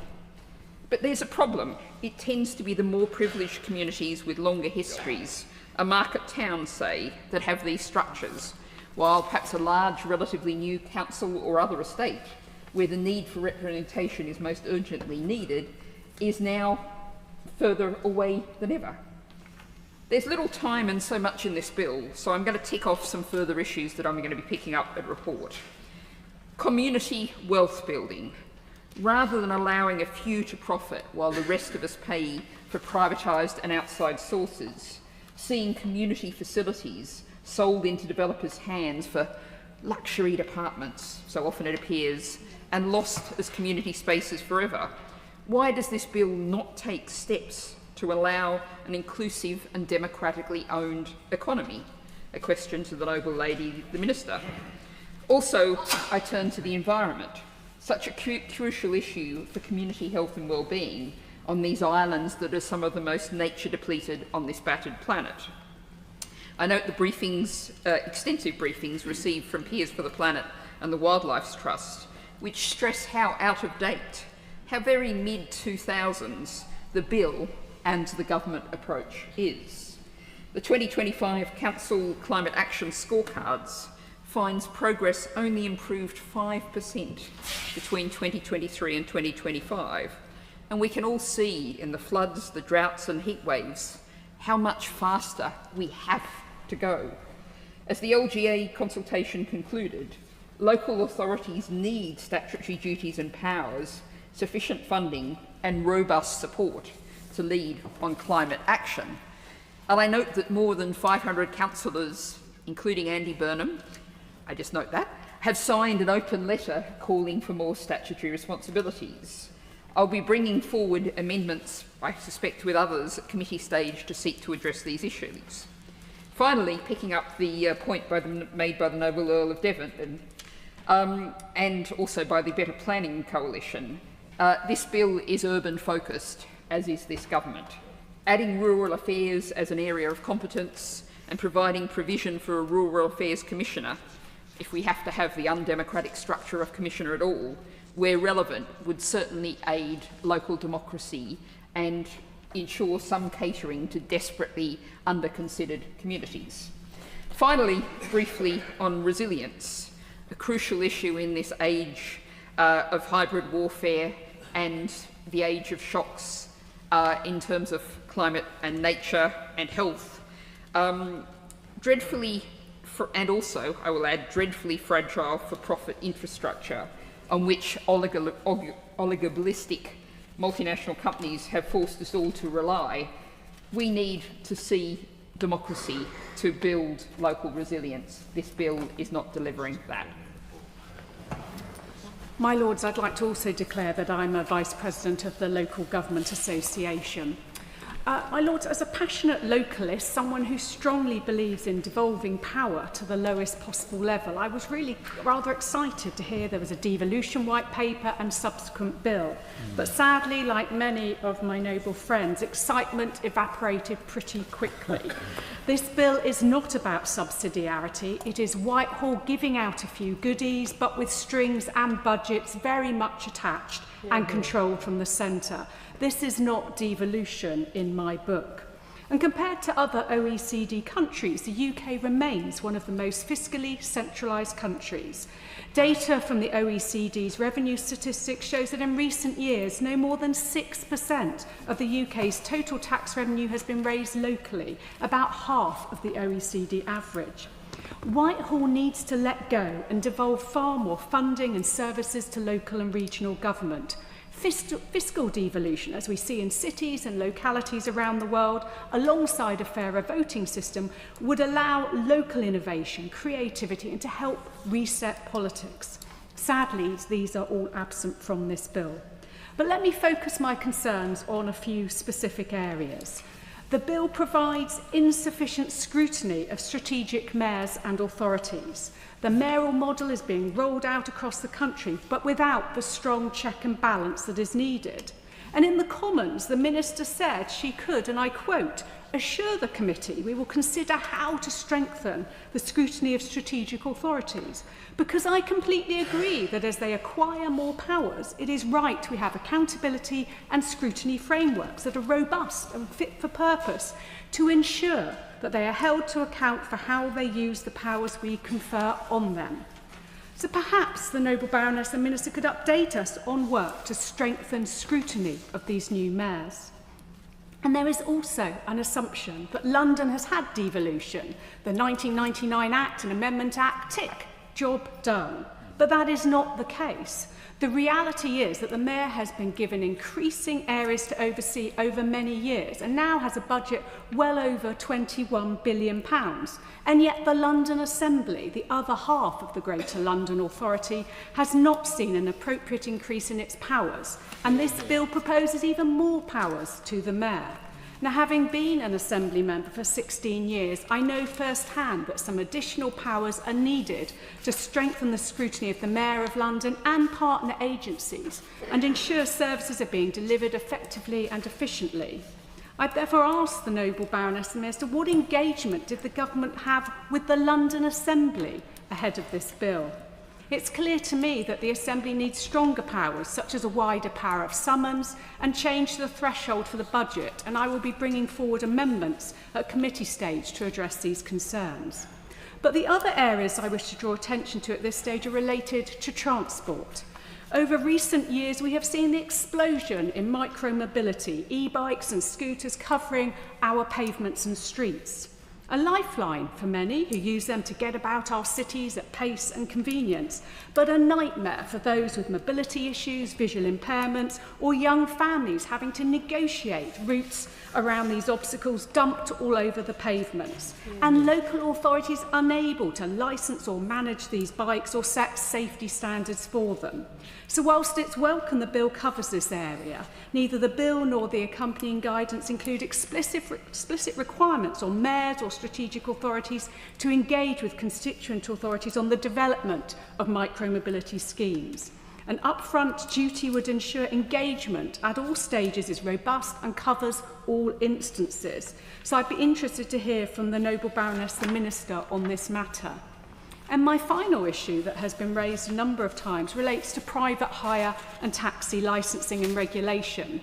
The amendment introducing national minimum standards, whilst it's welcome, it does not go far enough, and it feels like this issue is being kicked into the long grass. I have been talking to transport authorities across the country who are all concerned about out-of-area licensing. This is a safeguarding issue. It was raised by Baroness Casey in her July 25 report on group-based child sexual exploitation, as the Minister mentioned. Baroness Casey recommended that government should take immediate action to put a stop to out-of-area taxis. But why is this an issue, you might be thinking? Different authorities have different standards in their licensing regimes. And if you want to operate in an area, you should be licensed for that area. And as we've heard several times, Manchester, currently 49% of drivers are licensed in Wolverhampton. Now, this means that Manchester local authorities have no say over the standards of drivers and vehicles in the city, nor do they have the resource and right to carry out inspections. This is a huge safeguarding issue, a loophole that really needs closing. Will the Noble Baroness and Minister work with myself and members across the House to close this dangerous safeguarding gap? I look forward to working to improve this bill to ensure local empowerment, genuine devolution and safer transport for all. I'm delighted to have the opportunity to speak at this stage of the bill and welcome the Minister to her place. Just when she thought she was going to have a quiet life, another bill comes along. We heard earlier that the purpose of the bill is to transfer power out of Whitehall by giving local leaders the tools to deliver growth, fix the foundations of local government and empower communities. My question is how precisely this will work in rural communities. I spoke against the orders for the combined authority and the Mayor for York and North Yorkshire, and I think my concerns have been proven right, as indeed the Noble Baroness Pinnock and I shared similar views at that time. The population of North Yorkshire and York together, given a combined population of 768,000, and I don't believe that it's too big geographically, but it's not big enough numerically to make it worthwhile. Having, for the last 5 years, I was in the most rural part of the constituency that I'd represented. If I drove 200 miles in one day, I was barely touching the sides of the constituency. How a mayor is expected to get round and meet people and actually represent that area is a challenge for anybody, and I wish him well. Democracy is a hymn. Democracy is, I believe, certainly in rural areas, it's grassroots, and the building blocks, in my view, are parish councils, the districts, the boroughs, and the county. And I believe that it's very confusing. I was twice subject to boundary commission reviews in my parliamentary career, or 3 times, once as a European MP, once twice as an MP. And I think the difficulty when we keep meddling and making more mysteries to local government, as we are doing in this bill, it actually discourages people to go out and vote, because they don't know which area of government or which authority they're living in. We were promised that if we got rid of the districts and the boroughs in North Yorkshire, we would save money. Yeah, right. We then had a metro mayor imposed on us, and most of the rural dwellers stayed at home. Politically, it was not a riotous success for us in North Yorkshire, and we lost our overall majority. So I think it's going to be a challenge as successive elections take place. I think the lowest turnout was for police commissioners. This was something that was imported from the States. It might work well in the States, but it didn't certainly work well in rural parts of North Yorkshire. So what I do hope, and I share common cause with those who've spoken in favour of rural commissioners, I think there is a great case in those areas which are deeply rural that we must have a rural commissioner in place. Better still, could we go back to having rural proofing of all policy across the piece? I think that would help very much indeed. So I look forward to working with the Minister and others in the House when we move to committee in making the bill work in this regard. When it comes to funding, if I've understood correctly that there's going to be a levy for transport, but how is the government going to square the extra responsibilities on combined authorities, particularly when it comes to solar farms and battery storage plants, both of which are highly flammable? And if you actually have to have the fire service attending to these, that is going to put an extra call and an extra resource implications on them. So I'd be very interested how the government expects to fund these if it cannot be met out of the general funding at this time. Areas which I do support, I support the provisions on out-of-area services. I think Baroness Casey did the House and the country a great responsibility. We realised that was part of the responsibility, how grooming gangs were able to target their victims. And it's not just in Wolverhampton and Manchester, right across York, North Yorkshire, the North East, these are problems. I think there are still problems with Uber, and I think it's right and proper that they should be brought under this bill. There is still, I'm grateful to the guide dogs for their briefing on this, there is still an issue about 58% of guide dog owners reportedly being turned away by taxi or private hire vehicles, despite this being a criminal offence. Can the government address this as part of the bill to make sure that there is a better understanding? I'm very proud of the fact it was a Conservative government under my under my noble friend Lord Hague who introduced the Disability Discrimination Act, which did made enormous strides in this field. So I hope that can be addressed as part of this bill. This bill, I think, sounds excellent in theory, but how it will particularly be delivered in practice in rural areas, I think is going to be a real challenge, not least because we already have, I'm a vice president of the drainage authorities, and I think we have a key issue that has to be addressed of funding drainage boards where they do exist, to make sure that they have the means to do the excellent work they do in keeping us all safe from floods. So I welcome the bill as it stands, but hope to improve it and reintroduce the agent of change principle, this time successfully. Lords, I declare my interest as a Chief Engineer working for Atkins Realis and as a Director of Peers for the Planet. I welcome this bill, but I do feel for the Minister. She's just about finished the Herculean task of taking the Planning and Infrastructure Bill, the Renters' Rights Act, through this House. And now here's another doorstop of a bill for her to take through, to use the words of the noble Lord Lansley. But a very important bill, I think, something that has been grappled with for many years by many governments, so far tackled in quite a piecemeal way, but there's a real need for that strategic level approach to complete that process and seize all of the benefits for comprehensive devolution across the UK. Now, I've worked for many years on regional issues in the Midlands. Noble Lords have mentioned many areas of the UK in the debate this evening, but not yet the Midlands. But the Midlands is actually a great test bed or case study for the issues that we're talking about. When I came into Parliament, we had a single combined authority in the Midlands, which was the West Midlands Combined Authority, but nothing across the rest of the region. So where I am in Derby, in the East Midlands, we did look on the West with a little bit of envy, because Andy Street at the time had huge levels of success in being that voice, in bringing in large levels of public and private investment into the West Midlands, and we were lagging far behind that in the East Midlands. But now we do have, things have moved on. We now have the East Midlands Combined County Authority, the Lincolnshire Combined County Authority as well. But well, also, there are issues with the way that this devolution is being approached. And actually, I go back to something that the Noble Lord Blunkett brought out, a very perceptive comment in a bill earlier in the session, the Institute for Apprenticeships and Technical Education bill, which was looking at Skills England. And he said that devolution is something we can all get behind. We can all get behind that as a concept.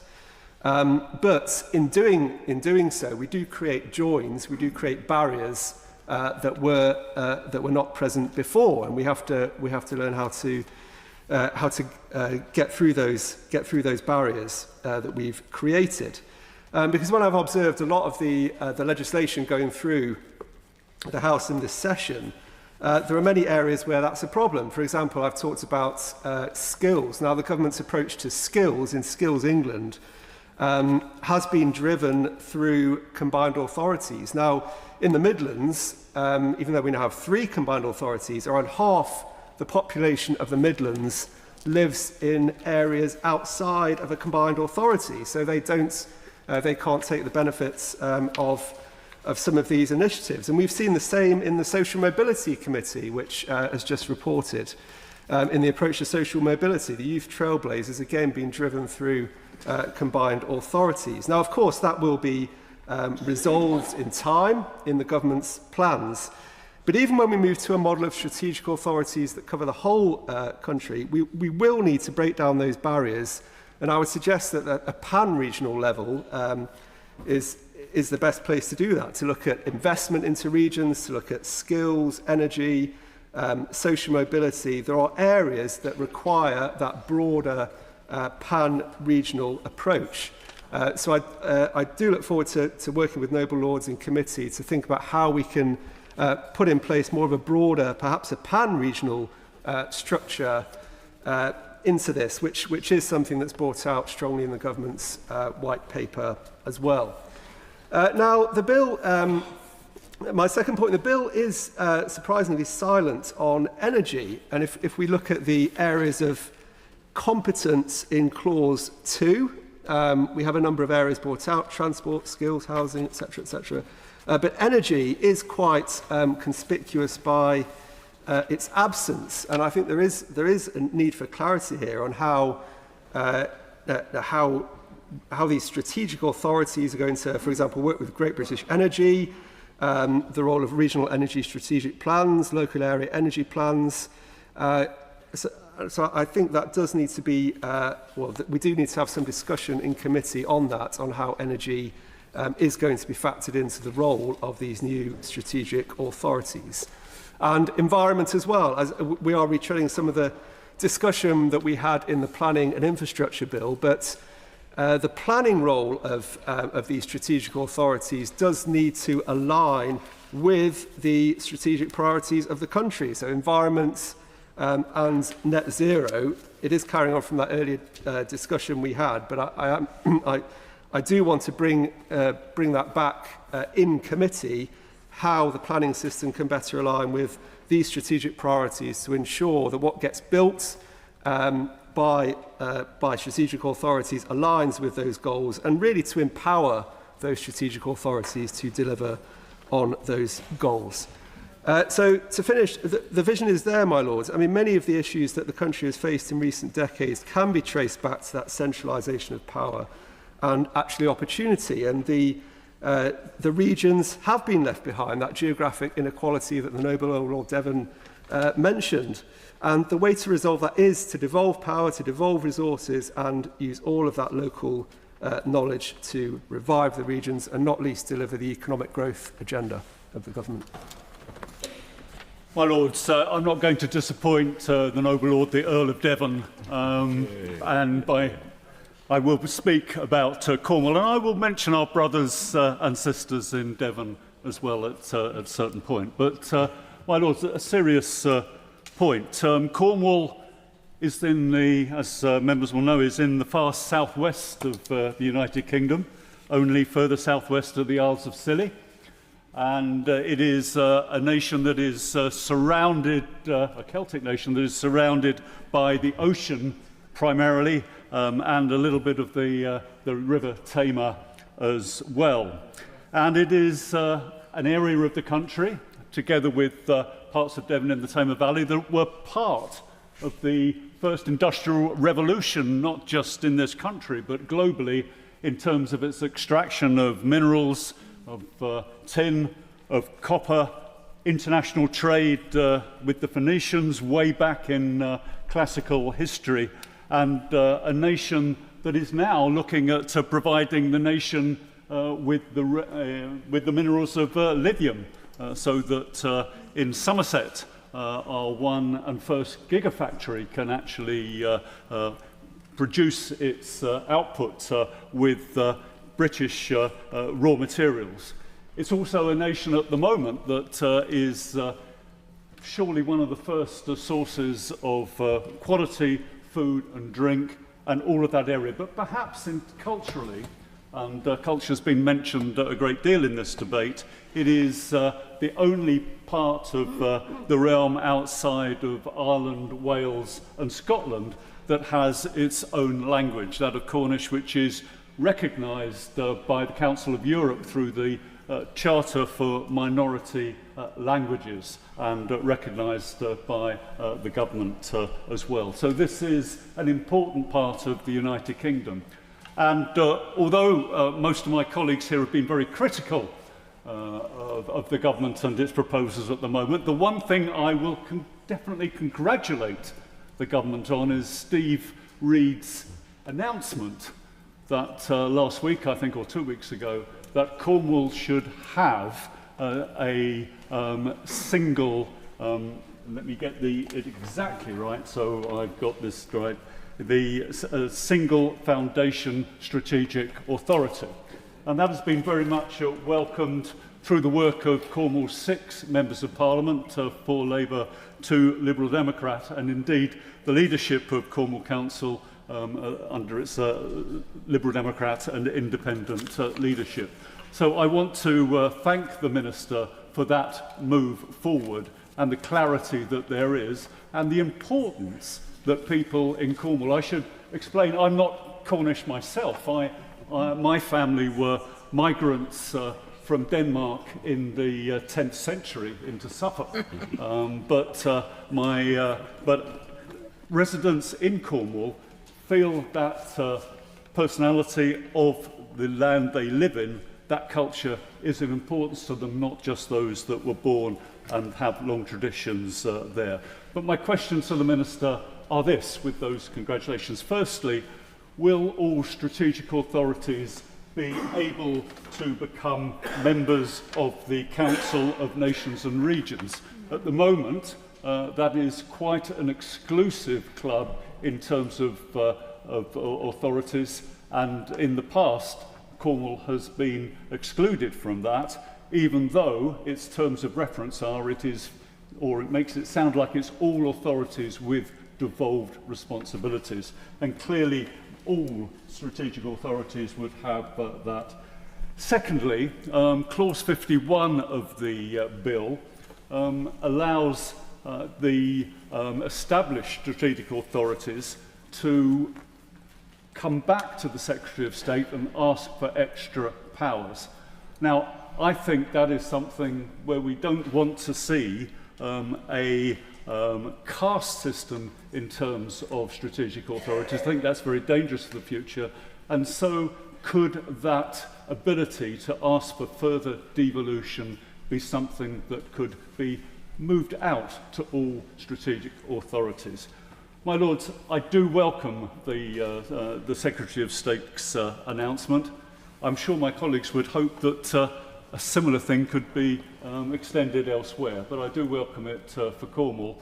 There was stress that we are not anti the rest of the South West at all. We work very closely with other local authorities in the South West, and although the noble lord, the Earl of Devon, may put his clotted cream on his scones before the jam, we don't hold that against our brothers in Devon, even though we have a different culture ourselves.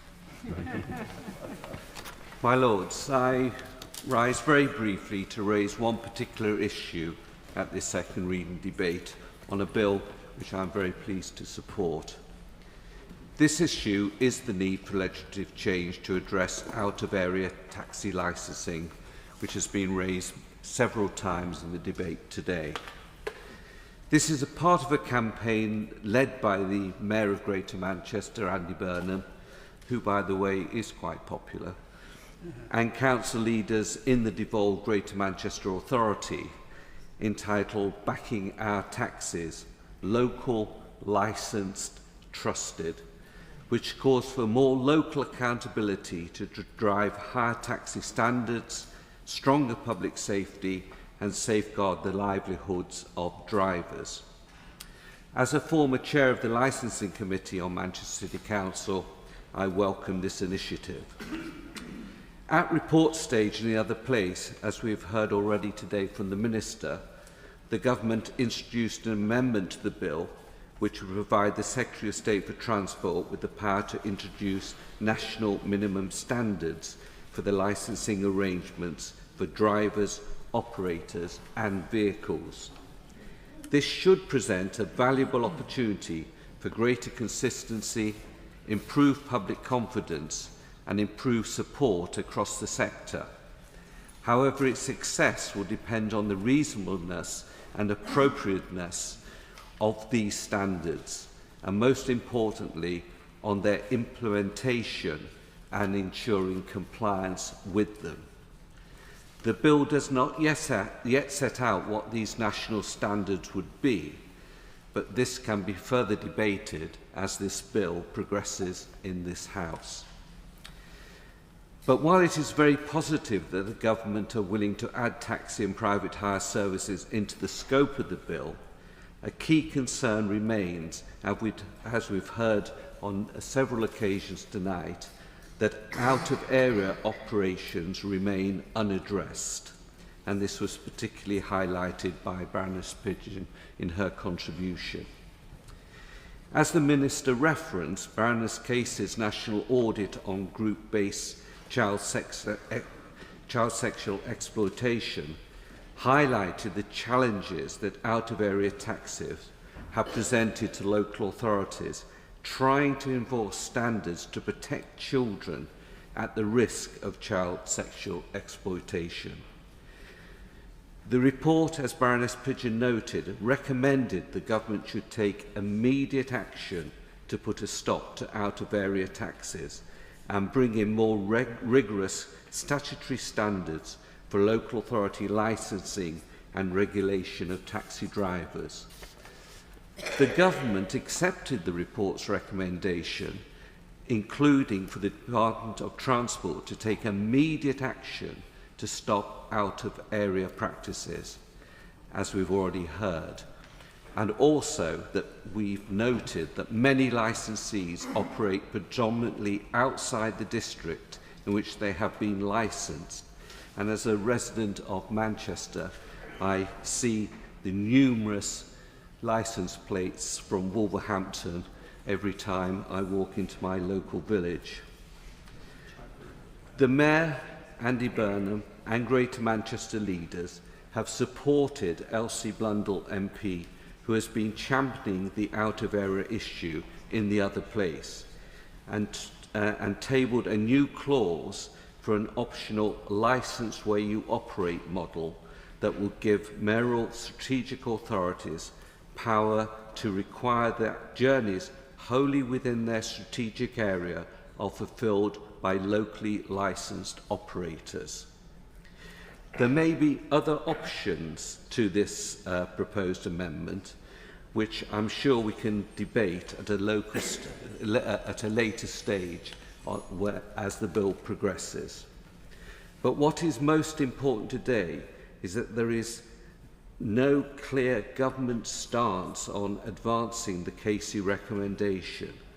So I hope that my noble friend the Minister will clarify the position of the government on this as she responds to the debate, so that we can be clear whether to determine that further legislative change will be required during the passage of this bill. My Lords, I thank the noble Baroness Lady Taylor of Stevenage for introducing this 371-page bill today, and I declare an interest as a Deputy Lieutenant of Hertfordshire. I am well aware of the high regard across the political spectrum in which the Minister is rightly held in our county. Noble Lords may wonder why the government is pushing for more elected mayors, while at the same time forcing areas that still operate under a two-tier system to switch to a single-tier system. This move involves dismantling traditional counties and creating new unitary councils. On the one hand, the government claims two-tier local governments are bad because people feel remote from decision-making, hence the push for unitary councils. On the other, it seeks to impose new second-tier authorities in the form of strategic mayoral authorities through a top-down approach. The closest level of local government to communities are town and parish councils, which deserve more attention, especially after the abolition of district councils. If the aim of replacing county councils with smaller unitary councils is to bring decision-making closer to communities, why is the government transferring powers to larger strategic authorities? Moreover, the bill grants the Secretary of State sweeping powers, including the authority to create new strategic authorities and mayors without local councils' consent. I know the Minister loves Hertfordshire, but I am concerned that the implications of unitarisation and the break-up of counties are not fully understood. The word unitary is horrible. I regret the destruction of our historic counties. The poet Thomas Larkin wrote in his 1972 poem, Going, Going, and that will be England gone, the shadows, the meadows, the lanes, the guild halls, the carved choirs. The guild halls are going, including the magnificent County Hall in Hertford, where I recently attended a mayor-making ceremony. I wonder what Larkin would say about the ongoing local government reorganisation. The Minister argues that the identity of traditional counties will not be affected by the move to unitaries. I am far from convinced. As a child, I remember Sussex was thought of as one county, but after the Local Government Reform Act of 1972, even the Lord Lieutenant and High Sheriff's offices were replaced by appointments for East and West Sussex. The historic counties of England were established for administrative purposes by the Normans. They have also helped define local culture and identity. Stripped of any relevance to local government, the so-called ceremonial counties will gradually be confined to history books, losing their practical relevance. If counties like Wiltshire, Dorset and Buckinghamshire can remain basically as single counties, why can't Hertfordshire and Essex? My Lords, even aside from the significant extra costs involved in setting up a new tier of local government, I am sceptical that there will be any savings from this reorganisation. Many councillors who support it do so for political reasons, not administrative ones. Hertfordshire has been well managed as a county, and in this case the old adage, if it ain't broke, don't fix it, should apply. The government seems to lack understanding of the importance of community identity or of the function of history and political geography. I believe that we proceed with this compulsory reorganisation at our peril. The argument that people don't understand where decisions are made between county and district councils is not a good reason to throw the baby out with the bathwater. The new strategic authorities created by this bill will control most of the funding and services such as police, fire, social care and NHS. This means that decisions affecting residents will be taken further away from communities, not closer, as the government claims. Does the Minister believe people will understand the complex web of new authorities, CAs, CCAs, SAs, MSAs, FSAs, EMSAs, etc.? Most people could actually understand the difference between district and county councils, but the confusion began when districts stopped calling themselves district councils. I suspect that in the future people will have much less understanding of where crucial decisions are made. Councillor Tim Oliver, chair of the County Councils Network, has stated that mayors should not undermine the role of councils, but work with them to drive growth, build infrastructure and deliver better local services. However, it's clear that the creation of mayors will significantly diminish the role of councils, which are undergoing expensive and unwanted restructuring at the same time. This has the makings of a disaster, particularly in the absence of strong leadership to manage such a large-scale reorganisation. The recent headline from the Bishop Stortford Independent, "Dog's Dinner Plans for New Authorities Plans," sums up the situation well.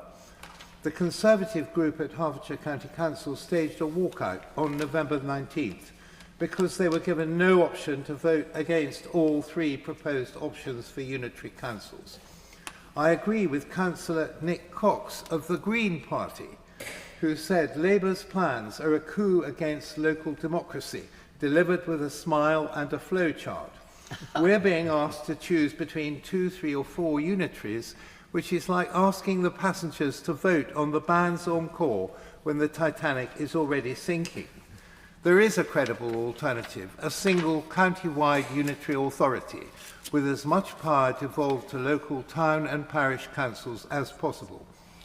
Even in districts where the majority of councillors support one of the three proposed options, there's widespread doubt about any savings and concern about the disruption this will cause to vital services like social care. Some councillors fear years of chaos as new structures bed in. Anyone who believes that breaking up the county's £1.7 billion highways deal into smaller contracts will lead to savings is mistaken. In conclusion, my lords, the government's plans for local government reorganisation are fraught with risks. They undermine both local identity and efficient governance, and they add unnecessary complexity and costs without delivering any clear benefits. I look forward to working with others to persuade the government to reconsider its approach before it is too late. Well said. My lords, I stand with a little bit of fear in my soul today because, very unusually for a Liberal Democrat, I have very little groundings in local government. And indeed, as one of my colleagues said to me, not yet. So, my lords, fearing that the candidate selection with the arm jacked up behind the back is following me, I would say one or two things about this bill in front of us. The one thing which I agree with the noble Lord Viscount Trenchard, most people don't understand local government, but I would disagree with one. I did a little service for the RFU about explaining local government about planning issues a few years ago. And it was quite clear that most of the people involved didn't know the difference between a district and a county council. They had no knowledge of it. And this was because you had a group of people who were incredibly committed to a bit of the public service, this way sport. They went training, they played, They manned their committees. They even went to work and had love lives. They didn't have time to understand the structure of local government, and they didn't realise that until they bumped into it when something was going wrong. Oh, we have to do that. We then took it on, and this was done in the Local Government Association helped me with this. We then went and spoke to other sports, and you know what? It was the same there. These local structures, designed often on historical county lines, things that have been there for a long time, which have, whenever they could, ignored the changes in local government, haven't spoken to each other because they're doing their own thing in their own time. Local government, run often local political structures, run by volunteers, have exactly the same problems. So they don't meet very often. They don't meet until something goes wrong. Would the Minister undertake to make sure that when these local government changes come through, there is an active programme of integrating with these large voluntary groups that go across the country? Sports would be one of the first ones, but it goes through. Because how does it interact? Well, local transport. Don't have a bus stop, you don't have a junior team because they don't have cars. Explaining to somebody when they want to move their club outside to an wonderful new site, that's a problem you'll have. And the developer who's offered you the sun probably can't offer you a bus service. All these things have to be explained and integrated in. And so if we're going to take these changes, please can you do it? Please can you go in and talk to them? Other cultural groups, which probably should be mentioned in this, also catch in. Also the case of what is the relationship between these bodies and public health? My Lord, establishing an exercise habit for something other than the fact you're told to by your doctor is a very good way of keeping it going. Getting it going, you're also involving in the cultural interactions of that group, which is very good for mental health as well. It also is an informal job market and something that allows you to meet people outside your normal group, which helps understanding. Why don't we help them more? Now, these are self-sustaining groups who probably are struggling to get by, but government, and particularly local government, really should be reaching out. Please, can we do that? This bill is an opportunity to start doing this. Try and reach out and find out what's going on. We could also go in, we could expand upon this, my lords, to minute detail, but I think I'm at the edge of absurdity here, so I will stop very soon. What is the government going to do to reach voluntary groups? Sporting runs would be a good place to start, they're not the end of it. How is the changes going to happen? How are you going to reach out and change their lives for the better? Because if you don't, this wall of ignorance which exists, it's not even a wall, it's a pit that you fall into. It is there, and these bodies do not interact. They have their own politics, their own agendas. They don't have time to get in touch with yours on a casual basis. You need to form bridges. A regional structure or even unitary authorities might be a good way of starting. My Lords, I think I might have discovered why governments of all flavours make their legislation so heavy and long. In the case of this bill, 371 pages and 93 clauses and 34 schedules. It's to enable any peer to speak about the one subject they know about at second reading. That's very generous, because several clauses are to solve long-term problems in the taxi industry, and that is what I want to talk about. I must first declare my interests, my Lords.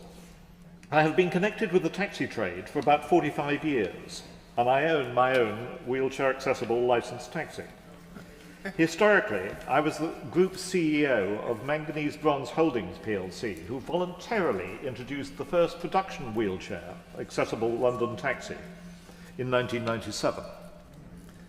My Lords, I want to mention the Disability Discrimination Act of 1995. 30 years ago may seem to the young people in the Transport Department to be legislative archaeology. But the wonderful library here has dug out the history of this legislation.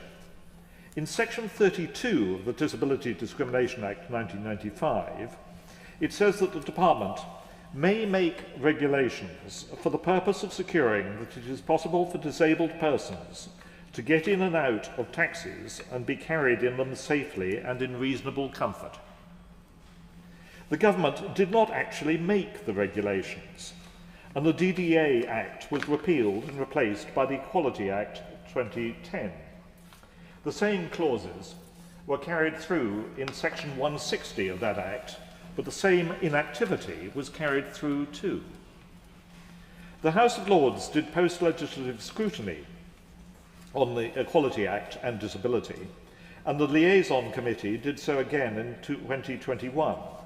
Both said, I think, that this clause should be commenced without further delay. The government leaped into action, agreed with the committees, and did nothing. So I believe that the Clause 32 words are still relevant 30 years later.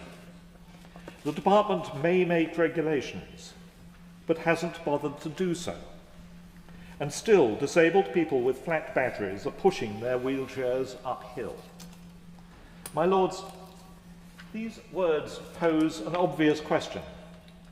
Why have they not been actioned? Is it because there hasn't been the time in 30 years to action them? The Conservative Party has been in power for 16 years, the Labour Party for 14 years, and the Liberal Democrats in coalition for 5 years. All of them have had the power to do something, but nobody has actually done anything. The blame should not be shared among the parties represented here. There is ample obloquy for anyone other than the crossbenchers to take their fair share. This is a shameful history, and I think it should stop. Essentially, Parliament decided to do something, and the Department decided not to do it, but didn't have the courage to repeal the legislation. 30 years, my Lord, is enough. In those 30 years, the number of people who use wheelchairs has grown enormously as longevity has increased. Indeed, I can point out that all of us have used a wheelchair. It's called a baby buggy. And we're very fortunate if it's only at the beginning of our lives when we use a wheelchair. The Noble Baroness Brinton, made a speech on the 4th of March 2022, which impressed me. She mentioned that she had arrived at her local station, Watford, after 11 p.m. in sleet and snow, and only a very few of the taxis were wheelchair accessible. She had a flat battery, so she had to push her heavy wheelchair because there wasn't an accessible taxi available. So why didn't any party in power actually do the small work required to get the statutory instrument in place? I have enormous respect for the noble Lord, Lord Hendy, the Minister, who I know is enthusiastic to solve this wheelchair accessibility problem. I ask the Government two questions.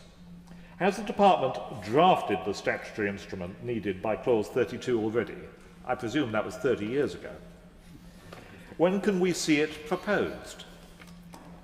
My Lords, on the bill itself, where there are new clauses on the licensing of taxis and private hire vehicles, I ask, why not set a timetable for these excellent clauses, which I thoroughly support? Why does it say may and not must? Are we actually debating a 30-year timetable to get these changes done? My Lords, the largest problem in the taxi industry is cross-border hiring, which has been mentioned earlier. It was a problem mentioned in the Casey report.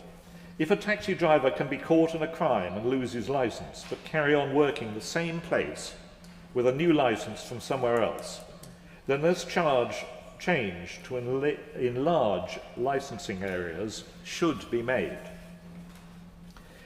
And there's clearly something suboptimal about the knowledge in London.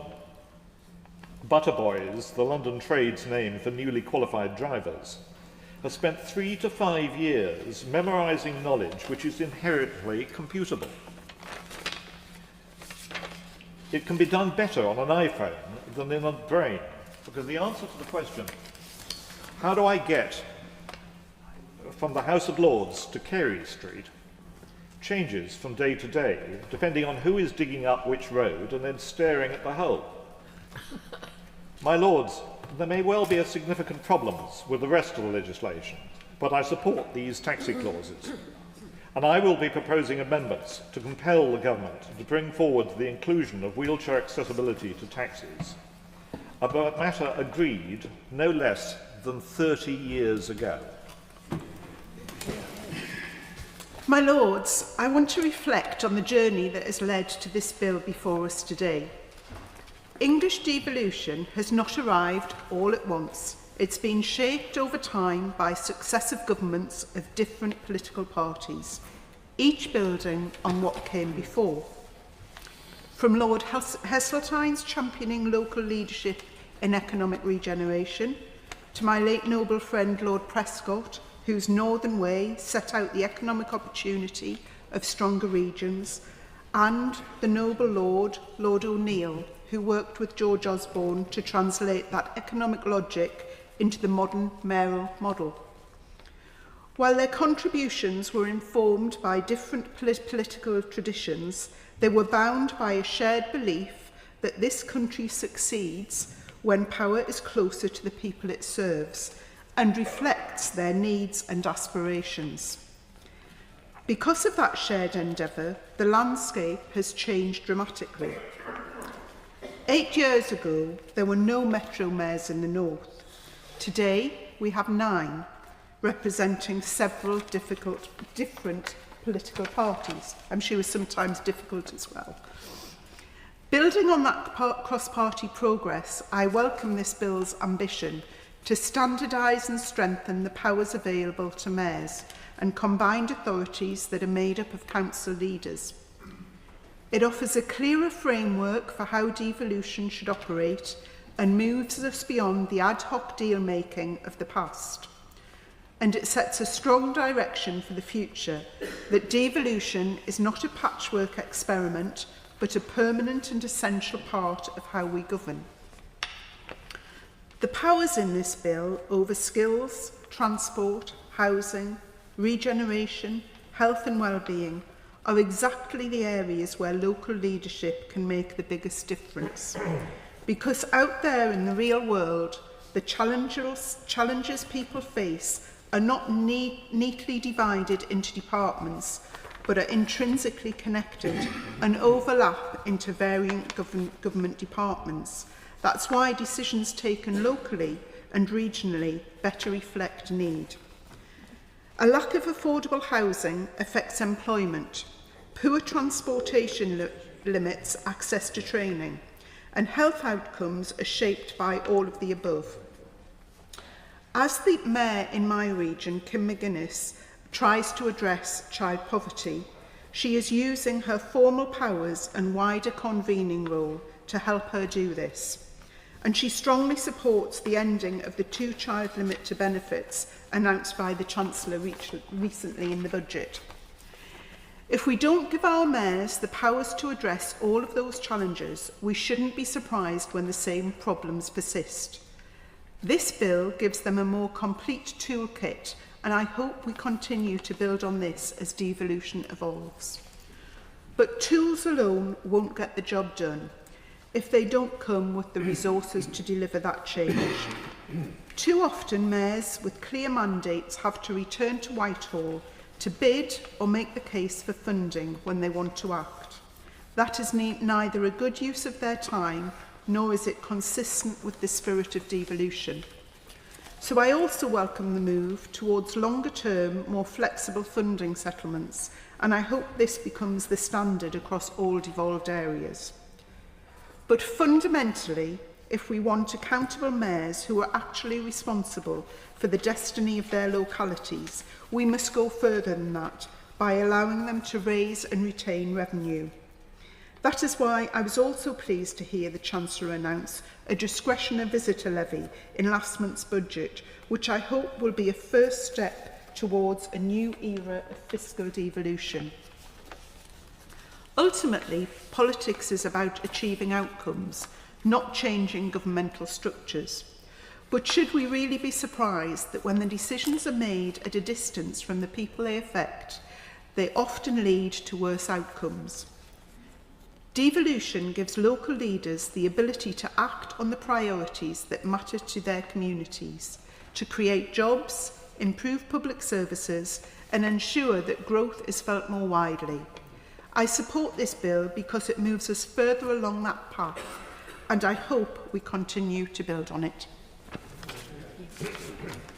My Lords, I should probably start by declaring an interest in that I am a contributor to the local government pension scheme.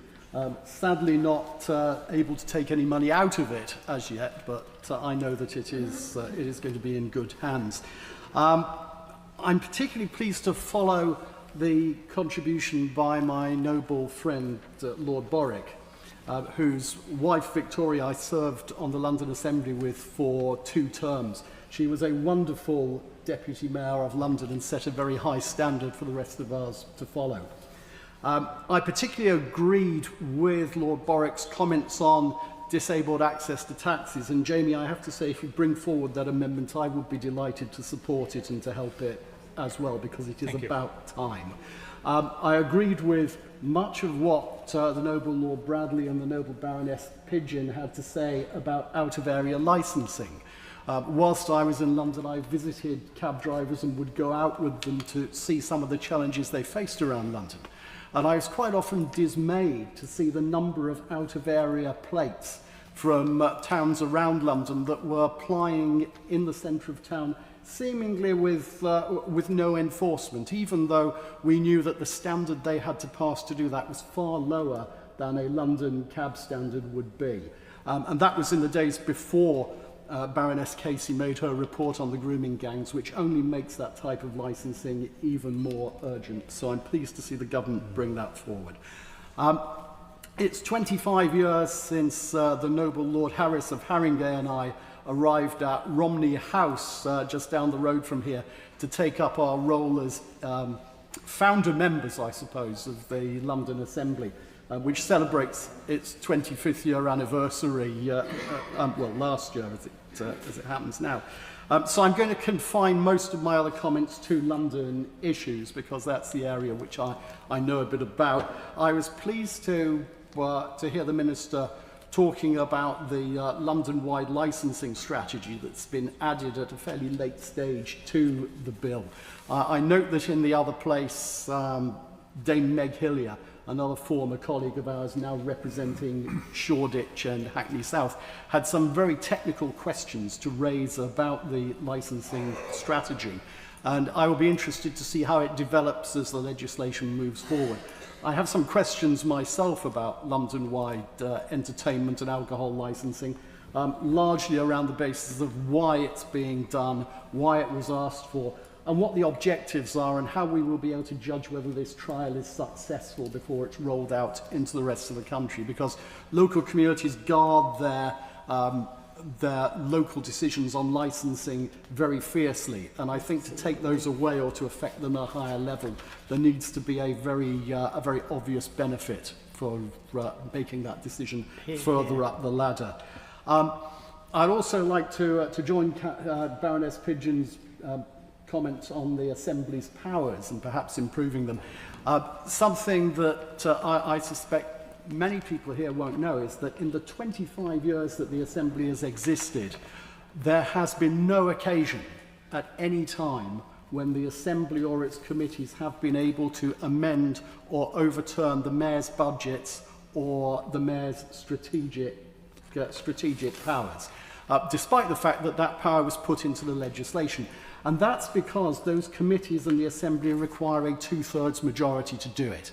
And mathematically, linked with proportional representation, it is almost impossible. There's actually only ever been one term in which that might have happened, which was the second term of Ken Livingstone's office, when the Labour Party were reduced to 7 Assembly members, which was not enough to provide a one-third blocking number.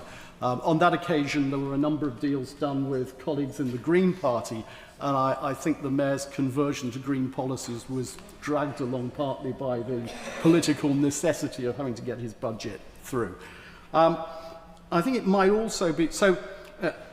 Perhaps the solution to that is to allow the Assembly and the Assembly's committees to amend the budget by simple majority rather than by a two-thirds majority. And an amendment to that effect was introduced by Peter Fortune, the honourable member in the other place who represents Bromley and Biggin Hill, another former Assembly member. I think it was defeated, but we might see it again here. I also believe that another look at the way the Assembly is described in legislation may be overdue. We've been in existence now, the Assembly, for 25 years. In that period of time, the population of London has increased by over 1 million people. That's over a 10% increase in the size of the population of London easily. Yet the Assembly is still made up of 25 members. It hasn't grown to reflect that. The reason for that is that the legislation says, or certainly used to say, that the Assembly should be made up of 25 members. So some legislative change is required to actually enable a boundary review to take place. And perhaps that is something that the Minister would like to consider while we're going over London matters as well. It hasn't been... or it has been an asymmetric growth in numbers as well. So there are two particular constituencies in London. London North East that covers the Lee Valley and City and East that covers the Barking Riverside development, both of which have grown much faster than others, and therefore the people in those constituencies are possibly underrepresented. I'm indebted to my noble friend Councillor Porter, who mentioned Yes, Minister. There's been a lot of discussion about the title of this legislation. I dug the quote out. I should just give it to the House exactly. It's from the first episode of Yes, Minister. Sir Humphrey Appleby's advice to ministers on drafting legislation. Dispose of the difficult bit in the title. It does much less harm there than on the statute books. I hope that the Minister will be able to reassure us that that is not the case. My Lords, I declare an interest as a Vice President of the Local Government Association. Like my noble friend Baroness Pidgeon, when I looked at this bill, I was excited about the possibilities, and I thought here is a real opportunity. And sadly, I don't think we've seized all the opportunities that we could have done. But maybe, as somebody said, it's a first foot in the door. I was a local councillor, in fact I'm still a local councillor in Liverpool for 38 years and leader of the council for 8 years. And I was reflecting as various people talked and scribbling and changing things on my notes. What have been the real changes that I've seen during that period of time? And was there such a thing as civic pride? Well, yes, I think there was at the beginning. I felt truly that people were proud of the city. Perhaps they still are. Hopefully they are. But it's very difficult to be proud when finances are constantly being cut. I don't know how Liverpool survived when it lost a third of its budget. Imagine your own family income, your own family budget, losing a third of that budget. I don't know how still councils with the huge costs of adult social care and special educational needs and school transport, what's left is just about managing to keep statutory services going. There is little left for those things that might actually help to regenerate civic pride. During that time, I have to say that it took a riot, the Toxteth riot, to get the then Prime Minister to come to Liverpool. It took a Liberal Democrat overall controlled council to get the Labour Prime Minister, Tony Blair, to come to Liverpool. He came willingly. He came in my first year as leader of the council. He came to a breakfast. He arrived late, and Alistair Campbell told me I couldn't speak because the Prime Minister had to speak and go on to his next engagement. I wasn't allowing that to happen, and we created a good relationship. And I have to say, one of the hallmarks, I think, of a successful government in terms of working with local authorities, and this is not, of course, in the bill, is the relationships that are created. And I'm sorry that Baroness Armstrong isn't in her place, because she helped us enormously with our cabinet model. Tessa Jowl, of course, helped us with winning capital culture. No, she remained impartial. And I think that sort of relationships that you have with ministers is hugely important. And of course, Michael Heseltine almost became a Scouser. He changed his views completely. So we have in Merseyside now, we have a combined authority. And the combined authority, I have to say, is remote from the people. You cannot access that. The cabinet or the group that advises the mayor are all the leaders of the local authorities in Merseyside. And guess what? They're all Labour. Can you, as a citizen, find out what's happening? When it's decided, yes. Can you ask to see an agenda of what's being discussed? No. Can you go to a meeting and petition the meeting? No, you can't. So when we talk about devolution, when we talk about opening up local government, it's not just about structures, it's actually about people themselves. The former Deputy Prime Minister, Angela Rayner, at second reading of the English Devolution Empowerment Bill in the other place, said the following: "I know we will not achieve our goals unless we fundamentally change the way the country is run. That means handing power back to where it belongs, to local people." Hallelujah. We all agree with that, don't we? So that we can make decisions on what really matters to their communities. So we can make decisions that really matter to their communities. However, this bill sees power remain at the centre. The Secretary of State will retain sweeping powers to merge authorities and extend functions without local consent or parliamentary oversight. Place is important to people, whether it be a village or a town or a city. Regional identity is hugely important to people. And whether it's strategic elected mayors who have a real vision for their communities and have the energy to drive forward that vision for their communities.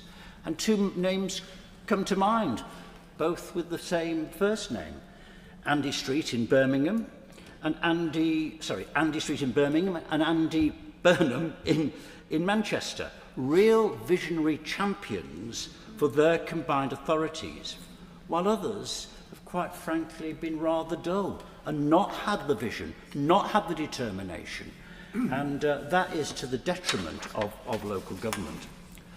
The bill needs to ensure that all mayors, elected mayors, are on equal footing and given the same responsibilities. As Baroness Scott said, equal financial security, not the drip, drip, drip of responsibilities and finance favoured, I have to say, by the previous government. We on these benches have always believed that decision-making should start at the lowest level, at the grassroots, and not become remote and removed from the citizen. Elected mayors must always be accountable, and local government at all levels should be open and accessible to the electorate. My Lords, a lot of good points have already been made in this debate, and it's clear that the principle of devolution is supported across all of our benches. I've personally seen really good results from devolution in the Midlands, where I've lived for most of my life. There we've had serious and meaningful devolution that's already delivered real progress under the leadership of former Conservative Mayor of the West Midlands, Sir Andy Street. I think it's quite telling that people from all across this House have mentioned him in particular. The Noble Lord's story has just talked about pride, and Andy made us feel proud of our region and my home city of Birmingham for the first time in a very long time. That was actually something truly precious after a lifetime of being laughed at for being from Birmingham. But nothing in this bill, I'm afraid, resembles that successful model. Instead, what we're presented with is a measure that centralises power and concentrates authority in the hands of a few individuals. It sidelines councillors and it weakens scrutiny. And I'm afraid, against the backdrop of cancelling mayor elections, it really does make a mockery of the government claim that they want to strengthen democracy. And if I may bring in some concerns that have been raised directly with me by councillors in my former constituency in Redditch and also in the county of Worcestershire. These are people who actually deliver services and understand their communities. I do really pay tribute to them and to everybody else who steps up to serve their local area. Similar to the comments that made by my noble friend Baroness McIntosh, it's far from clear how an area like Worcestershire would be affected. It's too small a county to be a large strategic authority, but lumping it in with Birmingham or combining it with Herefordshire or Gloucestershire just wouldn't work. It'd be a million miles from the wishes of local communities. So I would be grateful to hear from the Minister when she comes to sum up how specifically Worcestershire and Redditch would be affected when she plans to combine those two tiers of government into one authority. And picking up the point made by my noble friend Viscount Trenchard, he's right to highlight those deep roots of counties. I'm actually old enough to remember when my hometown of Solihull was kicked out of Warwickshire, and it put the West Midlands, it was put into the West Midlands, and it caused everybody to go into a frightful tizzy and to vote against all the local councillors who'd done that. I've heard concerns also expressed about the concentration of power into the hands of a small number of individuals, and I really do think that's a danger. To have good governance, you need a sort of robust group on a committee challenging each other and making sure that alternative points of view are presented. I can see that we're creating a situation where influence can be captured by targeting a handful of individuals, and you could find a small number of mayors who could create a cabal distant from the people that they serve, rather than the current model that we have of ward councillors deeply embedded in their local areas, living and breathing those day-to-day problems affecting people every day. And without proper checks, a mayor can simply ignore scrutiny panels. There is no equivalent to parliamentary votes. If a mayor just says, well, it's my way or the highway, what can those local representatives do? Absolutely nothing. As I'm speaking after the noble Lord Ravensdale, I follow him in talking about the Midlands, and I was fortunate enough to work very closely with Sir Andy Street as he started out as the first mayor of that combined authority. And the reason he was successful was because he was able to navigate relationships with other local authorities under different political colours. He was able to deliver significant benefits for that region and put that authority on a pathway of being an outstanding authority. And he did that through just relationship building, through developing trust, despite their different political colours. And I genuinely don't think it would have worked if the then Conservative government had just said, you have to do it this way. We're dictating from MHCLG at that time. It wouldn't have worked. They would have all dug in and refused to work with a Conservative mayor from the point of view of being Labour authorities. But Andy Street was able to bring them together and deliver something. And I think that the government would do really well to reflect on successful models of devolution that have worked well and have delivered benefits for those areas. Potentially reorganisation, if done properly, could save millions of pounds, and I think that the government is planning to do that. But my worry is that any cost saving potentially could get swallowed up into more bureaucracy. I do fear, and I think many of us share this concern, that it looks as though the government is potentially using this to do their favourite thing, which is put up taxes. Yeah. When I listened to the government front bench, at no time did they say that they had the aspiration for lowering council taxes on hard-pressed council taxpayers. They talked instead about more taxes for tourism, which will cost money to administer and collect, and might well have the opposite effect to the one that they imagined. My lords, real devolution does mean trusting local people and not bypassing them, and this bill does none of that. Local government, I think, in the words of one of our noble peers I was just having a cup of tea with, is one of those things that's boring but really, really important because it touches the lives of so many people.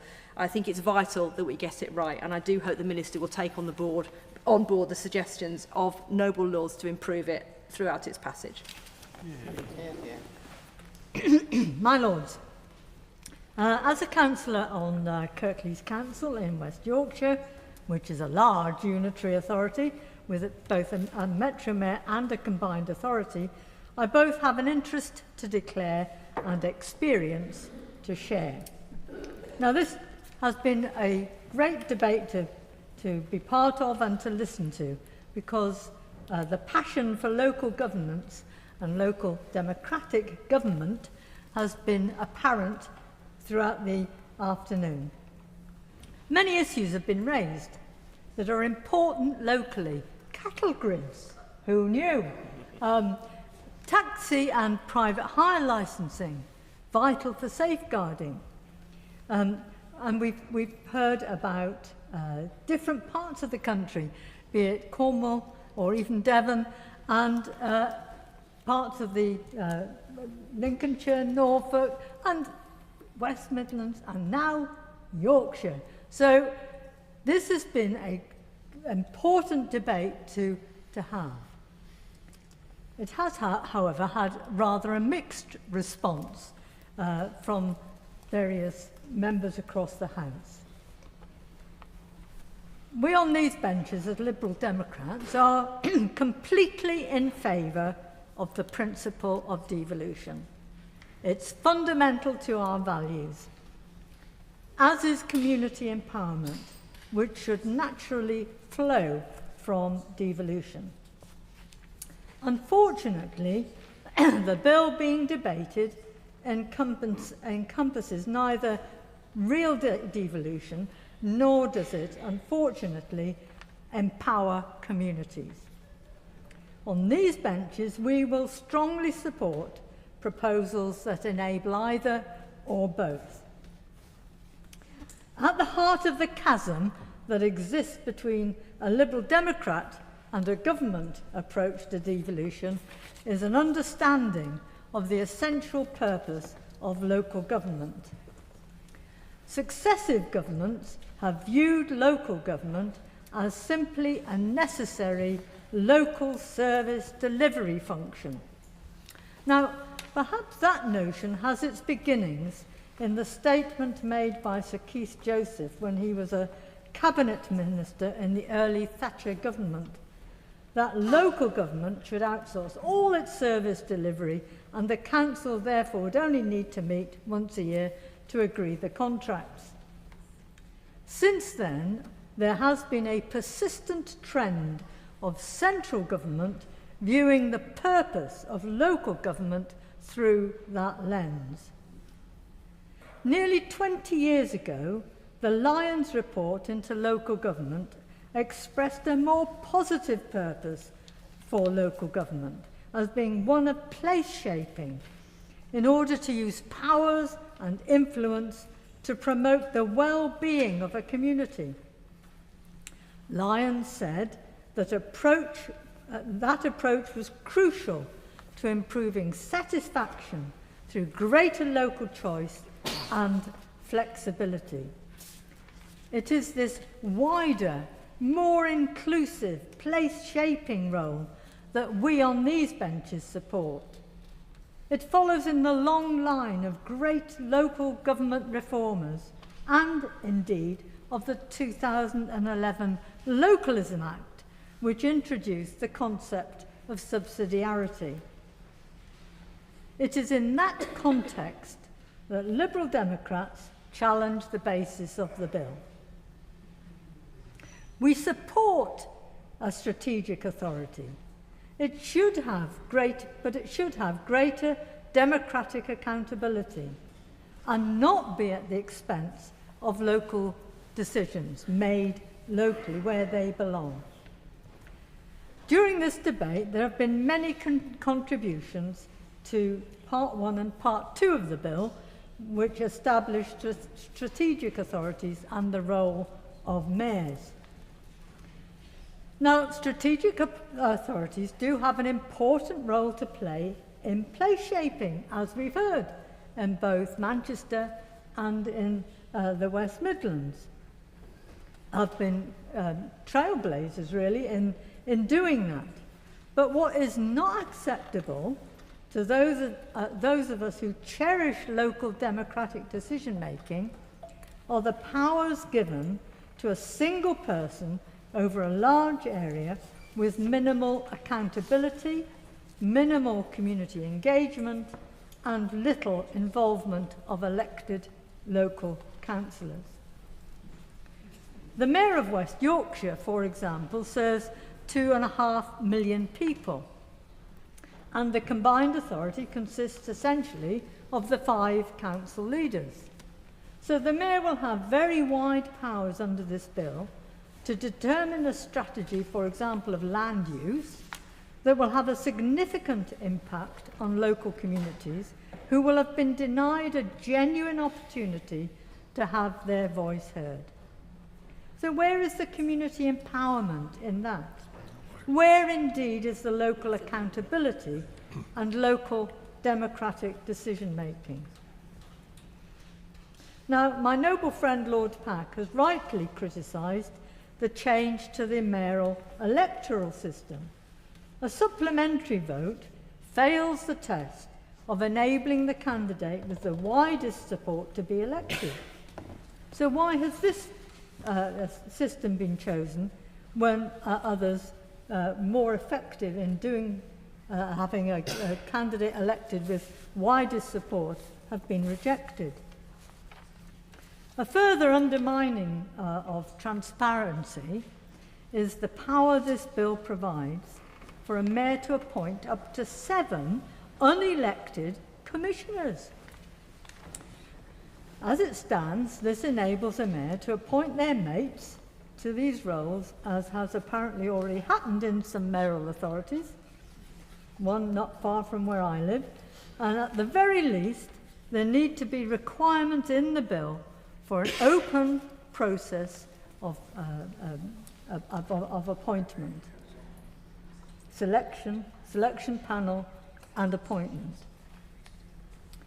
The extension of mayoral powers is far remote from the notion of community empowerment. For example, the potential for civil enforcement powers to be undertaken by the mayor removes it from the local involvement. Further, the power of a mayor to take a planning decision away from the local planning authority is at complete odds with local democracy. And there is nothing in the bill that I have read which explains what a strategic planning decision will be, how it will be defined. Perhaps the noble Baroness, the Minister, will be able to explain that. Part 3 of the bill is a further attack on local democracy and accountability, as it provides powers to the Secretary of State to merge councils into unitary ones. What is not sufficiently discussed is that the key criteria for a unitary council is to be its population.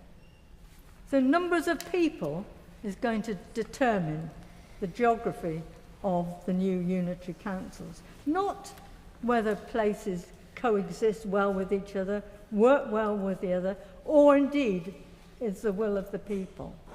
Forced amalgamations fail. The council on which I serve is a prime example, when after 50 years there are regular, heartfelt calls for its abolition, because it's forced together.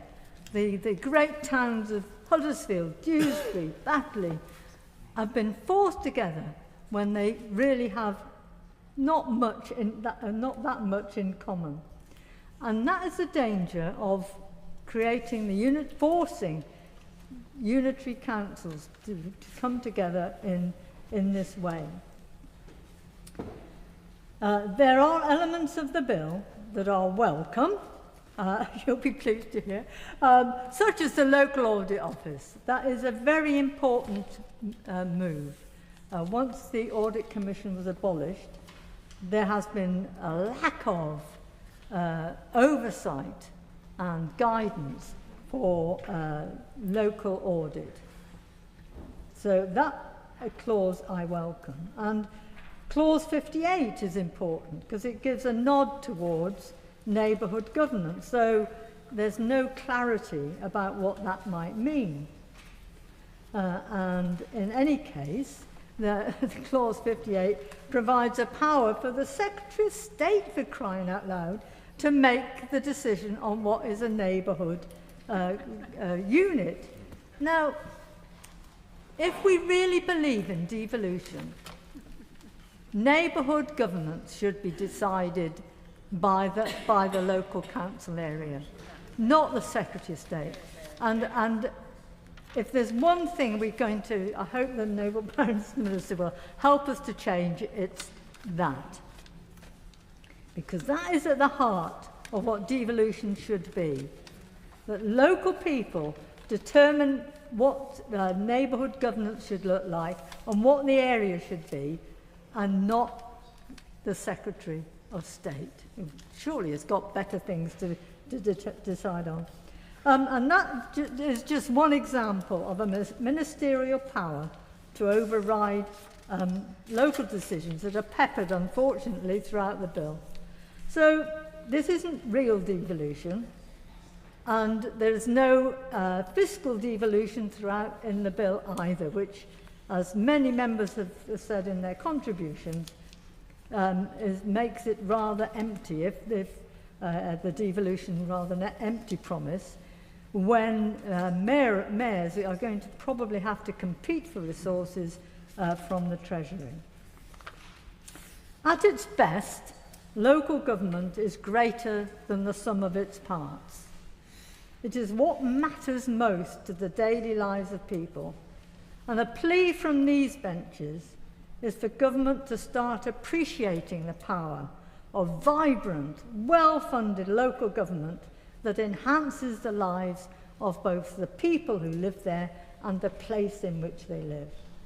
We on these benches will challenge the government during the next stages of the bill to look through a local lens and provide real devolution and real community empowerment. My Lords, I declare my interest as a councillor in Central Bedfordshire and also a local government pensioner. I'd like to extend my thanks also to the Minister for the time that she has given Noble Lords today, and as well as the many constructive meetings that she has kindly hosted outside your Lordship's house. I'm likewise grateful to the many organisations and individuals that have written to us all and provided many submissions and analysis on the bill. My Lords, one question troubles me. What is the true purpose of this bill? Because I remain far from certain. My Lords, we have seen a consistent trend over many, many years of centralisation in the UK. As a councillor and an ex-chair of the LGA, I am personally a huge advocate of devolution, and I was looking forward to this bill to deliver real devolution. We have heard support across this House for genuine devolution. But, and there is a but, the title of the bill is devolution, but hard as I try, I find very little in the bill of devolution. Yes, the bill devolves licensing of microelectric vehicles. It removes outdated Secretary of State consent for things like special event notices, conversion of footpaths to cycle paths, construction of cattle grids. And I'm pleased to see, given our previous discussion on the Planning and Infrastructure Bill, partially the removal of the need for Secretary of State approval for lane rental schemes. Now, while these are all very helpful, they can hardly be described as real devolution, and would certainly not justify a bill of this size, well over 300 pages. In fact, the reality is the reverse, with the bill seeking to centralise powers in Whitehall. Reading the bill, there are 43 mentions of must have regard to, including regard to guidance from the Secretary of State, 76 mentions of duty in relation to local government, and 105 mentions of the Secretary of State may. With all these new duties and guidance that has to be followed, there is no mention of funding transferring for fiscal devolution. For instance, in relation to new duties for health, housing and education. What there is an ability for mayors to increase taxes on hard-working residents who are already suffering from a 68 billion increase in taxes over the last two budgets. This bill clearly risks substantial increases in local taxation from uncapped mayoral precepts, which can be used for almost any purpose, no doubt to fulfil new duties and guidance as dictated by Whitehall. Had the title of the bill been Local Government Reorganisation, it would have been more understandable. The bill's focus is on the establishment of mayors and strategic authorities and the transfer to them of powers currently held by existing county, district and borough councils. Can I ask the Minister, what is the purpose of the reorganisation, as on the face of the bill it is clearly not devolving powers from Whitehall? Now, I just wanted to reflect on some comments that we've made across the House. The noble Lord Best raised the issue of development corporations, and I have a lot of sympathy with that. But do we really need mayors to create development corporations? The existing structures could do that. The issues of taxis has been raised by many noble lords, and the issue of safeguarding has been raised. And the alarming statistic that was raised on the number of Manchester taxi drivers from Wolverhampton. And these do need to be addressed. Why is there a delay to the mayoral elections? Why these couldn't have carried on? The noble Baroness, the Minister, did say that these strategic authorities would carry their formation, so why not have a mayor to help that? Also, the issue of town and parish councils is critical, and this bill is rather reticent on that. And in terms of devolution, I thought there were some quite interesting quotes. The noble Lord Wallace of Saltire, constitutionally incoherent. Noble Baroness, my noble friend Baroness Shepherd and my noble friend Viscount Trenchard spoke eloquently on the issues of local democracy and local identity. The noble Lord Bassam, pause and think, roll out. The noble Baroness Jank, apologies if I got that wrong, what a woeful bill. My noble friend Lord Porter made the very interesting comment, should we be judging this on how small Whitehall gets? Because our suspicion it will not. And Lord Pack raising the very important comments on commencement. And I would raise the question, why are we having a bill when many powers have not been commenced that already exist on the statute paper? This should be about local identity, local democracy and real devolution. We should be trusting local people, as my noble friend Baroness Maclean said. And as Baroness Pinnock, the noble Baroness Pinnock raised, it should be about place shaping, which is best done at the local level. I'd also like to reiterate the important questions posed by my noble friend Lady Scott regarding cost and economies of scale. Both my noble friend and myself had led councils through reorganisation, and we know the difficulties and the upfront costs involved. The need for scale in certain services, like social care. How will the government ensure that any projected savings, potentially in the tens of millions, are actually realised and not frittered away by consequent changes? And if such savings do materialise, will they be used to ease the burden on local taxpayers who are already under considerable pressure? At committee, my lords, we will wish to probe in detail the areas of competence that the government seeks to shift, and crucially, the rationale for doing so. My lords, I must also raise what I consider to be a fundamental issue. What powers are actually coming down from government to local government, to local councils, to mayors? The noble Baroness, the Minister, suggested that future powers will depend on what mayors demand. But how are these demands going to be made? Who decides what powers are devolved and which remain tightly controlled from the centre? As drafted, there is no clear pathway by which a mayor may secure the genuine authority needed to effect meaningful change, and as importantly, funding for those services involved. Annual bidding for funds is not the same as having a guaranteed revenue stream against which you can plan. In this regard, the government has already got form, removing the incentive for growth provided by retained business rates, which are set to be removed by business rates reset. This bill does not devolve power, it simply rearranges administrative functions through Whitehall diktat. Now, devolution has huge potential. Whitehall does not know and cannot implement holistically at the local level. If we as a nation are going to address the issues of social care, health, economic growth and inactivity, it can't be done centrally, but needs to be done by local partners working together at the local level to get the best outcomes for their communities. And we've heard across the House, whether it's Cornwall or Devon, bit of a dispute about cream and scones, but hey, or in Kirklees or in Yorkshire or elsewhere in the country, they're all different and they all need to be looked at separately. My Lords, I hope that in committee the government will provide the clarity that is presently lacking and explain how they intend to bridge the gap between nominal competence and real power. Only then can we properly assess whether this legislation truly serves the interests of local communities or simply strengthens the hand of central government. My Lords, for these reasons, I fear the bill does nothing to empower local communities. Instead, it reduces local democracy through government-imposed restructuring, irrespective of local opinion, local geography, or local identity. Bureaucratic reorganisation that will cost money, distract from housing delivery, and offers no evidential basis for improved services.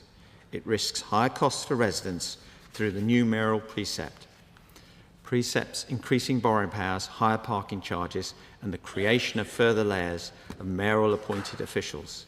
Can the Minister assure the House that this will not lead to higher bills for hard-pressed residents while services are disrupted through reorganisation? My Lords, these are serious concerns, and I look forward to returning to them in more detail at the next stage of the bill.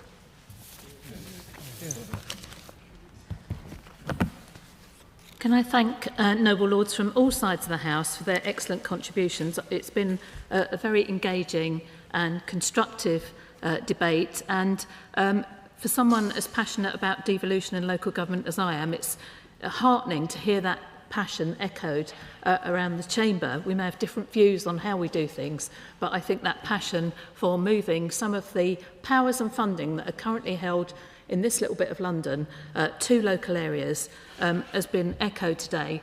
And I do want to comment on the fact that we all know the pressure the current system is under. It's not working in many places now, and it certainly is not sustainable for the future. We can see the signs of the system cracking all around us, and we need to move forward with this. I do want to answer a couple of points made by the Noble Baroness Lady Bybrook and the Noble Lord Jamieson before I start picking up particular detailed points in the bill. I would say that the Noble Baroness Bybrook spoke about respect for local identity. Well, these proposals that we're looking at have come from local government. We haven't devised them in the office. There is no map drawing going on in Marsham Street. That's been done by local people in their own areas. And I'm not going to take any lessons from the Tories who dithered and delayed on local government review and devolution. They did some devolution, but they left huge areas of the country stranded from the increased powers and funding that some areas have benefited from. That can't be right, and we need to address that, and we need to address it now. In terms of the accountability gap that the Noble Baroness Scott mentioned, the accountability gap is there now. What we're doing is introducing locally elected mayors to provide that local accountability for local decision making. And with the powers that will be devolved from Whitehall to those local mayors, they will have a powerful democratic mandate to take decisions on behalf of their residents. And with the strong local authorities that will sit alongside them and the neighbourhood governance that will take that accountability to the very local level, I think this is an empowering bill in terms of accountability, not the other way round. The Noble Baroness asked about funding. There is £200 million of funding being devoted to this. Billion, sorry, I beg your pardon. It's £200 billion of funding being devoted to this mayoral project. And I think that gives areas a real chance to make decisions on their own behalf. And there are other powers as well, which I'll come to. The Noble Baroness mentioned fiscal stability. Well, fiscal stability comes from having growth and investment in every part of our country, not just in the bits of it where it's decided that it will be. And we will only get that fiscal stability where we're making decisions on growth and investment at local level. So it's very important that we take these steps now. And just briefly on her point about adult social care, which is well made, we know there are huge problems with adult social care, but each of the proposals for local government reorganisation contain the ideas of how to do the transformation to adult care services. With that local input and the work that Baroness Casey is doing, I think we've got a chance to make a real step forward on adult social care after a long time of waiting for that to happen. So I will endeavour to respond to different points in turn, but I would be happy to discuss topics of more interest in detail in advance of committee stage. I did want to mention that Lord Shipley asked for a very important question about other government departments and how they are reacting to this bill. And I would simply point to the huge amount of cooperation we've had from other government departments, for example, on skills, on transport, on public health and prevention, on policing and the fire service. There's been a great cross-governmental project to work on this, and I've got some of my fellow ministers sitting on the front bench who I know will be in their own departments working on how we devolve these powers out to local levels. He also asked whether this devolution can really be delivered with local government finances in the state they're in. Well, I very much regret they're in the state they're in, and we need to move that on. But the answer to that question is we simply cannot deliver the public services people deserve and the growth people need to see without making these changes. And to Baroness Bennett, we absolutely do understand the pressures. Many of us have been very close to those pressures over the years, but we need to move this on now. I would say to Baroness Janke that mayors will have powers devolved from Whitehall, not upwards from local government. And that's very important. We will have stronger, more sustainable, unitary local authorities delivering services to local people. And as my noble friend Baroness Griffin very articulately pointed out, that will instead create the opportunities and growth that we need to see across our country. Of course, people are worried about change, but I would point to the success we've seen in mayoral areas already, right across those areas that already have mayors, making great strides forward with economic growth, with house building, with skills, with transport, with infrastructure. And can I be clear, particularly to the noble Viscount Trenchard, who I have spoken to on many occasions at Hertfordshire events as well as in this House, the historic institutions such as Lord Lieutenants and High Sheriffs remain a fundamental part of local life and will continue to do so. Turning to issues, a number of noble lords raised issues about the functions of local government. As I said, no one's drawing maps in Whitehall. They're being devised and owned by local people. This place shaping goes right to the heart of the local government reform that Baroness Pinnock referred to. This is devolution by default is the principle right at the heart of this bill. As mayoral authorities grow and get more established, they can request more powers, and we've already seen our colleagues in Manchester and other mayoral authorities doing so. The bill sees our system of devolution move away from an ad hoc and inconsistent model, being replaced with a model where it is clear what places can access, when they can access it and under what conditions. Our new system of conferring functions on levels of strategic authority is that devolution by default, and it will streamline the devolution of functions. All areas can be confident about the functions they will receive, and as the framework deepens over time, they will know they'll have access to the new powers as they're introduced. I'm very grateful for examples of great local action we've heard.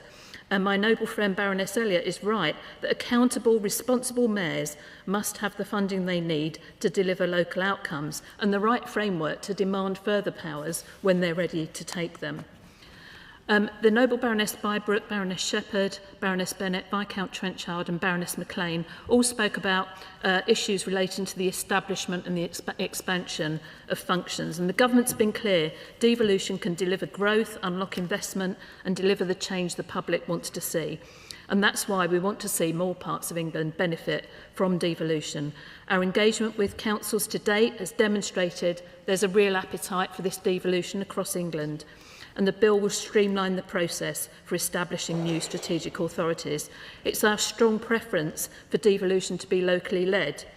However, and I hope this addresses some of the points about the powers that we've put into the bill to deal with issues through ministerial-led routes, there are powers providing those routes to establish or expand strategic authorities or provide a strategic authority with a mayor. However, can I reassure the Noble Lord Story and others that have raised this issue, these powers will only be used where no local agreement can be reached, where there is no moving this forward at local level. We much prefer this to be done from local level.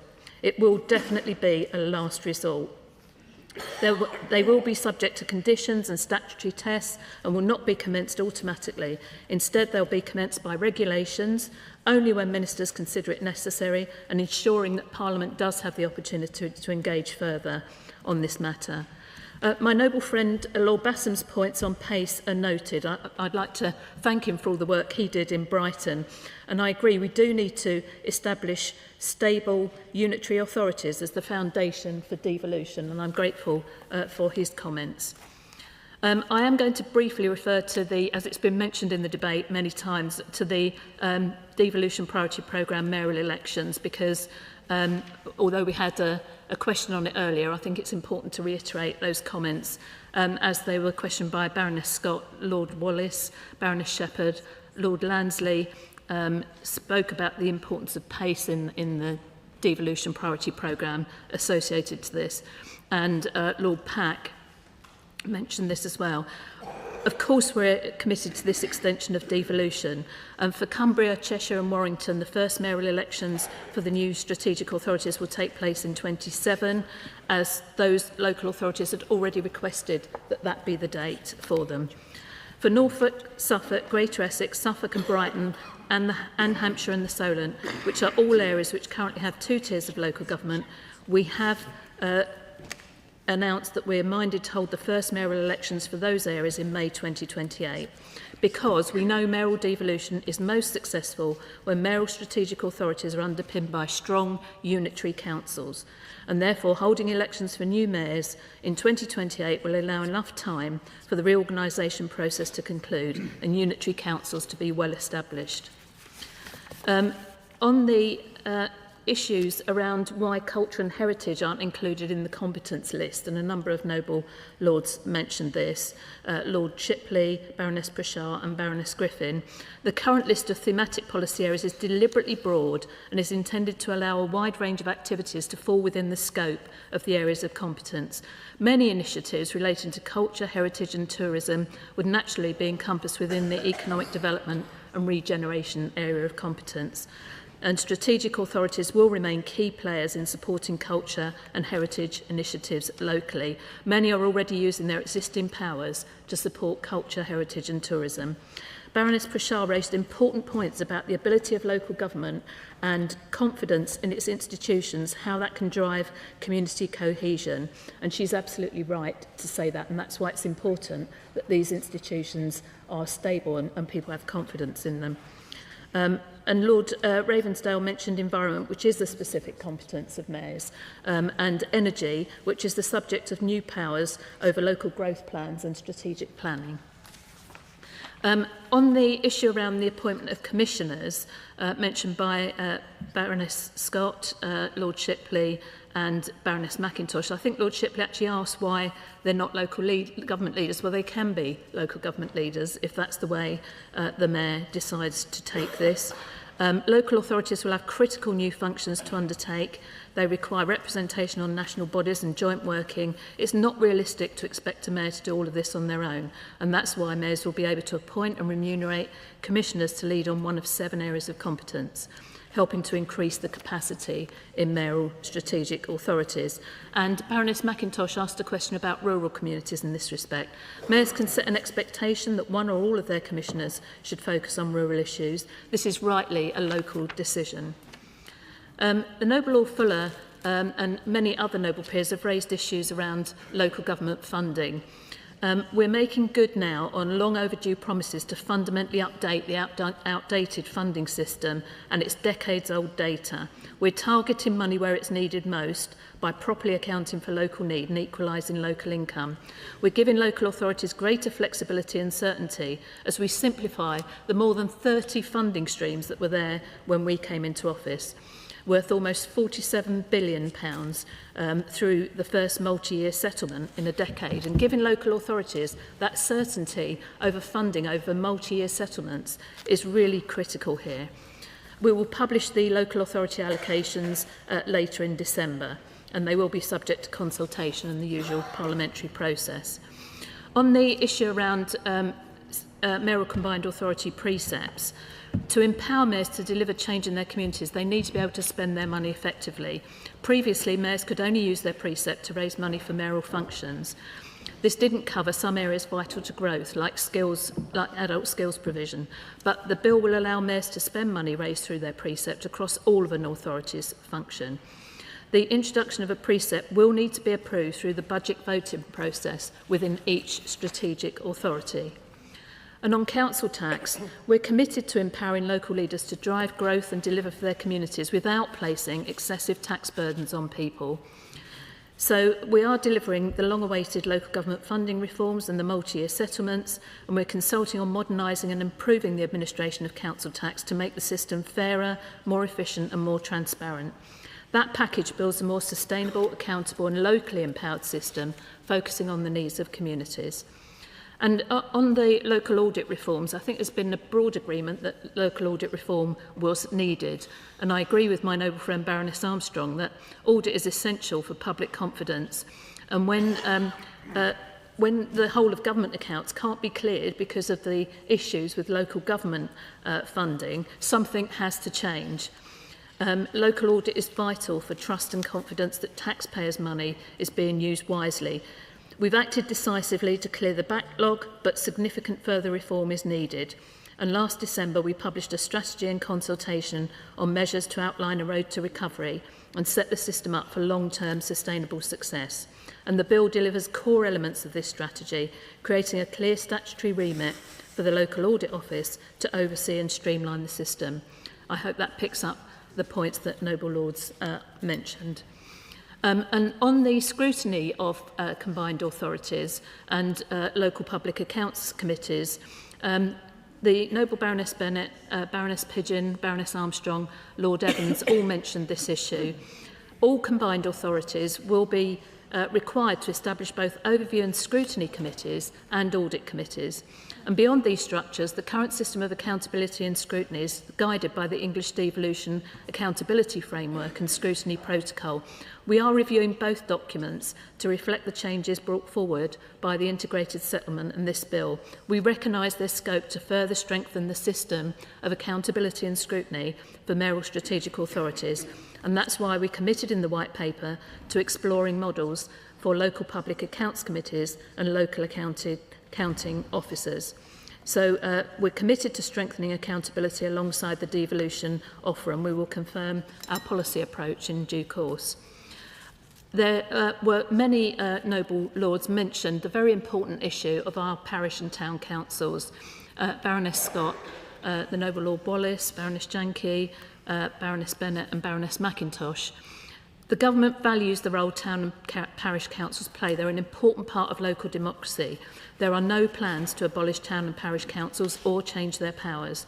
Our plans on neighbourhood governance in the bill are about hardwiring community engagement into local authorities themselves, and parish councils will be an important partner in creating stronger, more responsive neighbourhood governance, as will the whole range of grassroots groups that support community empowerment. I hope that answers the point also raised by the Noble Lord Addington about community groups and their engagement in this. It's for local authorities to determine whether new parish and town councils are needed, and this is done through the community governance process. The Noble Lord Wallace, Baroness Scott and Baroness Griffin raised issues around community empowerment, and of course communities need power returned to them. We want to empower local leaders so they can better affect the decisions impacting on their areas, and that's why we're giving communities stronger tools to shape the future of their local areas, such as the community right to buy to help protect the loss of cherished local assets. And 350 of the most deprived communities are receiving funding from the government, including the 75 plan for neighbourhood areas and 25 new trailblazer areas, which will receive 20 million in funding over the next decade, including the Pride in Place funding. So there's a clear ambition to hardwire that community engagement into this new system. In terms of the neighbourhood governance plans, Noble Lord Wallace talked about removing powers from local areas. It's the opposite of that, creating this clear neighbourhood governance system for local authorities to hardwire community engagement and neighbourhood working into their governance. And the goal of that neighbourhood governance is to move decision-making closer to residents. Decisions about local communities should be made by people who understand local needs, and that's why we're introducing a new requirement for all local authorities to make appropriate arrangements for the effective governance of local neighbourhood areas. The Noble Lord Fuller and the Earl of Devon raised issues about rural versus urban, and like the Noble Lord Jamieson, I'm not going to get involved in the cream and jam debate. I'm afraid the planning bill and the English devolution bill are quite controversial enough for me. I'm not going to get involved in a debate about scones. The government recognises neighbourhoods across England are diverse and that rural and urban communities have different needs and characteristics. And through the review of existing council-led neighbourhood governance models, we're working closely with local authorities and the community sector to understand what works best in different contexts. The Noble Lord Best and the Noble Lord Lansley raised important issues around mayoral development corporations. I agree with the Noble Lord Best about the value of the New Towns Task Force report and Sir Oliver Letwin's report relating to master planning and development corporations, and that's why the bill extends the power to create mayoral development corporations to all mayors to drive economic growth and regeneration. And mayoral development corporations will benefit residents by delivering new homes, better transport and economic opportunities, revitalising areas for future generations. See, I've run out of time, so I'm sorry, I knew I wouldn't get through all of this, but I will respond to any Noble Lords whose questions I didn't get to in writing. If I can just conclude my remarks now, I'd like to reiterate my thanks to your Lordships for your engagement with the bill to this point. And can I thank the Noble Lord Porter for raising the issue of the District Councils Network and the County Councils Network, who have contributed hugely to the work going forward and to, I know, to briefing Noble Lords. As the bill progresses, I'm happy to accommodate any requests from Noble Lords for meetings or additional briefings wherever helpful. As I've set out earlier today, this ambitious piece of legislation will deliver top-to-bottom redistribution of power, putting decision-making in the hands of local areas and delivering real change for working people. With this bill, the government will deliver on our manifesto commitment to empower local leaders and mayors to unlock growth and opportunities right across our country by making the right decisions for the communities they serve. I look forward to working with your Lordships during the passage of this legislation. I commend this bill to the House, and I beg to move the commitment motion standing in my name on the order paper. The question is that this bill be now read a second time. As many as that opinion will say content. Contrary not content. The contents have it. The committal motion needs to be moved separately. Apologies, Speaker. I beg to move the commitment motion standing in my name on the order paper. I understand that there's been no agreement in usual channels for this bill to be committed to a Grand Committee. So I just want to put on record that it is very disappointing that the government has tabled this motion without agreement of usual channels. My Lords, my noble friend the Chief Whip consulted the usual channels in the usual manner. I'm also aware that he spoke to some key peers with an interest in the bill. The question is that this motion be agreed to. As many as have that opinion will say content. Content. The contrary not content. The contents have it. We'll have a few moments for people to change places.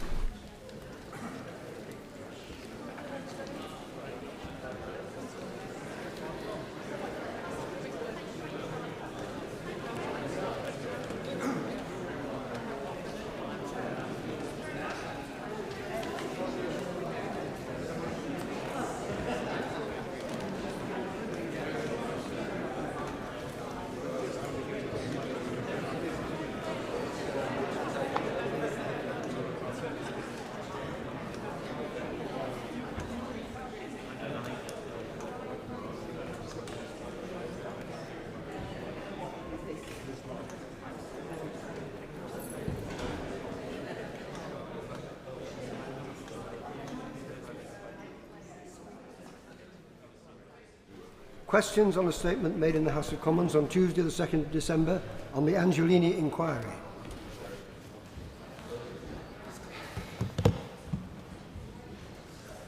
Somewhere.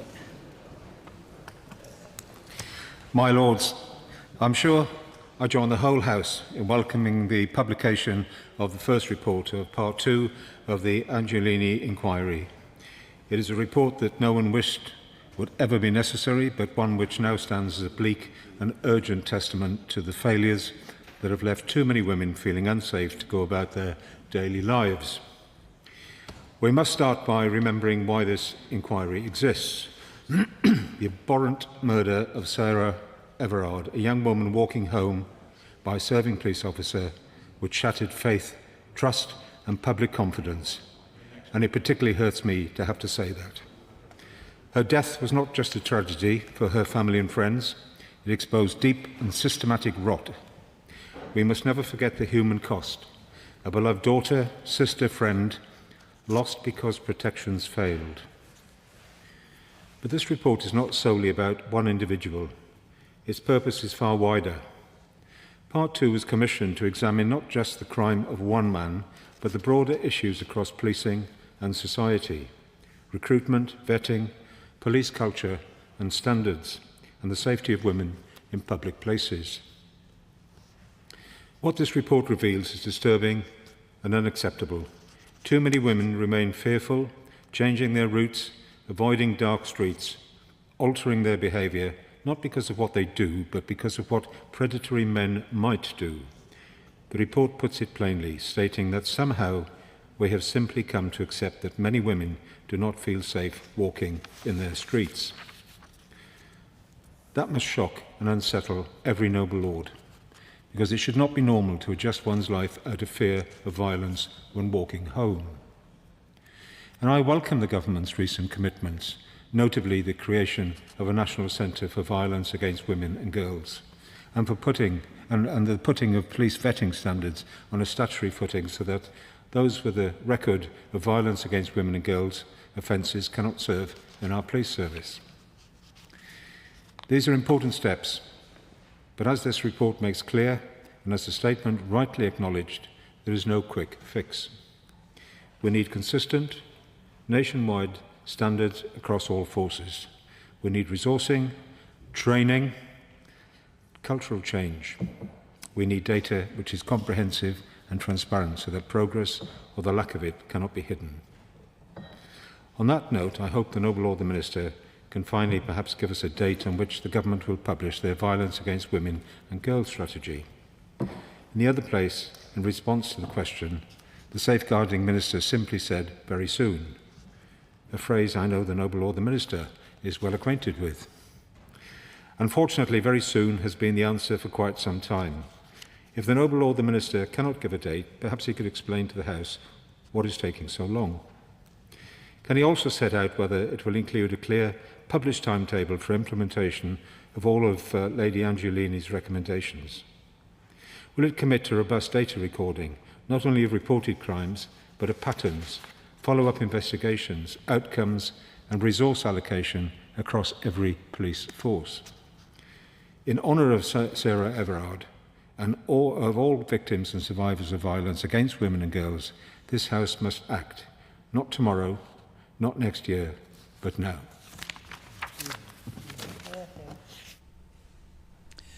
My Lords, the three moving statements from the families of Sarah Everard, Zara Alina, Biba Henry and Nicole Smallman must act as a reminder that too little has changed since their murders, and worse, since the inquiry was set up. And these four women represent the safety of women in our country. The Minister's statement is sparse, and whilst it is good that the statement says the government will act, it's just not yet. And I say very gently to the opposition spokesperson, actually, not much happened before either under the previous government. This is a difficult issue, and I realise that detail needs to be sorted, but many of the recommendations in the Part 2 report are very clear to most of us who are involved in home affairs issues because we debate them time and time again in questions, in debates, and in legislation. So for me, the key issue is that because the Violence Against Women and Girls document is not yet published, there appear to be zero commitments from government. In 2021, the UN survey of over 1,000 women reported that 71% in the UK had experienced some form of sexual harassment in a public space at some point in their lives. One of the key recommendations is number 20, empowering and engaging citizens to take action. And I'm going to focus on this and some of the softer issues because they may be harder for a government to deliver. And with great respect to both this government and the previous government, changing a culture is difficult. And the Home Office cannot change culture on its own. So can the Minister say what ideas there are to create a strong campaign that sexual harassment is not acceptable, should never be normalised, and that women should not have to live their lives on high alert the whole time, and that they should not feel guilty because of how they look?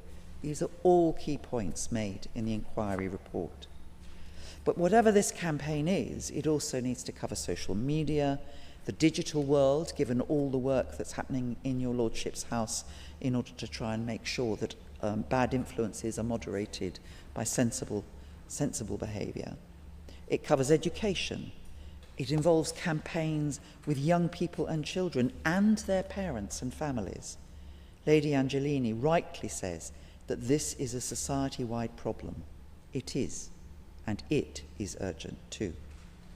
Recommendation 22 on information and early intervention for men and boys to create a culture of positive masculinity is also essential and equally urgent.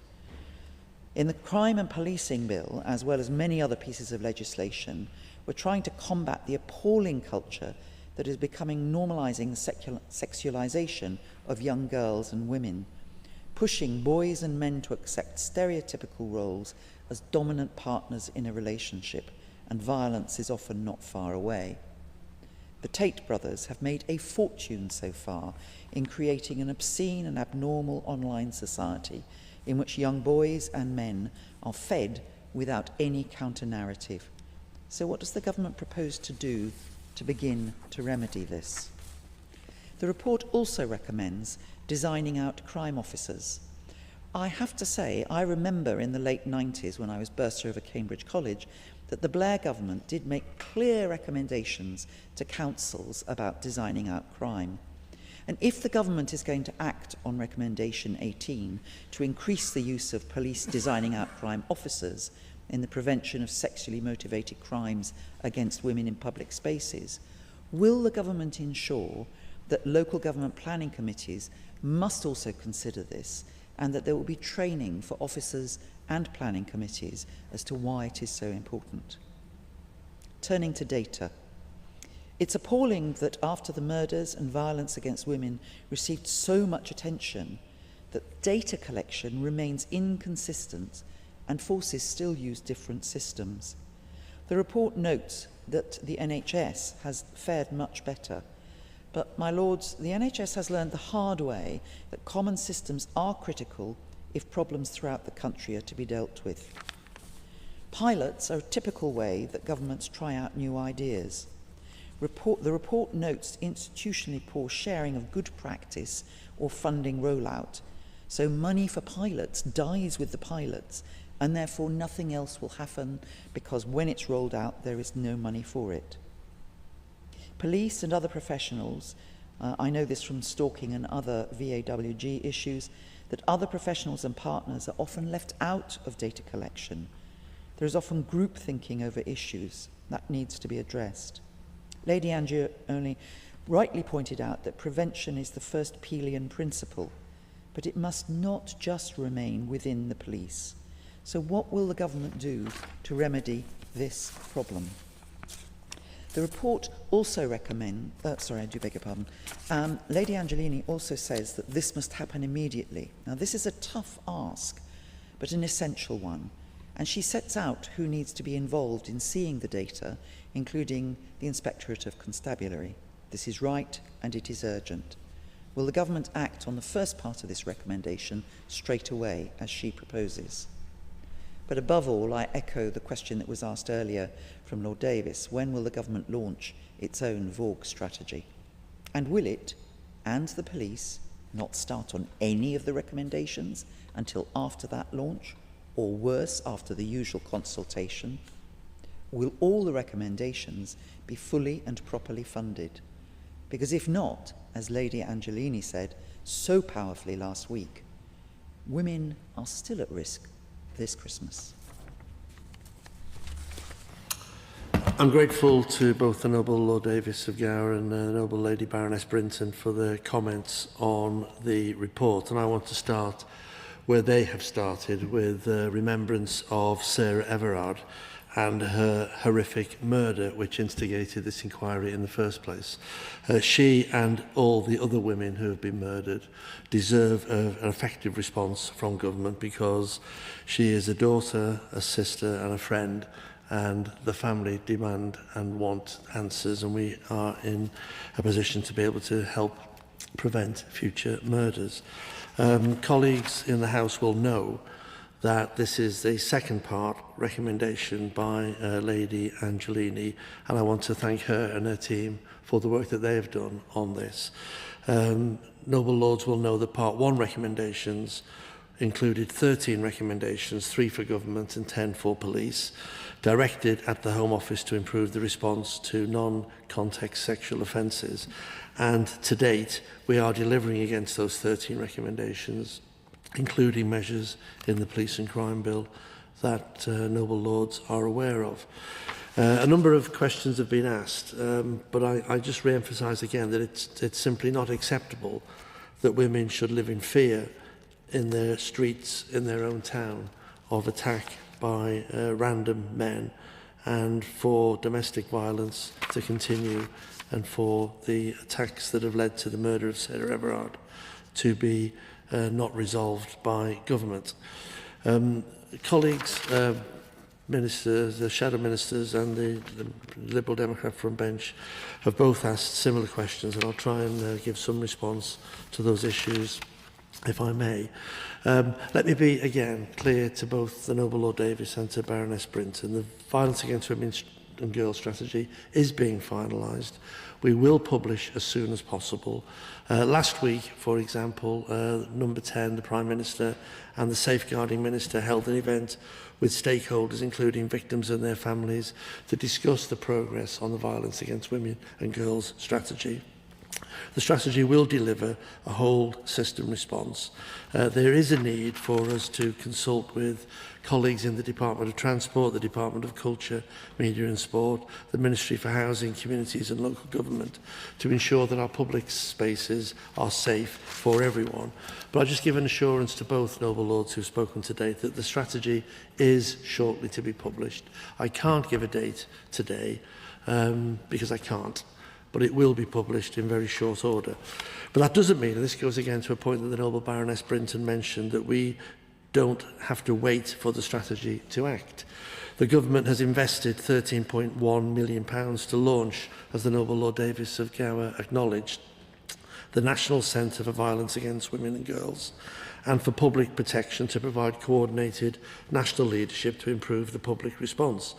Thanks to initiatives and the strong push of my honourable friend Jess Phillips, we have introduced domestic abuse specialists in 999 control rooms, and we are rolling that out at the moment. We have got the rolling out of domestic abuse protection orders. We have got strengthening management of registered sex offenders in place, and we are improving the response to stalking. And again, in the Police and Crime Bill, there are measures on that before the House at the moment. We do intend to take forward reforms to the vetting and misconduct systems so that those who commit crimes like violence against women and girls have no place in policing. And it's extremely important that, and I know the Noble Lord Davis feels this very strongly as well, that in the forthcoming white paper, again, which will be set out very shortly, we will set out a package of reforms to policing to ensure that policing can focus on the crimes that matter to the public and drive out waste and efficiency, but also look at how we can build on some of the big operations that we're doing now, such as Operation Soteria and Project Vigilant, which have been funded through the National Centre for Violence Against Women and Girls, and in which we've invested over £13.1 million. Now, Noble Baroness Brinton rightly pointed to the issues of how we can tackle what I will call negative masculinity, which is prevalent at the moment and which is very much encouraged by what I would regard as some poisonous online activity. Now, we have to ensure that we tackle that at root cause, and that's why, again, already in advance of the response to the part 2 of the inquiry, the Department of Education in England has updated the statutory guidance on RSHE with a focus on helping pupils understand the markers of a healthy relationship and how to navigate online safety. Now, again, I'm being pressed rightly on what response we will give to the recommendations in part 2. I simply say to both noble lords that we've published part 1 of part 2 last week, and that we intend to take our time to study the recommendations clearly, to make sure that we can respond to that, and to respond to that as part of the Violence Against Women and Girls strategy, which, as I've said, will come very soon. It is simply not acceptable, as the inquiry found, that 1 in 20 adults are recorded as perpetrators of violence against women and girls per year.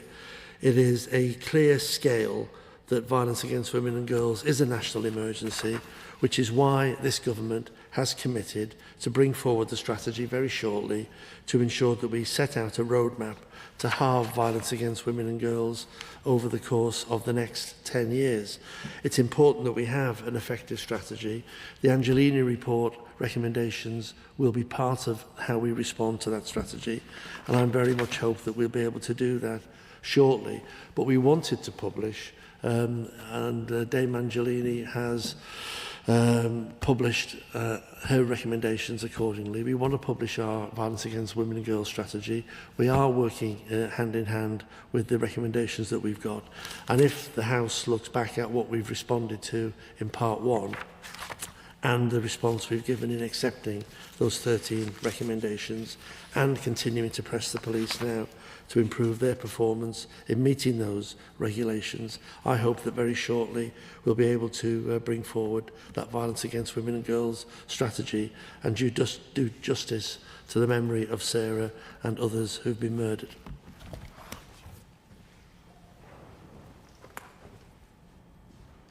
My Lords, can I ask the Minister to reflect on Wayne Couzens' application to become an authorised firearms officer? Because those assessing and processing his application were not able to assess the information about the alleged 2015 indecent exposure allegation.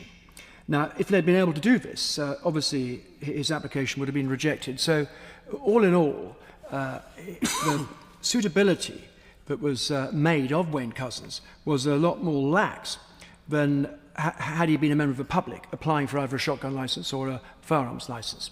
So can the Minister reflect on this and see whether lessons can be actually learned from this particular part of what was a very, very long-running investigation and a saga which was, I think, caused an enormous amount of stress and distress. And I think the Minister was quite right to underline that.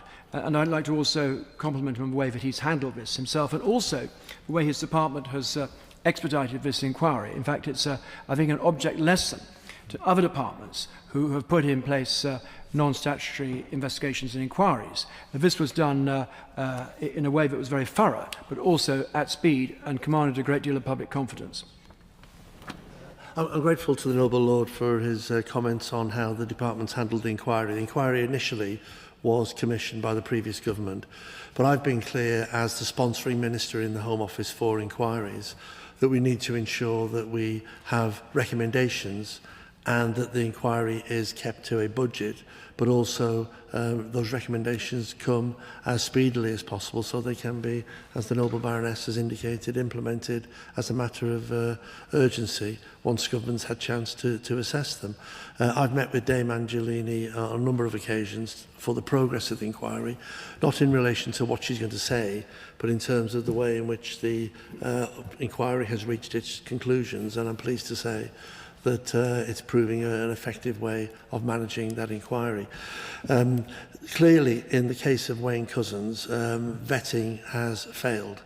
And it's clear that there are lessons to learn about how police officers are vetted. And the government has brought forward already and will continue to work with the Police Chiefs Council and with the College of Policing to look at how we can improve vetting to ensure that those police officers who serve the public have the confidence of the public by ensuring there's a proper vetting system to weed out individuals who may have either committed offences or potentially committed offences, and self-evidently, in the case of the police officer that was mentioned, Wayne Couzens, that self-evidently happened. There are lessons to be learned. We will look at those lessons. We're already working on vetting, and it's important that we put the strongest mechanism in place to maintain the integrity of the police force, because quite simply it is unacceptable what happened in the abhorrent case of the murder of Sarah Everard. And I do not wish to have a situation whereby other police officers in the force or joining the force are open to that type of activity.